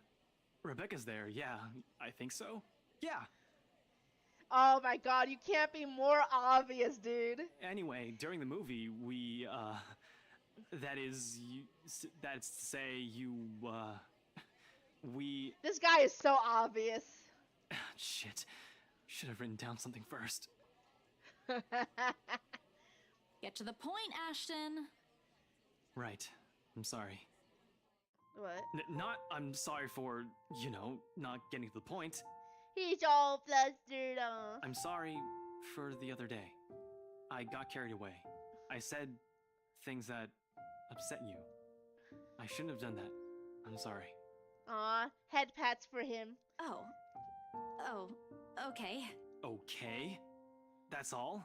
That's all you're going to say? You're not still angry, are you? You didn't have to buy me anything. A simple sorry would have been enough. I bite into the cone again, a small attempt to keep myself occupied and relieve the heat crawling up my face. Oh, wait, it's so cute. Wait, this is so cute. And he apologized. Now a girl wife him up before I did. For real, actually. It doesn't work, but at least I don't have to look at him. Why I'm feeling embarrassed over an apology, I have no idea. You like him too, you do. It's not like it wasn't called for. They were being me, especially him. And in that fraction of a second, it hits me. He skipped his day off just for today. I should be the one apologizing and thanking him. Silence is an awkward company while we finish our respective snacks. There are words for this, for people like us, for understandings and sentiments like this. Yet in this instant, they won't come. As promised, he drops me off at the park right after, phrases unsaid still hanging heavily in the air. In this weather, the city park gives off a lazier and more languid vibe than usual. Where children are usually seen running around and playing, there are now people leaning back on their picnic baskets, simply enjoying the afternoon sun. The smell of food drifts from the nearby carts, and if the wind blows in the right direction, one would catch the whiff of freshly trimmed grass. Maybe I should try walking home today to get my mind off things. To try and find words somehow. I haven't done that in a while. Thanks, Ash, for today. No problem. Say hi to Rebecca for me. Yeah, I will. Even so, I linger. We both do. Kiss her already. I know you want to. A mild human breeze brings the smell of dried leaves, warmed earth, and a far-off distant memory. Of false stars and awakened first meetings. Same place, same people, playing the same parts. Funny how, of all the days, my brain chooses to remember it now. Wait, Belle. It is a perfect setting. It really is, actually. Ash exits his car. His strides are unsteady when he approaches me. Or maybe this is his uncertainty showing. I'm not quite sure. He has never looked uncertain to me before. Always calm, always sure, always collected. He stops short distance from me, close enough that he's within arm's reach, but just far enough for his voice to be heard over a decent small talk. If this is what it's going to be, if he doesn't, I'm gonna be so mad for her. I know, right? Like, dude, you have to kiss her at this point. Come on, this is like the perfect moment. He fumbles for something in his pocket. Here, catch. What is it? A small bag lands cleanly in my outstretched hands before it's... Wait, that's actually so cute. He gave her something to make her feel... I know what that is! Wait a minute. Oh, wait. I raised an eyebrow at him in response by shrugging and stuffing both his hands back into his pocket. Somewhere to the side, he finds an interesting spot to look at. Sometimes you have to wait, Papa said long ago. For once, this time I listen. His voice is halting, hesitant when he finds it again. My mom used to make me carry around one of those when I was young. To ward off evil and bring you luck, she said. The guy who doesn't believe in spirits giving her a charm to help ward off evil spirits. You know he's down bad if he's humoring it. I don't believe in this kind of thing now. But if it makes you feel safe, since you're a total scaredy cat, Then I guess it's okay to give you one. Dude, you have to just confess to her already. It's so obvious. It is so obvious. Just confess, please. Perhaps at the moment there aren't any words for it. I've never been good with those.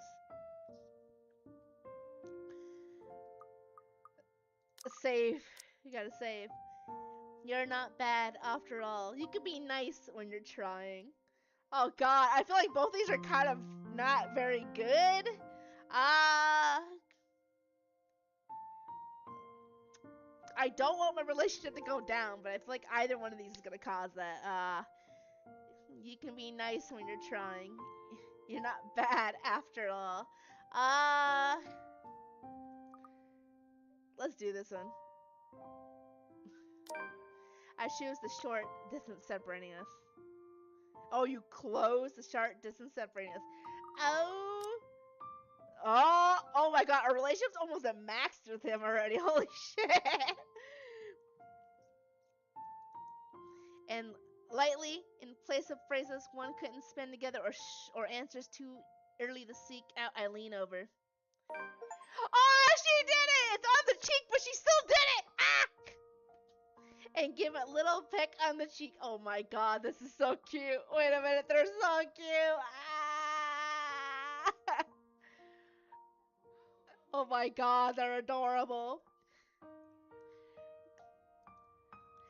The touch is short, fleeting. The kind that speaks volumes of boundaries we don't often cross as friends. She had to make the move, hopefully. If she didn't, we all knew he wouldn't do it if she didn't do it. He's a coward, and you know what? She did it. Hell yeah! Nevertheless, the thought is there. It lingers. In the gentle autumn wind that passes, in the empty space separating us when I step back and I look at him with a smile. It's easy to express gratefulness this way, isn't it? At least with my own family, that's the case. For the two of us, I'm not quite sure. I would have been so mad if they didn't kiss, but a cheek kiss is good enough. I want them to actually kiss, but you know what? I will accept this for now. If they don't kiss later, though, I'm gonna be so mad. Like, there's clearly something there. You guys are dancing around it way too much. I would have been so mad.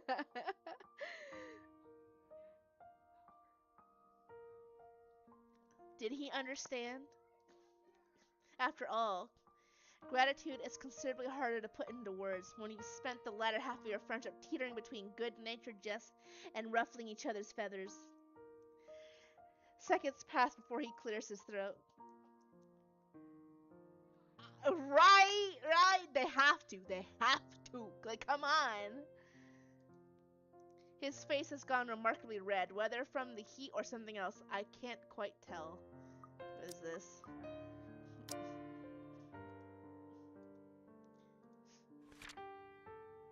Oh, the little doodle of him is so cute. His face has gone remarkably red. Okay, I already read that. But he understands. I know he does. Because the smile on him when he finally meets my eyes is the gentlest I've ever seen him show. I, gotta go. Got some reports I forgot to file the other day. Ah, you're running away! No! You should walk her home. Walk her home. Come on, do it. Yeah. See you around. God damn it. Thanks for the ice cream and the charm. Don't lose it. You won't find one here again if you do. Don't worry, I won't. I'm gonna tie that to me. I'll never lose it. I won't. I might move like I have 2 left feet. I know, right? Take care of my own Lost stuff. opportunity. I'm like not a total klutz. I know. In Belle, remember that one time? Devlin Court? He could have. He may have even gotten a real kiss out of it. Oh, I do. With all the clarity in the world. At the time, when we... What I'm trying to say is that you can rely on me if anything happens. Dude, just confess to her. Just do it. Just tell her, I'm in love with you, Isabella. Just say it. Say it with your whole chest, my dude. Not the exact same thing, of course, but you get the idea. I'll be around. Thanks, Ash. I'll keep that in mind. You're not that bad after all. Before leaving, he waves at me one last time. The next time we talk, we'll be back to the way we were. Because at the end of the day, that's how things have always moved between us. What we're familiar with, what we're comfortable with. But for all that, it's always easy to put my own faith in him. I just hope... Oh no. I don't like the way you said, I just hope. I don't like that. What did I miss over here? Oh, it's the movie festival, okay. I just hope I can keep them safe. Keep him safe. A light wind blows again, sending dried leaves swirling in the distinct smell of earth into the air. For the first time, the sunlight feels less harsh. Maybe a walk is good. I need to visit the grocery too. Come to think of it, wasn't there an art store that opened recently near the park?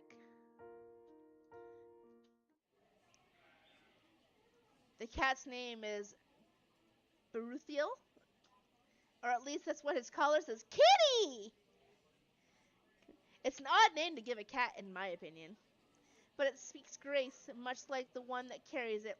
It shows in the way he swishes his tail. His eyes follow my hand's every movement. I'm not sure what he finds fascinating in me. To be honest, I wasn't the very picture of grace when he found me, after all. It was a bad idea, carrying 2 heavy bags of newly bought art materials and groceries without help or a sure ride home. In hindsight, perhaps I shouldn't have bought all of these at the same time. I didn't even make it past the part. And now, I'm suffering underneath the glaring afternoon sun, hunched up on a park bench and drenched in sweat in the company of a cat curiously watching my every movement. You know what, Isabella, you should have told Ash, hey, since you said I could rely on you, want to go to the store with me? We could think of it like a little date, a practice date. Maybe it's a little domestic fluff here and there, you know? But no, you have to do it by yourself.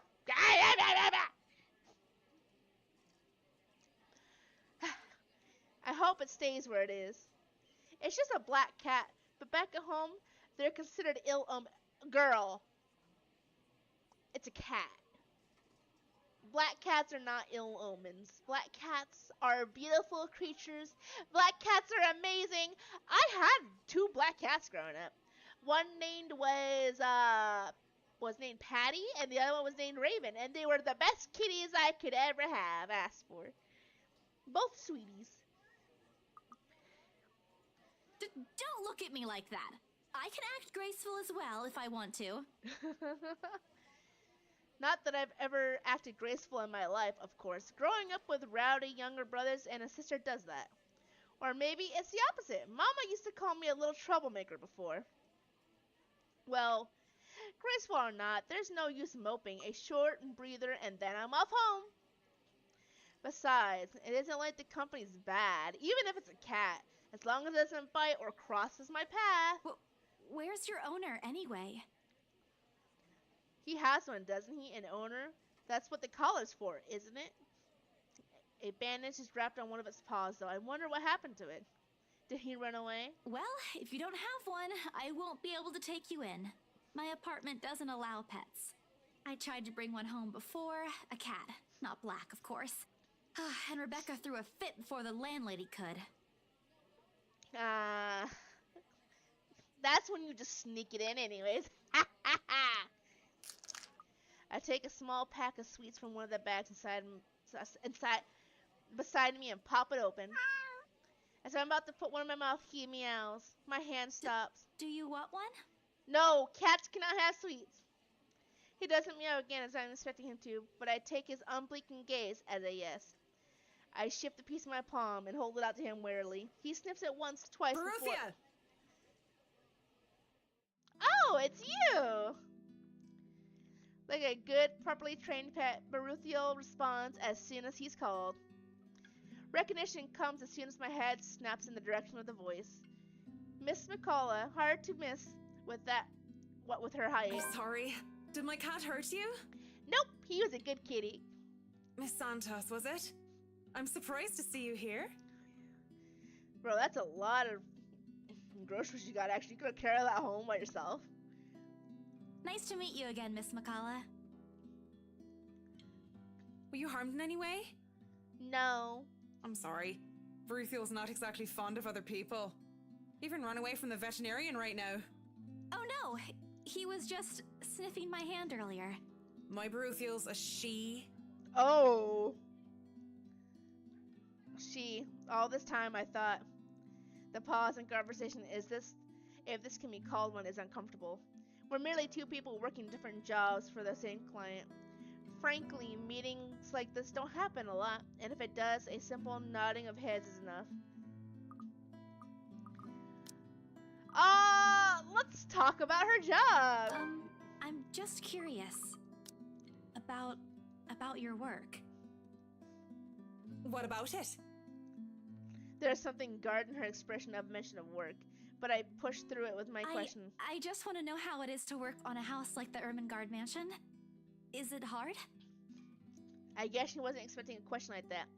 If the way her eyebrows shut up tells me something. Because of its age? I wouldn't say it is. It is a challenge, considering the factors me and my team have sought out. But it's a good project. A breath of fresh air from what I usually work on. And I have a good team. Those original fittings, though. It might be old, but the architecture is magnificent. I'm sure you've seen the stained glass windows in the foyer? I have. Oh, I can already think of so many things I could do with it. But of course, my team will have to double check for necessary repairs here and there. That's probably for the best. It's easy to break some key elements with a rush restoration job, and who knows what other hidden issues there might be underneath. People can be so careless. I'm sorry, I spoke too much. No, it's fine. No, it's okay. You seem to really love what you're doing. It's not really like that. I'm just lucky to have found work in an interesting field. Anyway, Bruthiel's due for her visit to the vet. Nice talking to you, Miss Santos. I wish you luck with what you're planning to work on. It seems like a big project, too. She gestures with her head towards the bags, the ones filled with stuff I recently bought from the art store. It's a project for a friend, actually. All the same. Good luck. I watch her as she leaves, though she stops shortly before crossing the threshold, separating the park and the street. She faces me again, looking like there's something she has forgotten to say. By the way, about the Ermengarde Mansion, with my clients, it's the rights. I mean, I hope you don't mind me asking, but has the deal been finalized? There's still a few papers they need, but the house is more or less theirs now. Ah, thank you. That's all I needed to know. Awesome. Wait, about the mansion, the letter, the same one they saw. Whoever she is, she's asking for help. Someone. I want to tell Miss McCullough that the urban legends aren't just legends anymore. They're real. She is not going to believe me. Don't mind me. I need to go too. Have a good day, Miss McCullough. I hasten to pack all the bags I've left on the bench and ran as far as my legs can take me. In that moment, what I'm carrying in my hands weighs far lighter than the overwhelming guilt trying to consume me. Home. I want to go home. Anywhere where I won't be reminded of the house, of her, of my own cowardice.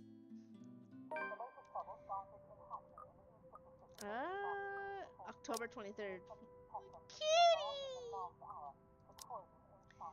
The food tastes less appetizing tonight. A pity. One would think that someone who had been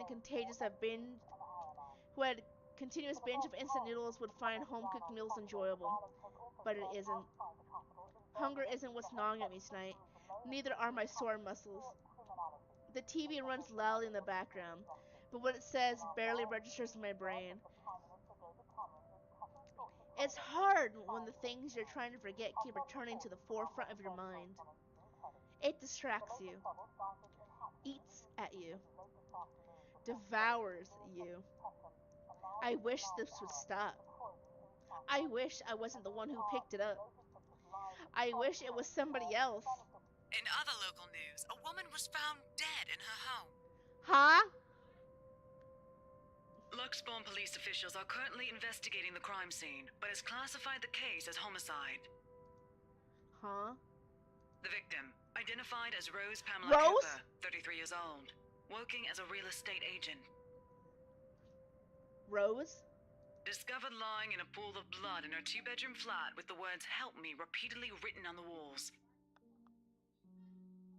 Ain't no way. Rose looked at the letter? Oh shit. No. No. This isn't what I want. This isn't supposed to happen. None of this is supposed to happen. No one's supposed to die. Those are just stories, right? Legends. That's what everyone has kept telling me, so why? And Immediately I rushed to my study table and searched my phone. My hand, cold from dread, clings tightly to it as soon as I touch the edges.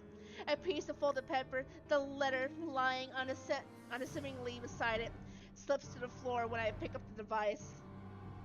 But I pay it no mind. There are more important things.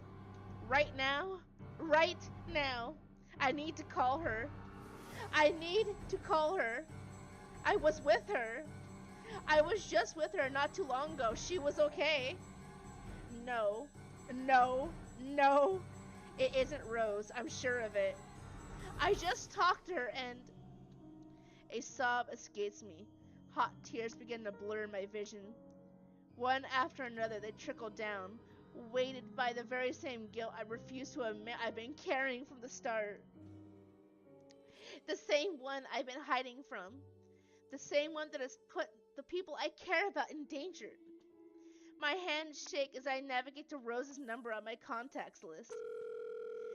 She'll answer, right? That's what she always does. She'll pick it up, tell me to turn down the water, call me a wuss afterwards. She'll answer. Please answer, Rose. Again and again I dial, whispering, praying, pleading. Come on, Rose. Don't do this to me. Please pick up. I know you're there, Rose. You're not dead. Please tell me you're not. This adds to the series of deaths and disappearances that has plagued Luxbourne in the recent years. The authorities are currently looking at a possible link with the notorious Anselm Butcher case. The TV runs loudly in the background. A deafening static sounds from my phone speaker. But in my ears I can only hear the screams, her pleas, her whispers. Help me. We are not safe. October 24th, Monday. A buzzing sensation jolts me awake. My body still wants to sleep, to forget what I heard, what I saw last night.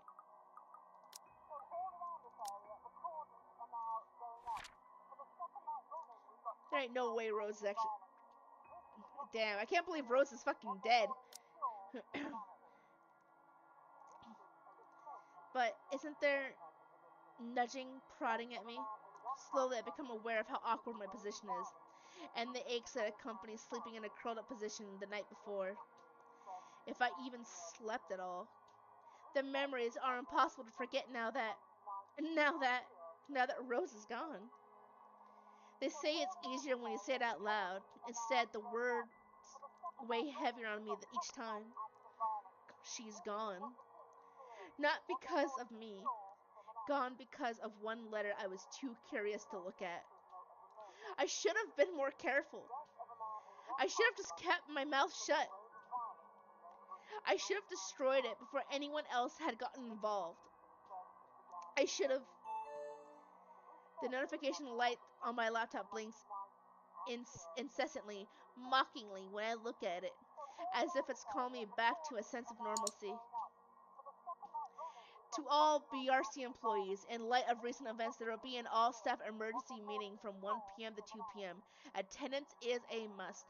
Company changes, new hierarchy and policies will be discussed during the meeting. Everyone is expected to bring a copy of their own attendance logs and sales reports for the last 6 months to be submitted for your respective managers for review. We are expecting everyone's cooperation. Thank you. Joanne Alice Schools, BRC HR Manager. I check it. None of this one will have it more than anything. Okay. If this were one of those typical days, I'd happily comply and get myself to our office. Today my limbs just feel heavy. On one hand, going will keep me busy, take my mind elsewhere. On the other, the place is a stark reminder of what my own fears have cost me.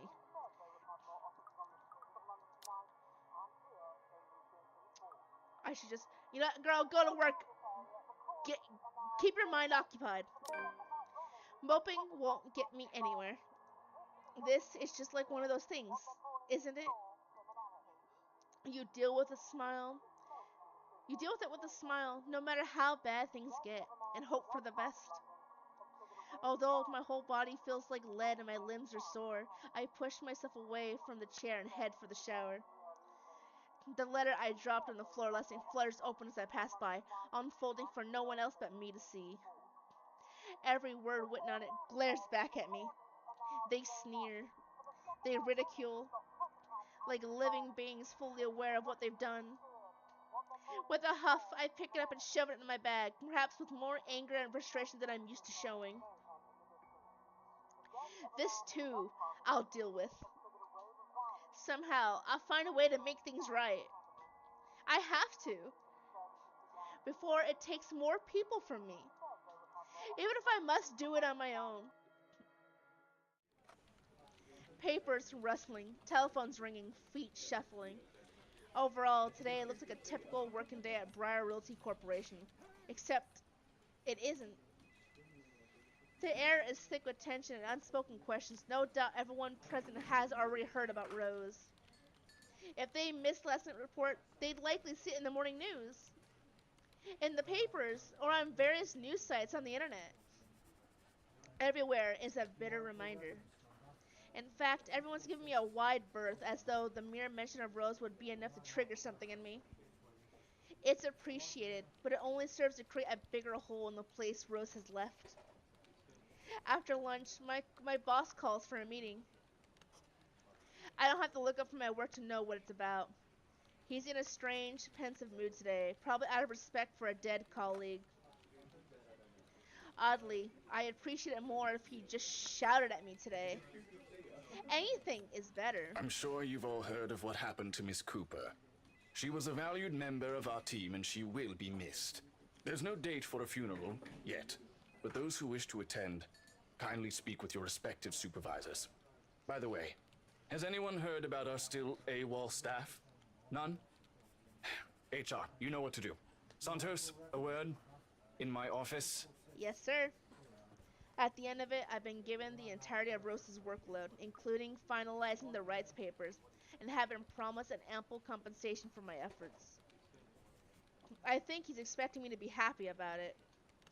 Instead, I immersed myself in my work. I have to, anyway. I want to forget. Time flies when you do, and by the time I have noticed, it's already late.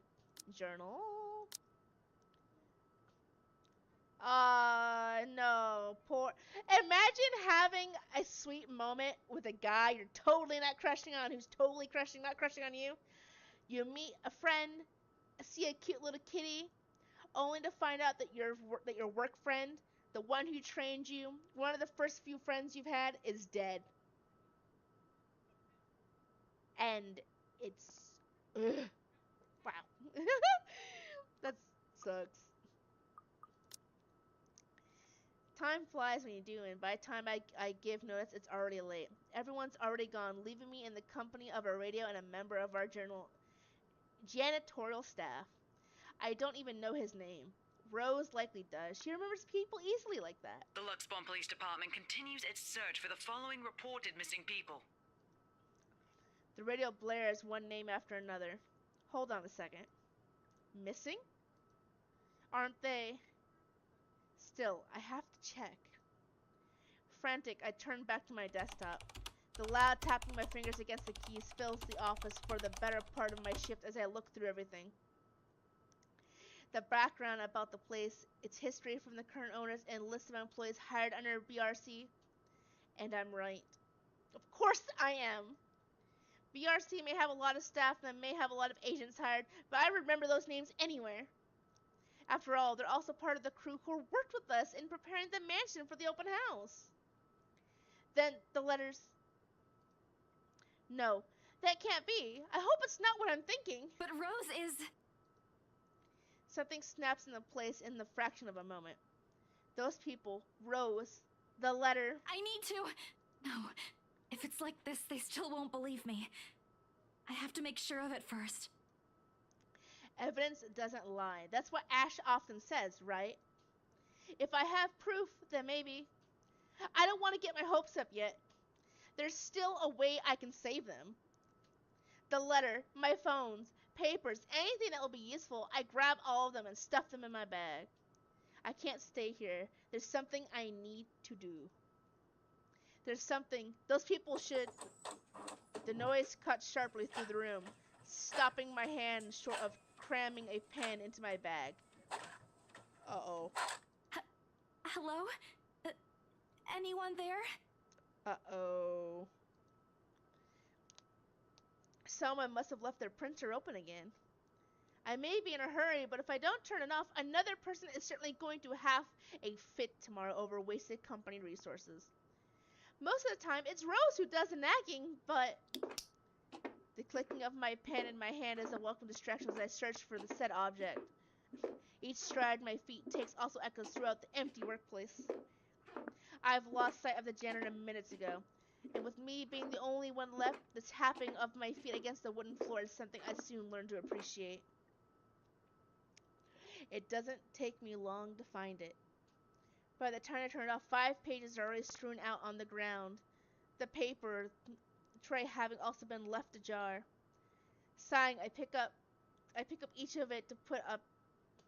Sorry. Sighing, I pick each of it up to put someplace proper.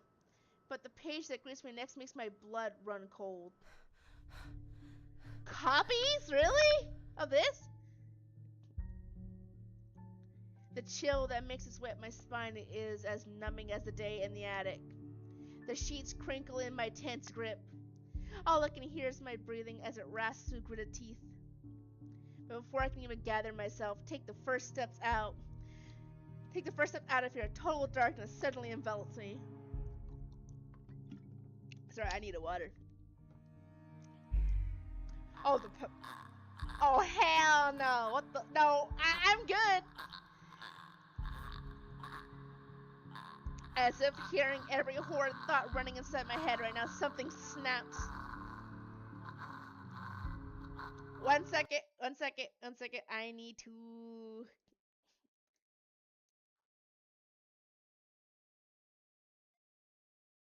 I'm fixing audio real quick. Sorry, that was a lot louder than I wanted it to be. Okay, that's a little bit better. A soft crack grating through the thin veil of stillness has descended into the room. Every muscle, every bone in my body goes rigid at the sound. Familiar. So familiar now. Yet, my own traitorous curiosity still presses me to take a careful peek over the cubicle's wall. Girl, why would you take a look? Why would you peek over? No. It's her. Standing in the only exit of the office, albeit facing away from me. She doesn't even need to turn around for me to know it's the same misshapen face, tattered clothing, and unsightly guy. The same person in the attic. I take a step back. The pen I'm holding slips from my hand and her entire head turns around. No thank you.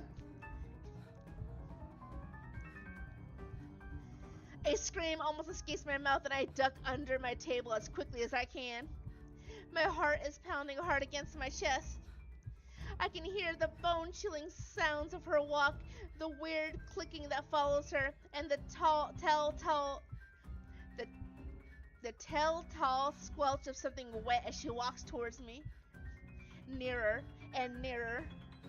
Oh God. The sounds are slowly getting louder. The only thing keeping the whimper from escaping me is my hand as it covers my mouth. Someone, please save me. Anyone. I close my eyes, muttering a continuous stream of prayers, all while attempting to steady my own breathing. Please, please, don't let her hear me. Ah! No! Oh, what do you mean? Oh, fuck. I may have killed her. Oh, no. Our Father, who art in heaven, hallowed be I thy fucked name. that up really Thy kingdom badly, oh come, no. Thy will be done, on earth as it is in heaven. Give us this day our daily bread, and forgive us our trespasses, as we forgive those who trespass Girl, I against us. failed that minigame. I think you're screwed. I'm sorry. And lead us not into temptation, but deliver us from evil. Amen. When the last lines of my prayer have left me, all that remains is a hush. None of her footsteps, nor those chilling sounds she makes. Only silence. Is it safe? Another second passes when nothing comes. What? What? Ah! Okay. Hi. Oh, I don't like that. Oh, that was a game over screen. Okay. What do you mean, would? Continue. Let's try that again, shall we? Please don't let her hear me. Oh, God. Okay. Okay. Yay! We did it this time. Thank God. You should know. You know what? I'm not even surprised. I shouldn't be surprised. I shouldn't be surprised. The second minute stretched out before me, agonizingly. Is she gone? Slowly open my eyes to take a peek. Oh my goodness. Oh. I don't dare to move or make a noise. In the face of such terror, I can only beg, let out silent pleas to whoever is out there. I have a new relationship. With who? It said new. With who?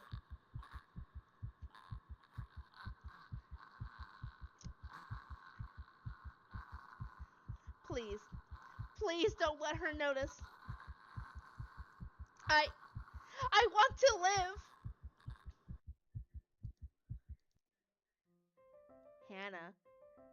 Wait, we're swapping perspectives now?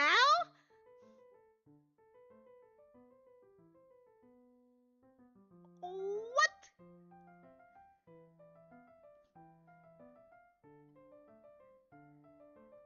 Huh? Oh. Okay.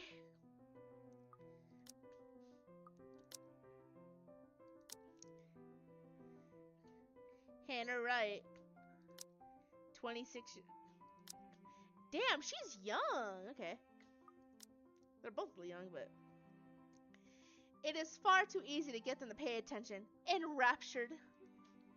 They hang on to my every word and follow my every move. Hold on a second.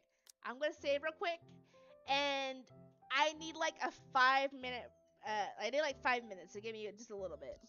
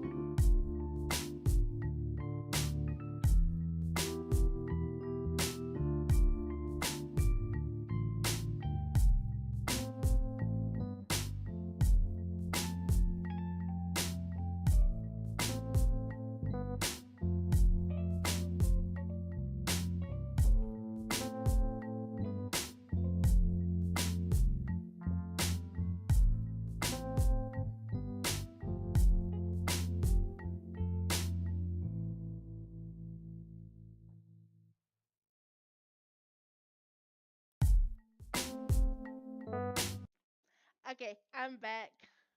I just needed to rest my voice for a few seconds and get some water. I'm good. We're back. Okay,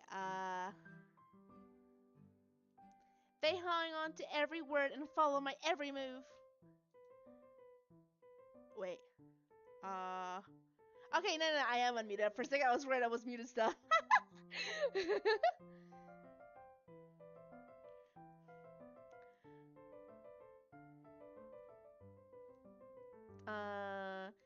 All of it would have been stifling had I not grown used to such stares. Most are respectful, some are hostile, if we are honest. And if you are downright inappropriate. After all, I am... Hannah Wright! Oh my god, this guy. His voice. I feel like I've heard his voice somewhere before. Huh.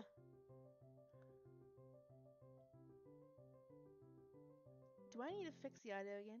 Maybe. Right about there. Yeah. There we go.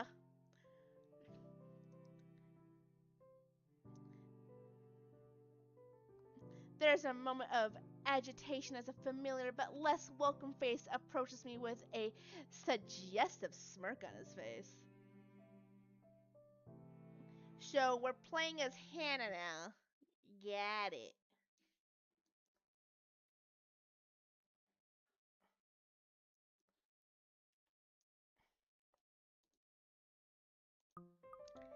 Thanks. There's a moment of agitation as a familiar but less than welcome face. Okay, this guy.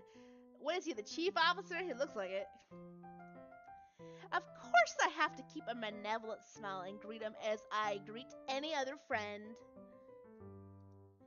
After all, this man could turn heads, being famous in his own right. Officer Lee! What a pleasant surprise. I didn't think you'd have the time to attend tonight's party. He is more Luke's friend than mine. Really, and I'm quite sure I only invited his wife. Much like I am only friends with the chief inspector because of Luke. Luke is only friends with Rochelle because of me.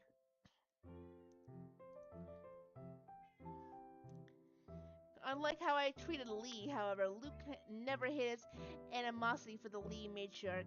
It was an odd sort of friendship where we would have an awkward double dates. I don't even recall his first name. It started with an N, I think. I might be wrong.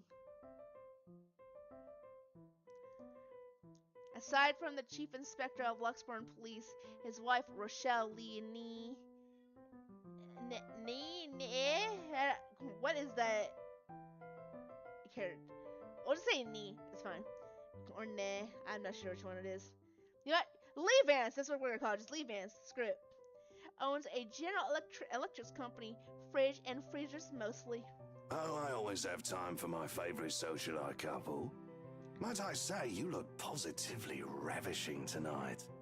Ah, thanks. You're kind of weird, dude. You're a little weird.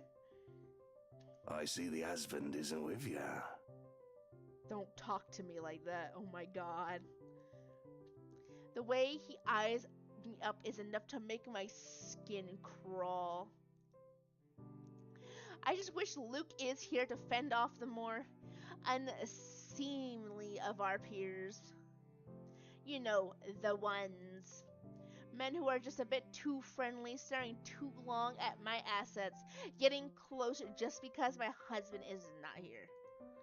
And to think, they have the gall to do this at my own party. In my own house, if I might add. But like any high society woman with her salt, or worth her salt, I know how to handle it with grace and dignity. I suppose you are looking pleasant as well. Luke's busy with work, unfortunately. Rochelle isn't here? A shame. I do hope he isn't causing you much trouble. That husband of yours can be a bit daft sometimes, acting like he's still some young bachelor. I don't think you're any better with the way you're talking to Miss Hannah, honestly. The wife sends her regards and her apologies, but something came up with a doctor and she needed to attend to it. You know her being pregnant and all. Yeah. We make small talk. Rather, I'm forced to do so, as he would not leave my side after finding his place there. Much to my chagrin, I've been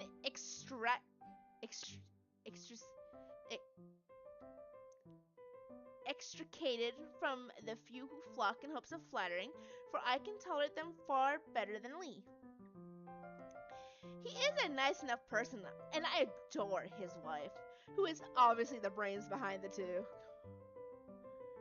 But there is something unsettling about him. I do not trust him as much as I want to. He regaled to me tales of the Luxbourne Police Department, a different affair to the usual gossip I am privy to, and though I loathe to admit it, it is interesting nonetheless. I mean, it's a little interesting. It's kind of interesting. I wouldn't call it super interesting, but it's a little interesting. Macchiato, what are you crying about? Come here, what's wrong? Okay. I expect the topic of Mrs. to die out quickly, which would be understandable enough due to the confidential nature of his work. But oh boy, was I wrong. So, we're in civvies, I steal and drive off with one of the police mobiles, right? In the mirror, I see the mutant chasing on foot and screaming about theft. Damn, are you talking about Ash? The look on his face was priceless when I parked in the garage. Oh my. You made him chase you all the way home for a prank. What did Rochelle have to say about that? Rochelle has a strange love and hate affair with Lee. He is a married man who did not grow up past his early 20s, judging by the way he acts. Surprisingly enough, they've been married for a good 20 years. A lifetime if compared to my marriage of 7 years with Luke. I, on the other hand, well, Luke is no Lee. I should be happy about that, I suppose. Although my darling did have his moments. The wife pulled my ear and gave me a good talking to, though. Besides, we live in a flat a block away, so it wasn't much of a grand chase. Weren't you living in a house near the countryside? Moved for work, you know. Or you probably don't. Macchiato, what's wrong? Come here. Macchiato, what's wrong, buddy? Come here. What? Boop. Boop. Boop. Nose boops. Boop. He's being a little sassy right now. Macchiato, what are you being sassy for? No, I don't. But a flat in downtown. I suppose if that's what you like. Hey.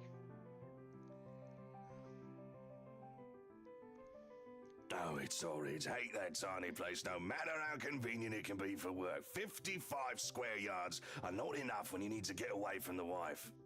That sounds pretty big, actually, in my opinion, but whatever. I wouldn't mind a place away from the city. Even started looking at the ads. I spied an interesting lot, actually. Heard it was finally put up for sale. Or that something mansion, you know the one with all the ghost stories. I know what he's talking about. There are really only a few urban legends around here. It's... the Ermagood Mansion? That's the one. Worthy of a king it is. I'd buy it myself, but Rochelle would only gripe if I brought it up to her. Not to mention all the expenses a place like that will be a real fixer-upper. I am. Hi, Rekka. You missed quite a few spooks.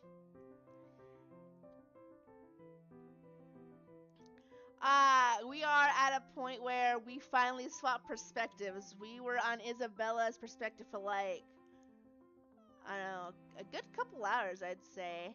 And now we're at Hannah's perspective, so... You also have to find someone willing to work there with how superstitious people can be. Mm-hmm. If it becomes a problem, just hire someone to do an exorcism. At least Hannah seems smart. Actually, I do know of someone who could be up to the task. Oh? You remember the Ludgates party at their Christchurch summer residence? How are you, Rekka? Are you having a good night so far? Of course. It was an excellent soiree. Everything was so classy, too. Such good taste. Oh, that place was a pigsty until they hired out this interior designer and they turned it into a bloody palace. She worked for the Exodus for their apartment in Soho too, and they recommended her when we were looking up pieces for our beach house in Porto Colom. I think I have a business card right at... No, I must have left it in my other jacket. Whoopsies. Anyway, she's called, what's her name? McCullough, Marianne, I believe, yes. But truly, if anyone were to get that place in McCullough, well, they'd be the envy and the talk of the town. Huh. Well, if you put it that way, I might just snatch it up for myself. This place was starting to feel a bit small lately anyway. Sure, a 3-story penthouse might not fit the definition of small to some people. Okay, maybe a lot of people. But it isn't big enough to have grand parties in. As it is, I only invited about 30 people to this one, and it already feels cramped in here. It certainly would be nice if I didn't have to ride an elevator up and down several floors before I could get anywhere as well. All Luke's words, not mine. Besides, I have been looking for a good anniversary gift. Luke might like this one. Come here, Macchiato. Hi, buddy. Come here. Where is he anyways? October 21st, Friday. Luke is dressed to the nines as he usually is, and he looks ready for whatever the day will throw at him.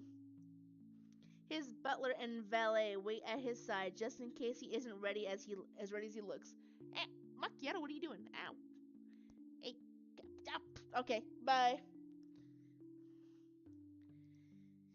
What is confusing me is the fact that he is on his way out of the penthouse, considering we won't have anywhere to go until much later. Where are you going? I am to attend the Triad Autumn Tasting. I do believe I informed you of this 2 weeks ago. Yes. And might I remind you that I had stricken that off your schedule?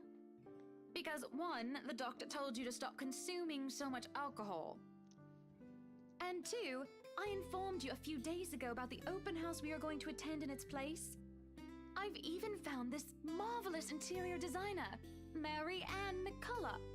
It's a 3.5-hour drive to Cardiff. I don't have time for this. Sure you do. This is like that little party you threw all over again. You don't inform me of it, and you expect me to stay and be a gracious host when I have business elsewhere. Meh? You know how I operate, Hana. Unless this was penciled in, I am sticking to my schedule. If I may intrude, the madam is correct. Your physician did insist you moderate your drinking, unless you wish to incur acute pancreatitis. And you did have this open house penciled in last Wednesday morning. Bullocks, I don't remember doing so. Well, sounds like you should get better at that. Well, you did. While very hungover, in fact. He did. Moaned about me being too loud, but gave in after some pushing. Perhaps it was a bit too cruel and manipulative of me, but... Whose side are you on? Come on, Luke. You promised we'd do whatever I want this weekend. Gordon Bennett, fine. I am giving this house tour of yours a chance. But if it proves to be a waste of time, I am going to Cardiff, and you are going to take a cab home. Dang, rude. Are we clear? It's just a bit of a husband and wife tit for tat, isn't it? All couples have their arguments. Once the honeymoon phase is over, as they seem to call it, reality sets in that you and your partner might not always see eye to eye. Perhaps it has been the years. 7 of them is nothing to scoff at. I just cannot bloody believe I agreed to this. I was really looking forward to the triad tasting. Though sometimes I think it's something a bit more than just simple disagreements, and I have to stop myself from wondering where we went wrong. There's always the Triad Christmas tasting in Manchester next month, and that'll only be an hour and a half drive. Have I been neglectful? Have I offended? Have I acted shamefully? Yes, but Cardiff.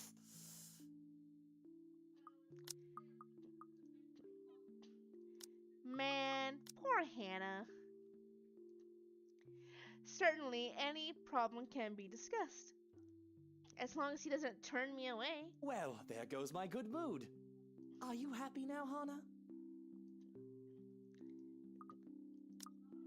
Remain silent or defend myself. Screw you, dude. I'm defending myself. Yes, I am very happy, Luke. Because for once in a very long time, we are doing what I want. I'm ecstatic. Understood? And this would be perfect if you stop acting like a child who needs their nappy changed. We will be leaving after lunch for the Ermengarde mansion. You are going to park your rear in the car and keep mum. And you are going to behave during the tour. Needless to say, Luke looks a bit shocked at my little outburst. He opened and closed his mouth a few times, struggling to reply before he crosses his arms to look like, well, a mopping child. Oh, my relationship went up with him for that. Dang, okay. Any more rules for this little excursion of yours, Your Highness? No wine. No wine? No wine! Unacceptable! I am already not allowed to the tasting, and you would deprive me of that simple pleasure? If I see you take one sip today, I will put the stocks under lock and key. Do you understand me? Don't forget the bottles he keeps in his dresser. What a good butler. Whose side are you on? Not yours. How Good. many times in one day can you ask that? As many times as I need you, traitor. The ride to the mansion is quiet. Unacceptable, bro. So uptight. Bro, the way he's rich, has a rich wife and a very beautiful wife, and bro acts like that. Oh my god, this dude is such a little bitch. Oh my god. The ride to the mansion is quiet, with Luke having stared out the window the entire way, not paying attention to anything around him. Meanwhile, I'm conflicted. I don't know if I should apologize for changing his plans like that. Don't. It sounds like he just does whatever he wants and never thinks of you, girl.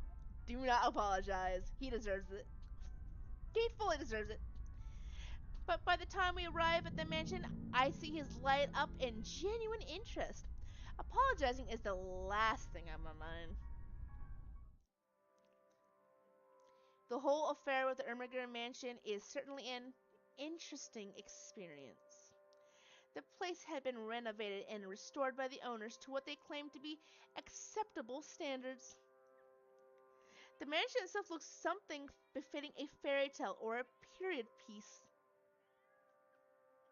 Macchiato, what are you crying about, my dude? Come here. Come here, buddy. What are you crying for? Someone's in the bathroom, and now he's just like, he's going crazy because the bathroom door's closed. Because he knows somebody's in there. It is tastefully decorated, and with a little bit of love and attention, I'm sure it can be a place Luke and I can call home.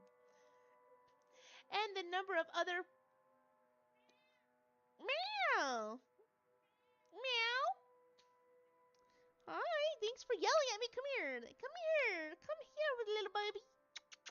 Come here. You just approached me. Come over here. Come here, sir. Meow meows. Or just sit there. Okay. He's teasing me. He walked over like, hi, mom, pet me. And then I reached out to pet him, and he's like, no, don't fucking touch me. He's meowing again. Meow. Hey, unfortunately, you can't go in there. I'm sorry. You were not invited to the bathroom. I'm sorry, dude.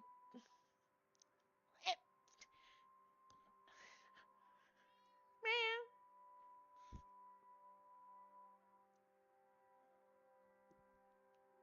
I know. How dare somebody go to the bathroom and not invite you, right, Macchiato? How dare they? How dare they? How dare they? Such a little crybaby because of something like that.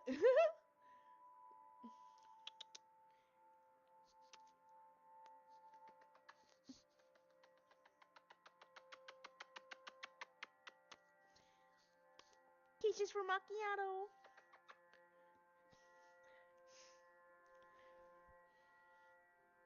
Ow.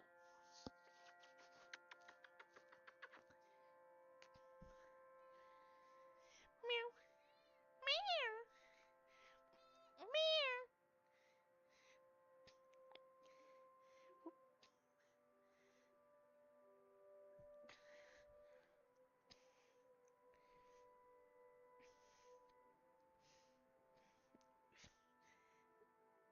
Whoop. Huh. Whew.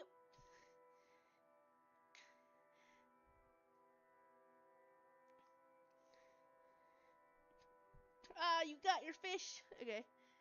I had to grab his little. He's got like a little fish toy that's on like a string. I went to go play with him for a quick second, and he loves it.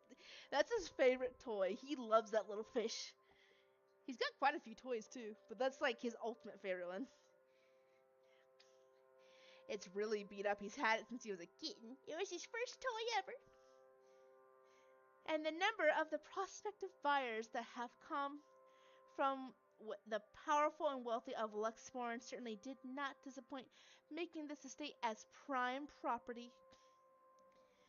The Lees are amongst the group who went with the Rose Woman, and I saw a few other notable faces, though I did not really feel like mingling.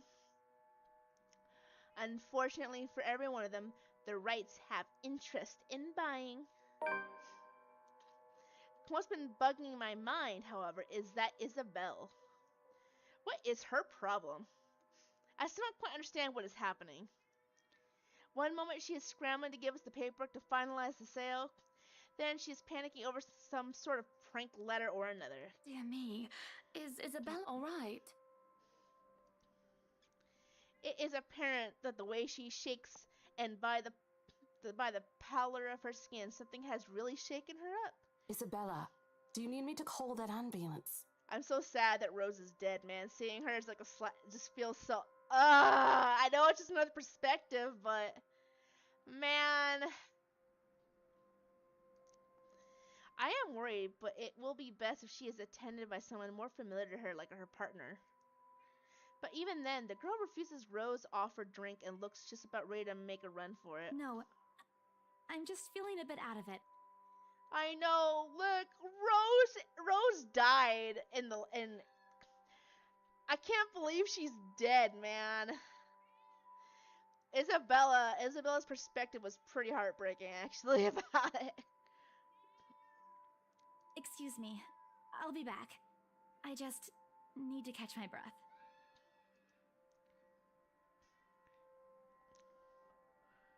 I know. And she does so, just as I predicted, and her partner falls like a concerned mother. There is an awkward air among us as we are left in the wake of whatever that was. The others murmur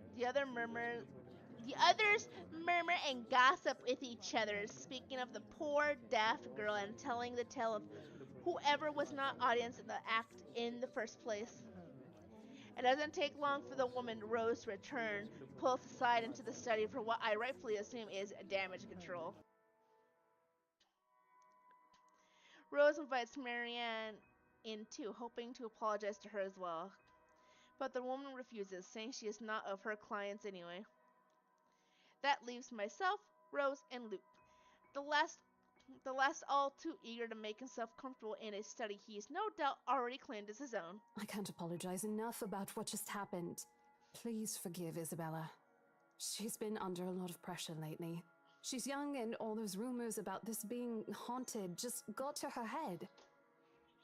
I will be right back. I gotta go use the bathroom.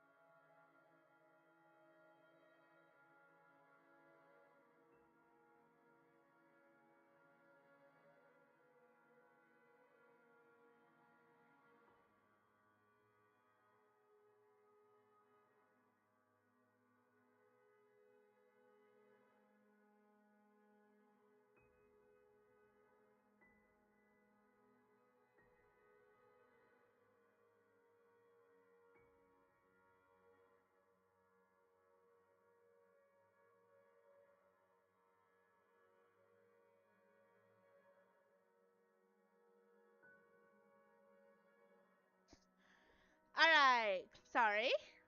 I had to use the bathroom. And it must be this terrible heat, too. Not a drop of rain for days now.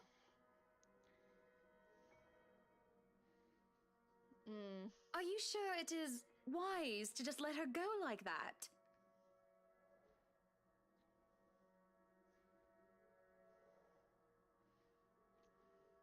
Where is the poor dear? She might get hurt.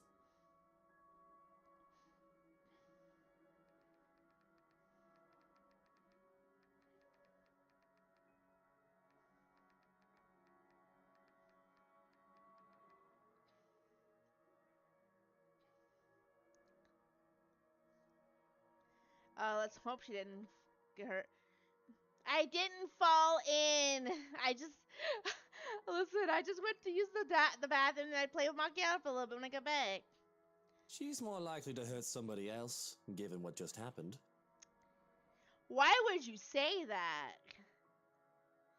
She would never. Not my Isabella. Isabella is a good person. She would never. I told her to sit down and take a break. Already rang someone to pick her up, too.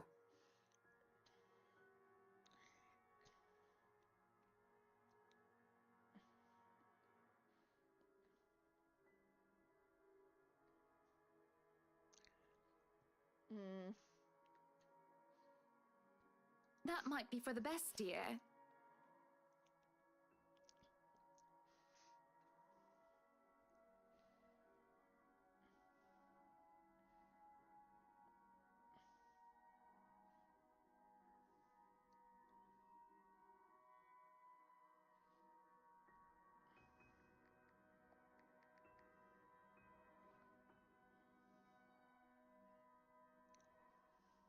But please, we're here to talk about the mansion, yes?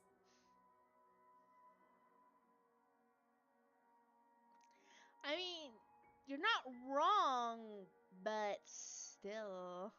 Why, I absolutely adore it. Don't you, Luke?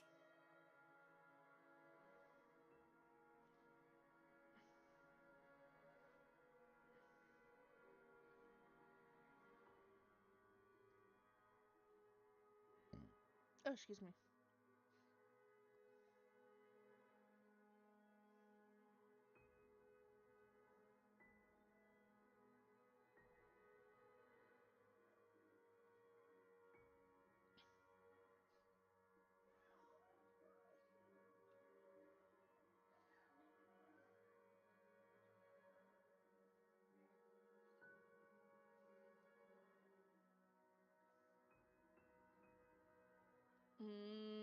I mean... Some of the rooms will certainly have to be repurposed. We want to change the appliances and have Marianne lead on the decor, but the whole thing is just lovely.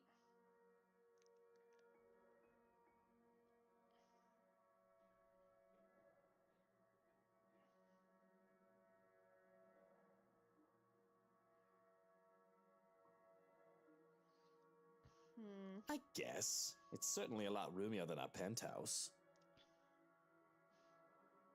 I mean, it is. But...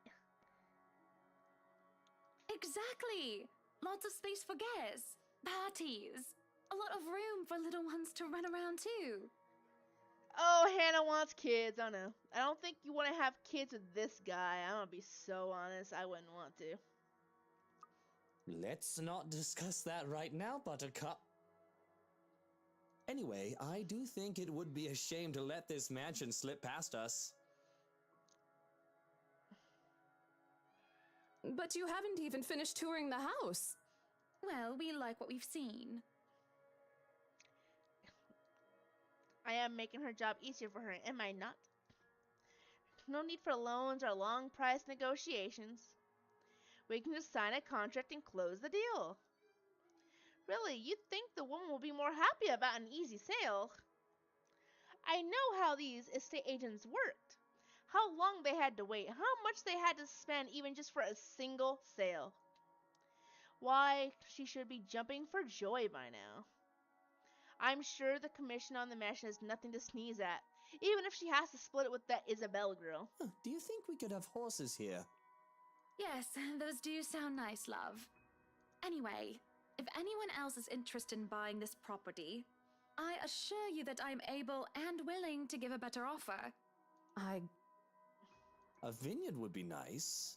Or maybe And we do reward our people quite generously, Rose.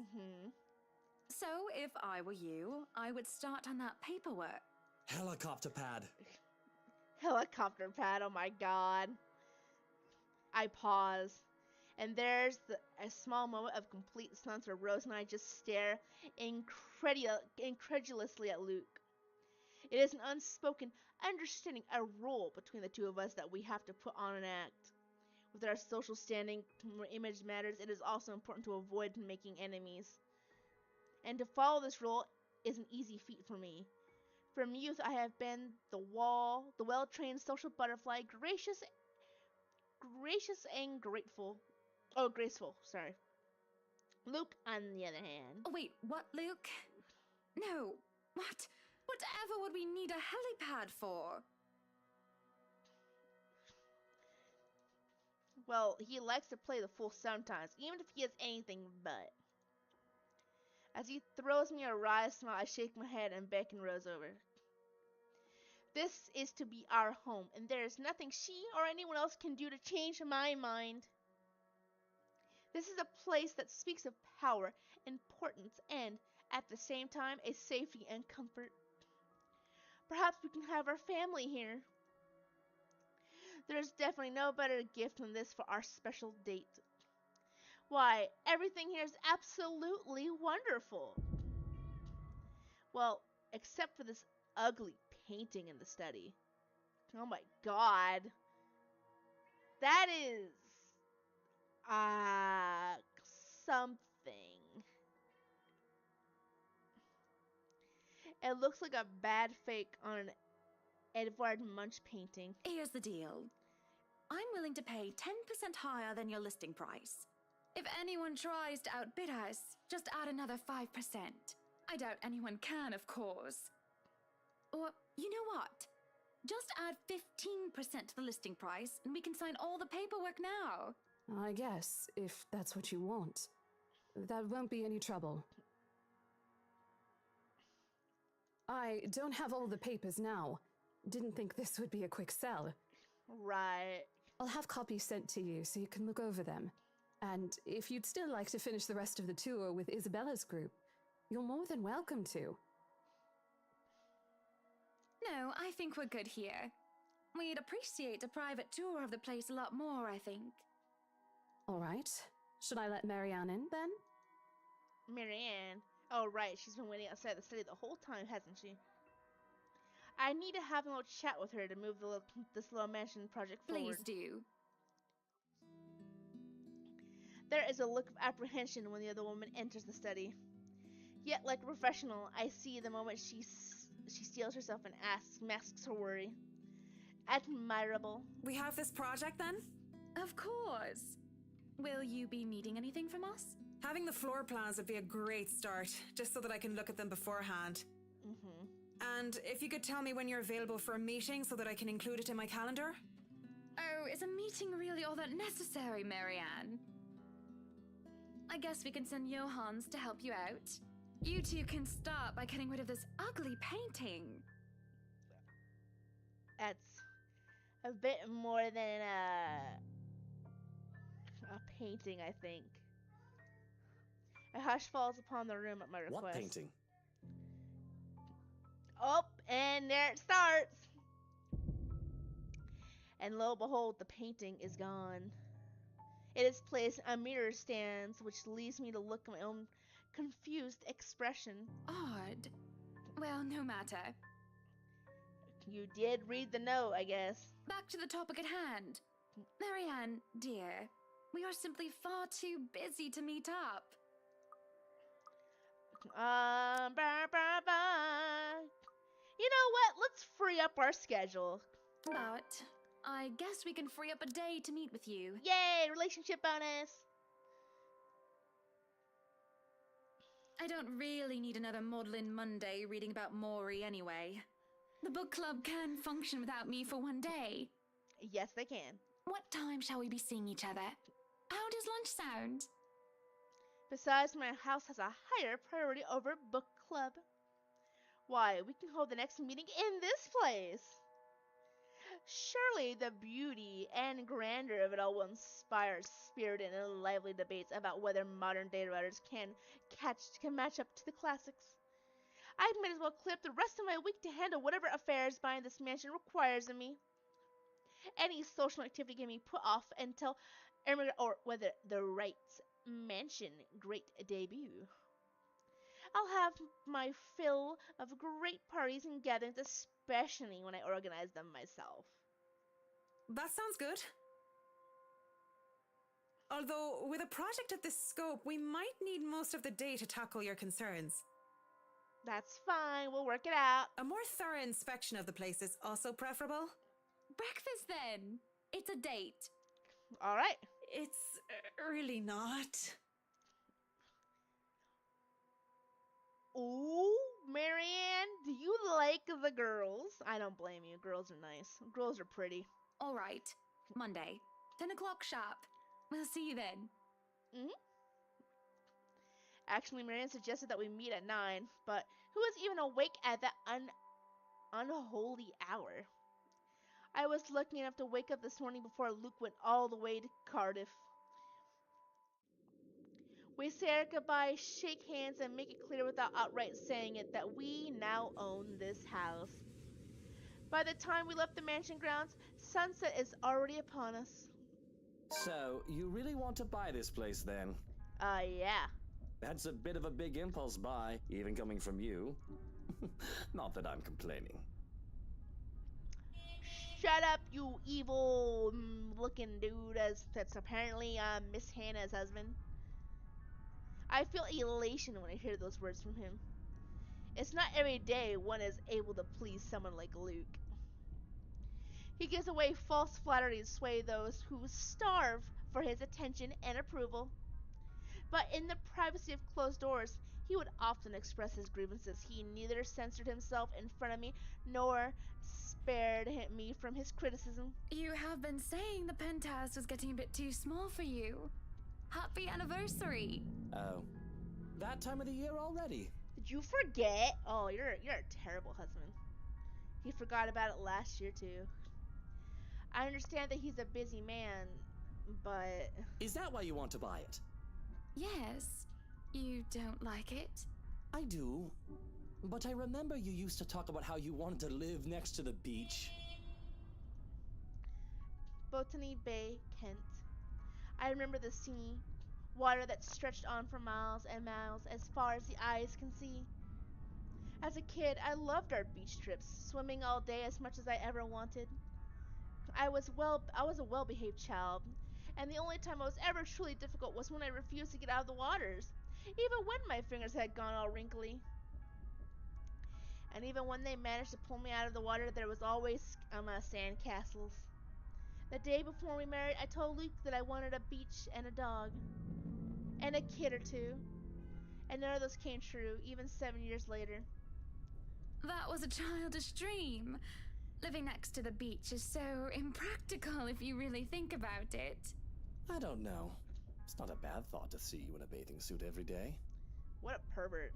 Maybe another time, love. We still have forever, don't we? You do. He says nothing, but only grabbing my hand and holding it tight as we spend the rest of the ride home in silence. I miss the sea.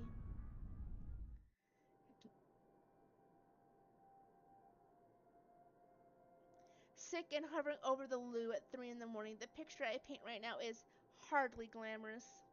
A horribly fishy taste is left in my mouth as I throw up what I had for dinner, and I hate the acrid stench that fills the lavatory. The burning sensation at the back of my throat is no help whatsoever. Oh no, she puked. I can feel another wave of nausea come up on me when the door opens. Hannah, what are you doing so early out of bed? I'm fine, love. I must have just eaten something bad. That's all I managed to say before vomiting again into the porcelain throne. Lovely. Just go back to bed, Luke. I'm going to clean up here. I refuse to look at him. I don't want him to see me like this.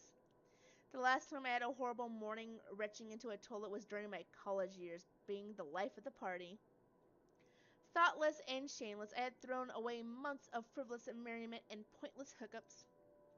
I didn't even retain any of the connections I had made at that time. Surely they still know of me and I still know of them, and we still do business from time to time. But I've lost touch with anyone who I didn't see on a daily basis.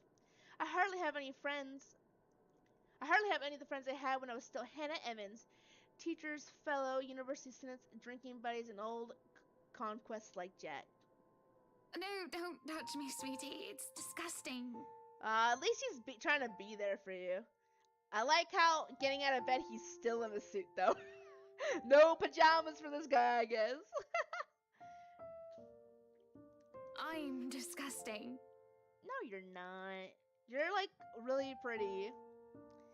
Luke sits down next to me on the toilet floor to hold my hair even as I cough up more fish. He wipes the vomit from the corner of my mouth and just stares. Do I need to fire someone? I don't feel sick. Just feeling a bit under the weather, dear.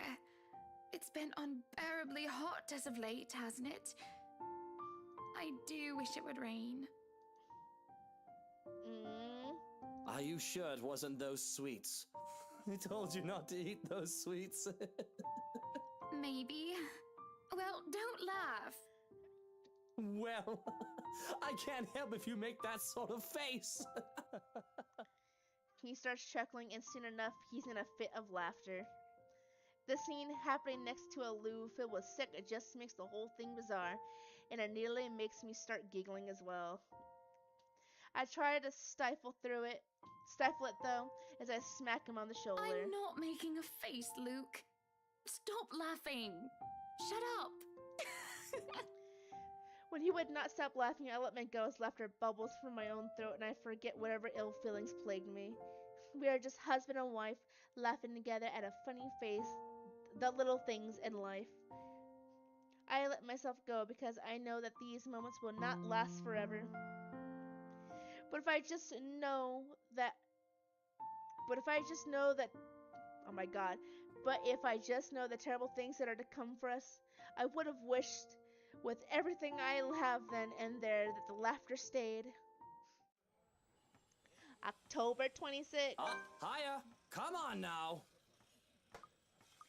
Okay, so what I'm gonna do is I'm gonna save it here. I have been live for like 7.5 hours. That's a lot. It's been a long time. I need to go let my voice rest. My throat is starting to hurt from all the reading. But I've had fun doing this. I actually really enjoy this, so maybe honestly, tomorrow's stream, we're just gonna catch up on the Wuthering Waves story and do some of the endgame content, which is not a lot, honestly. So when I'm finished with that, maybe we'll come back to this if we have enough time, since I'm off tomorrow too.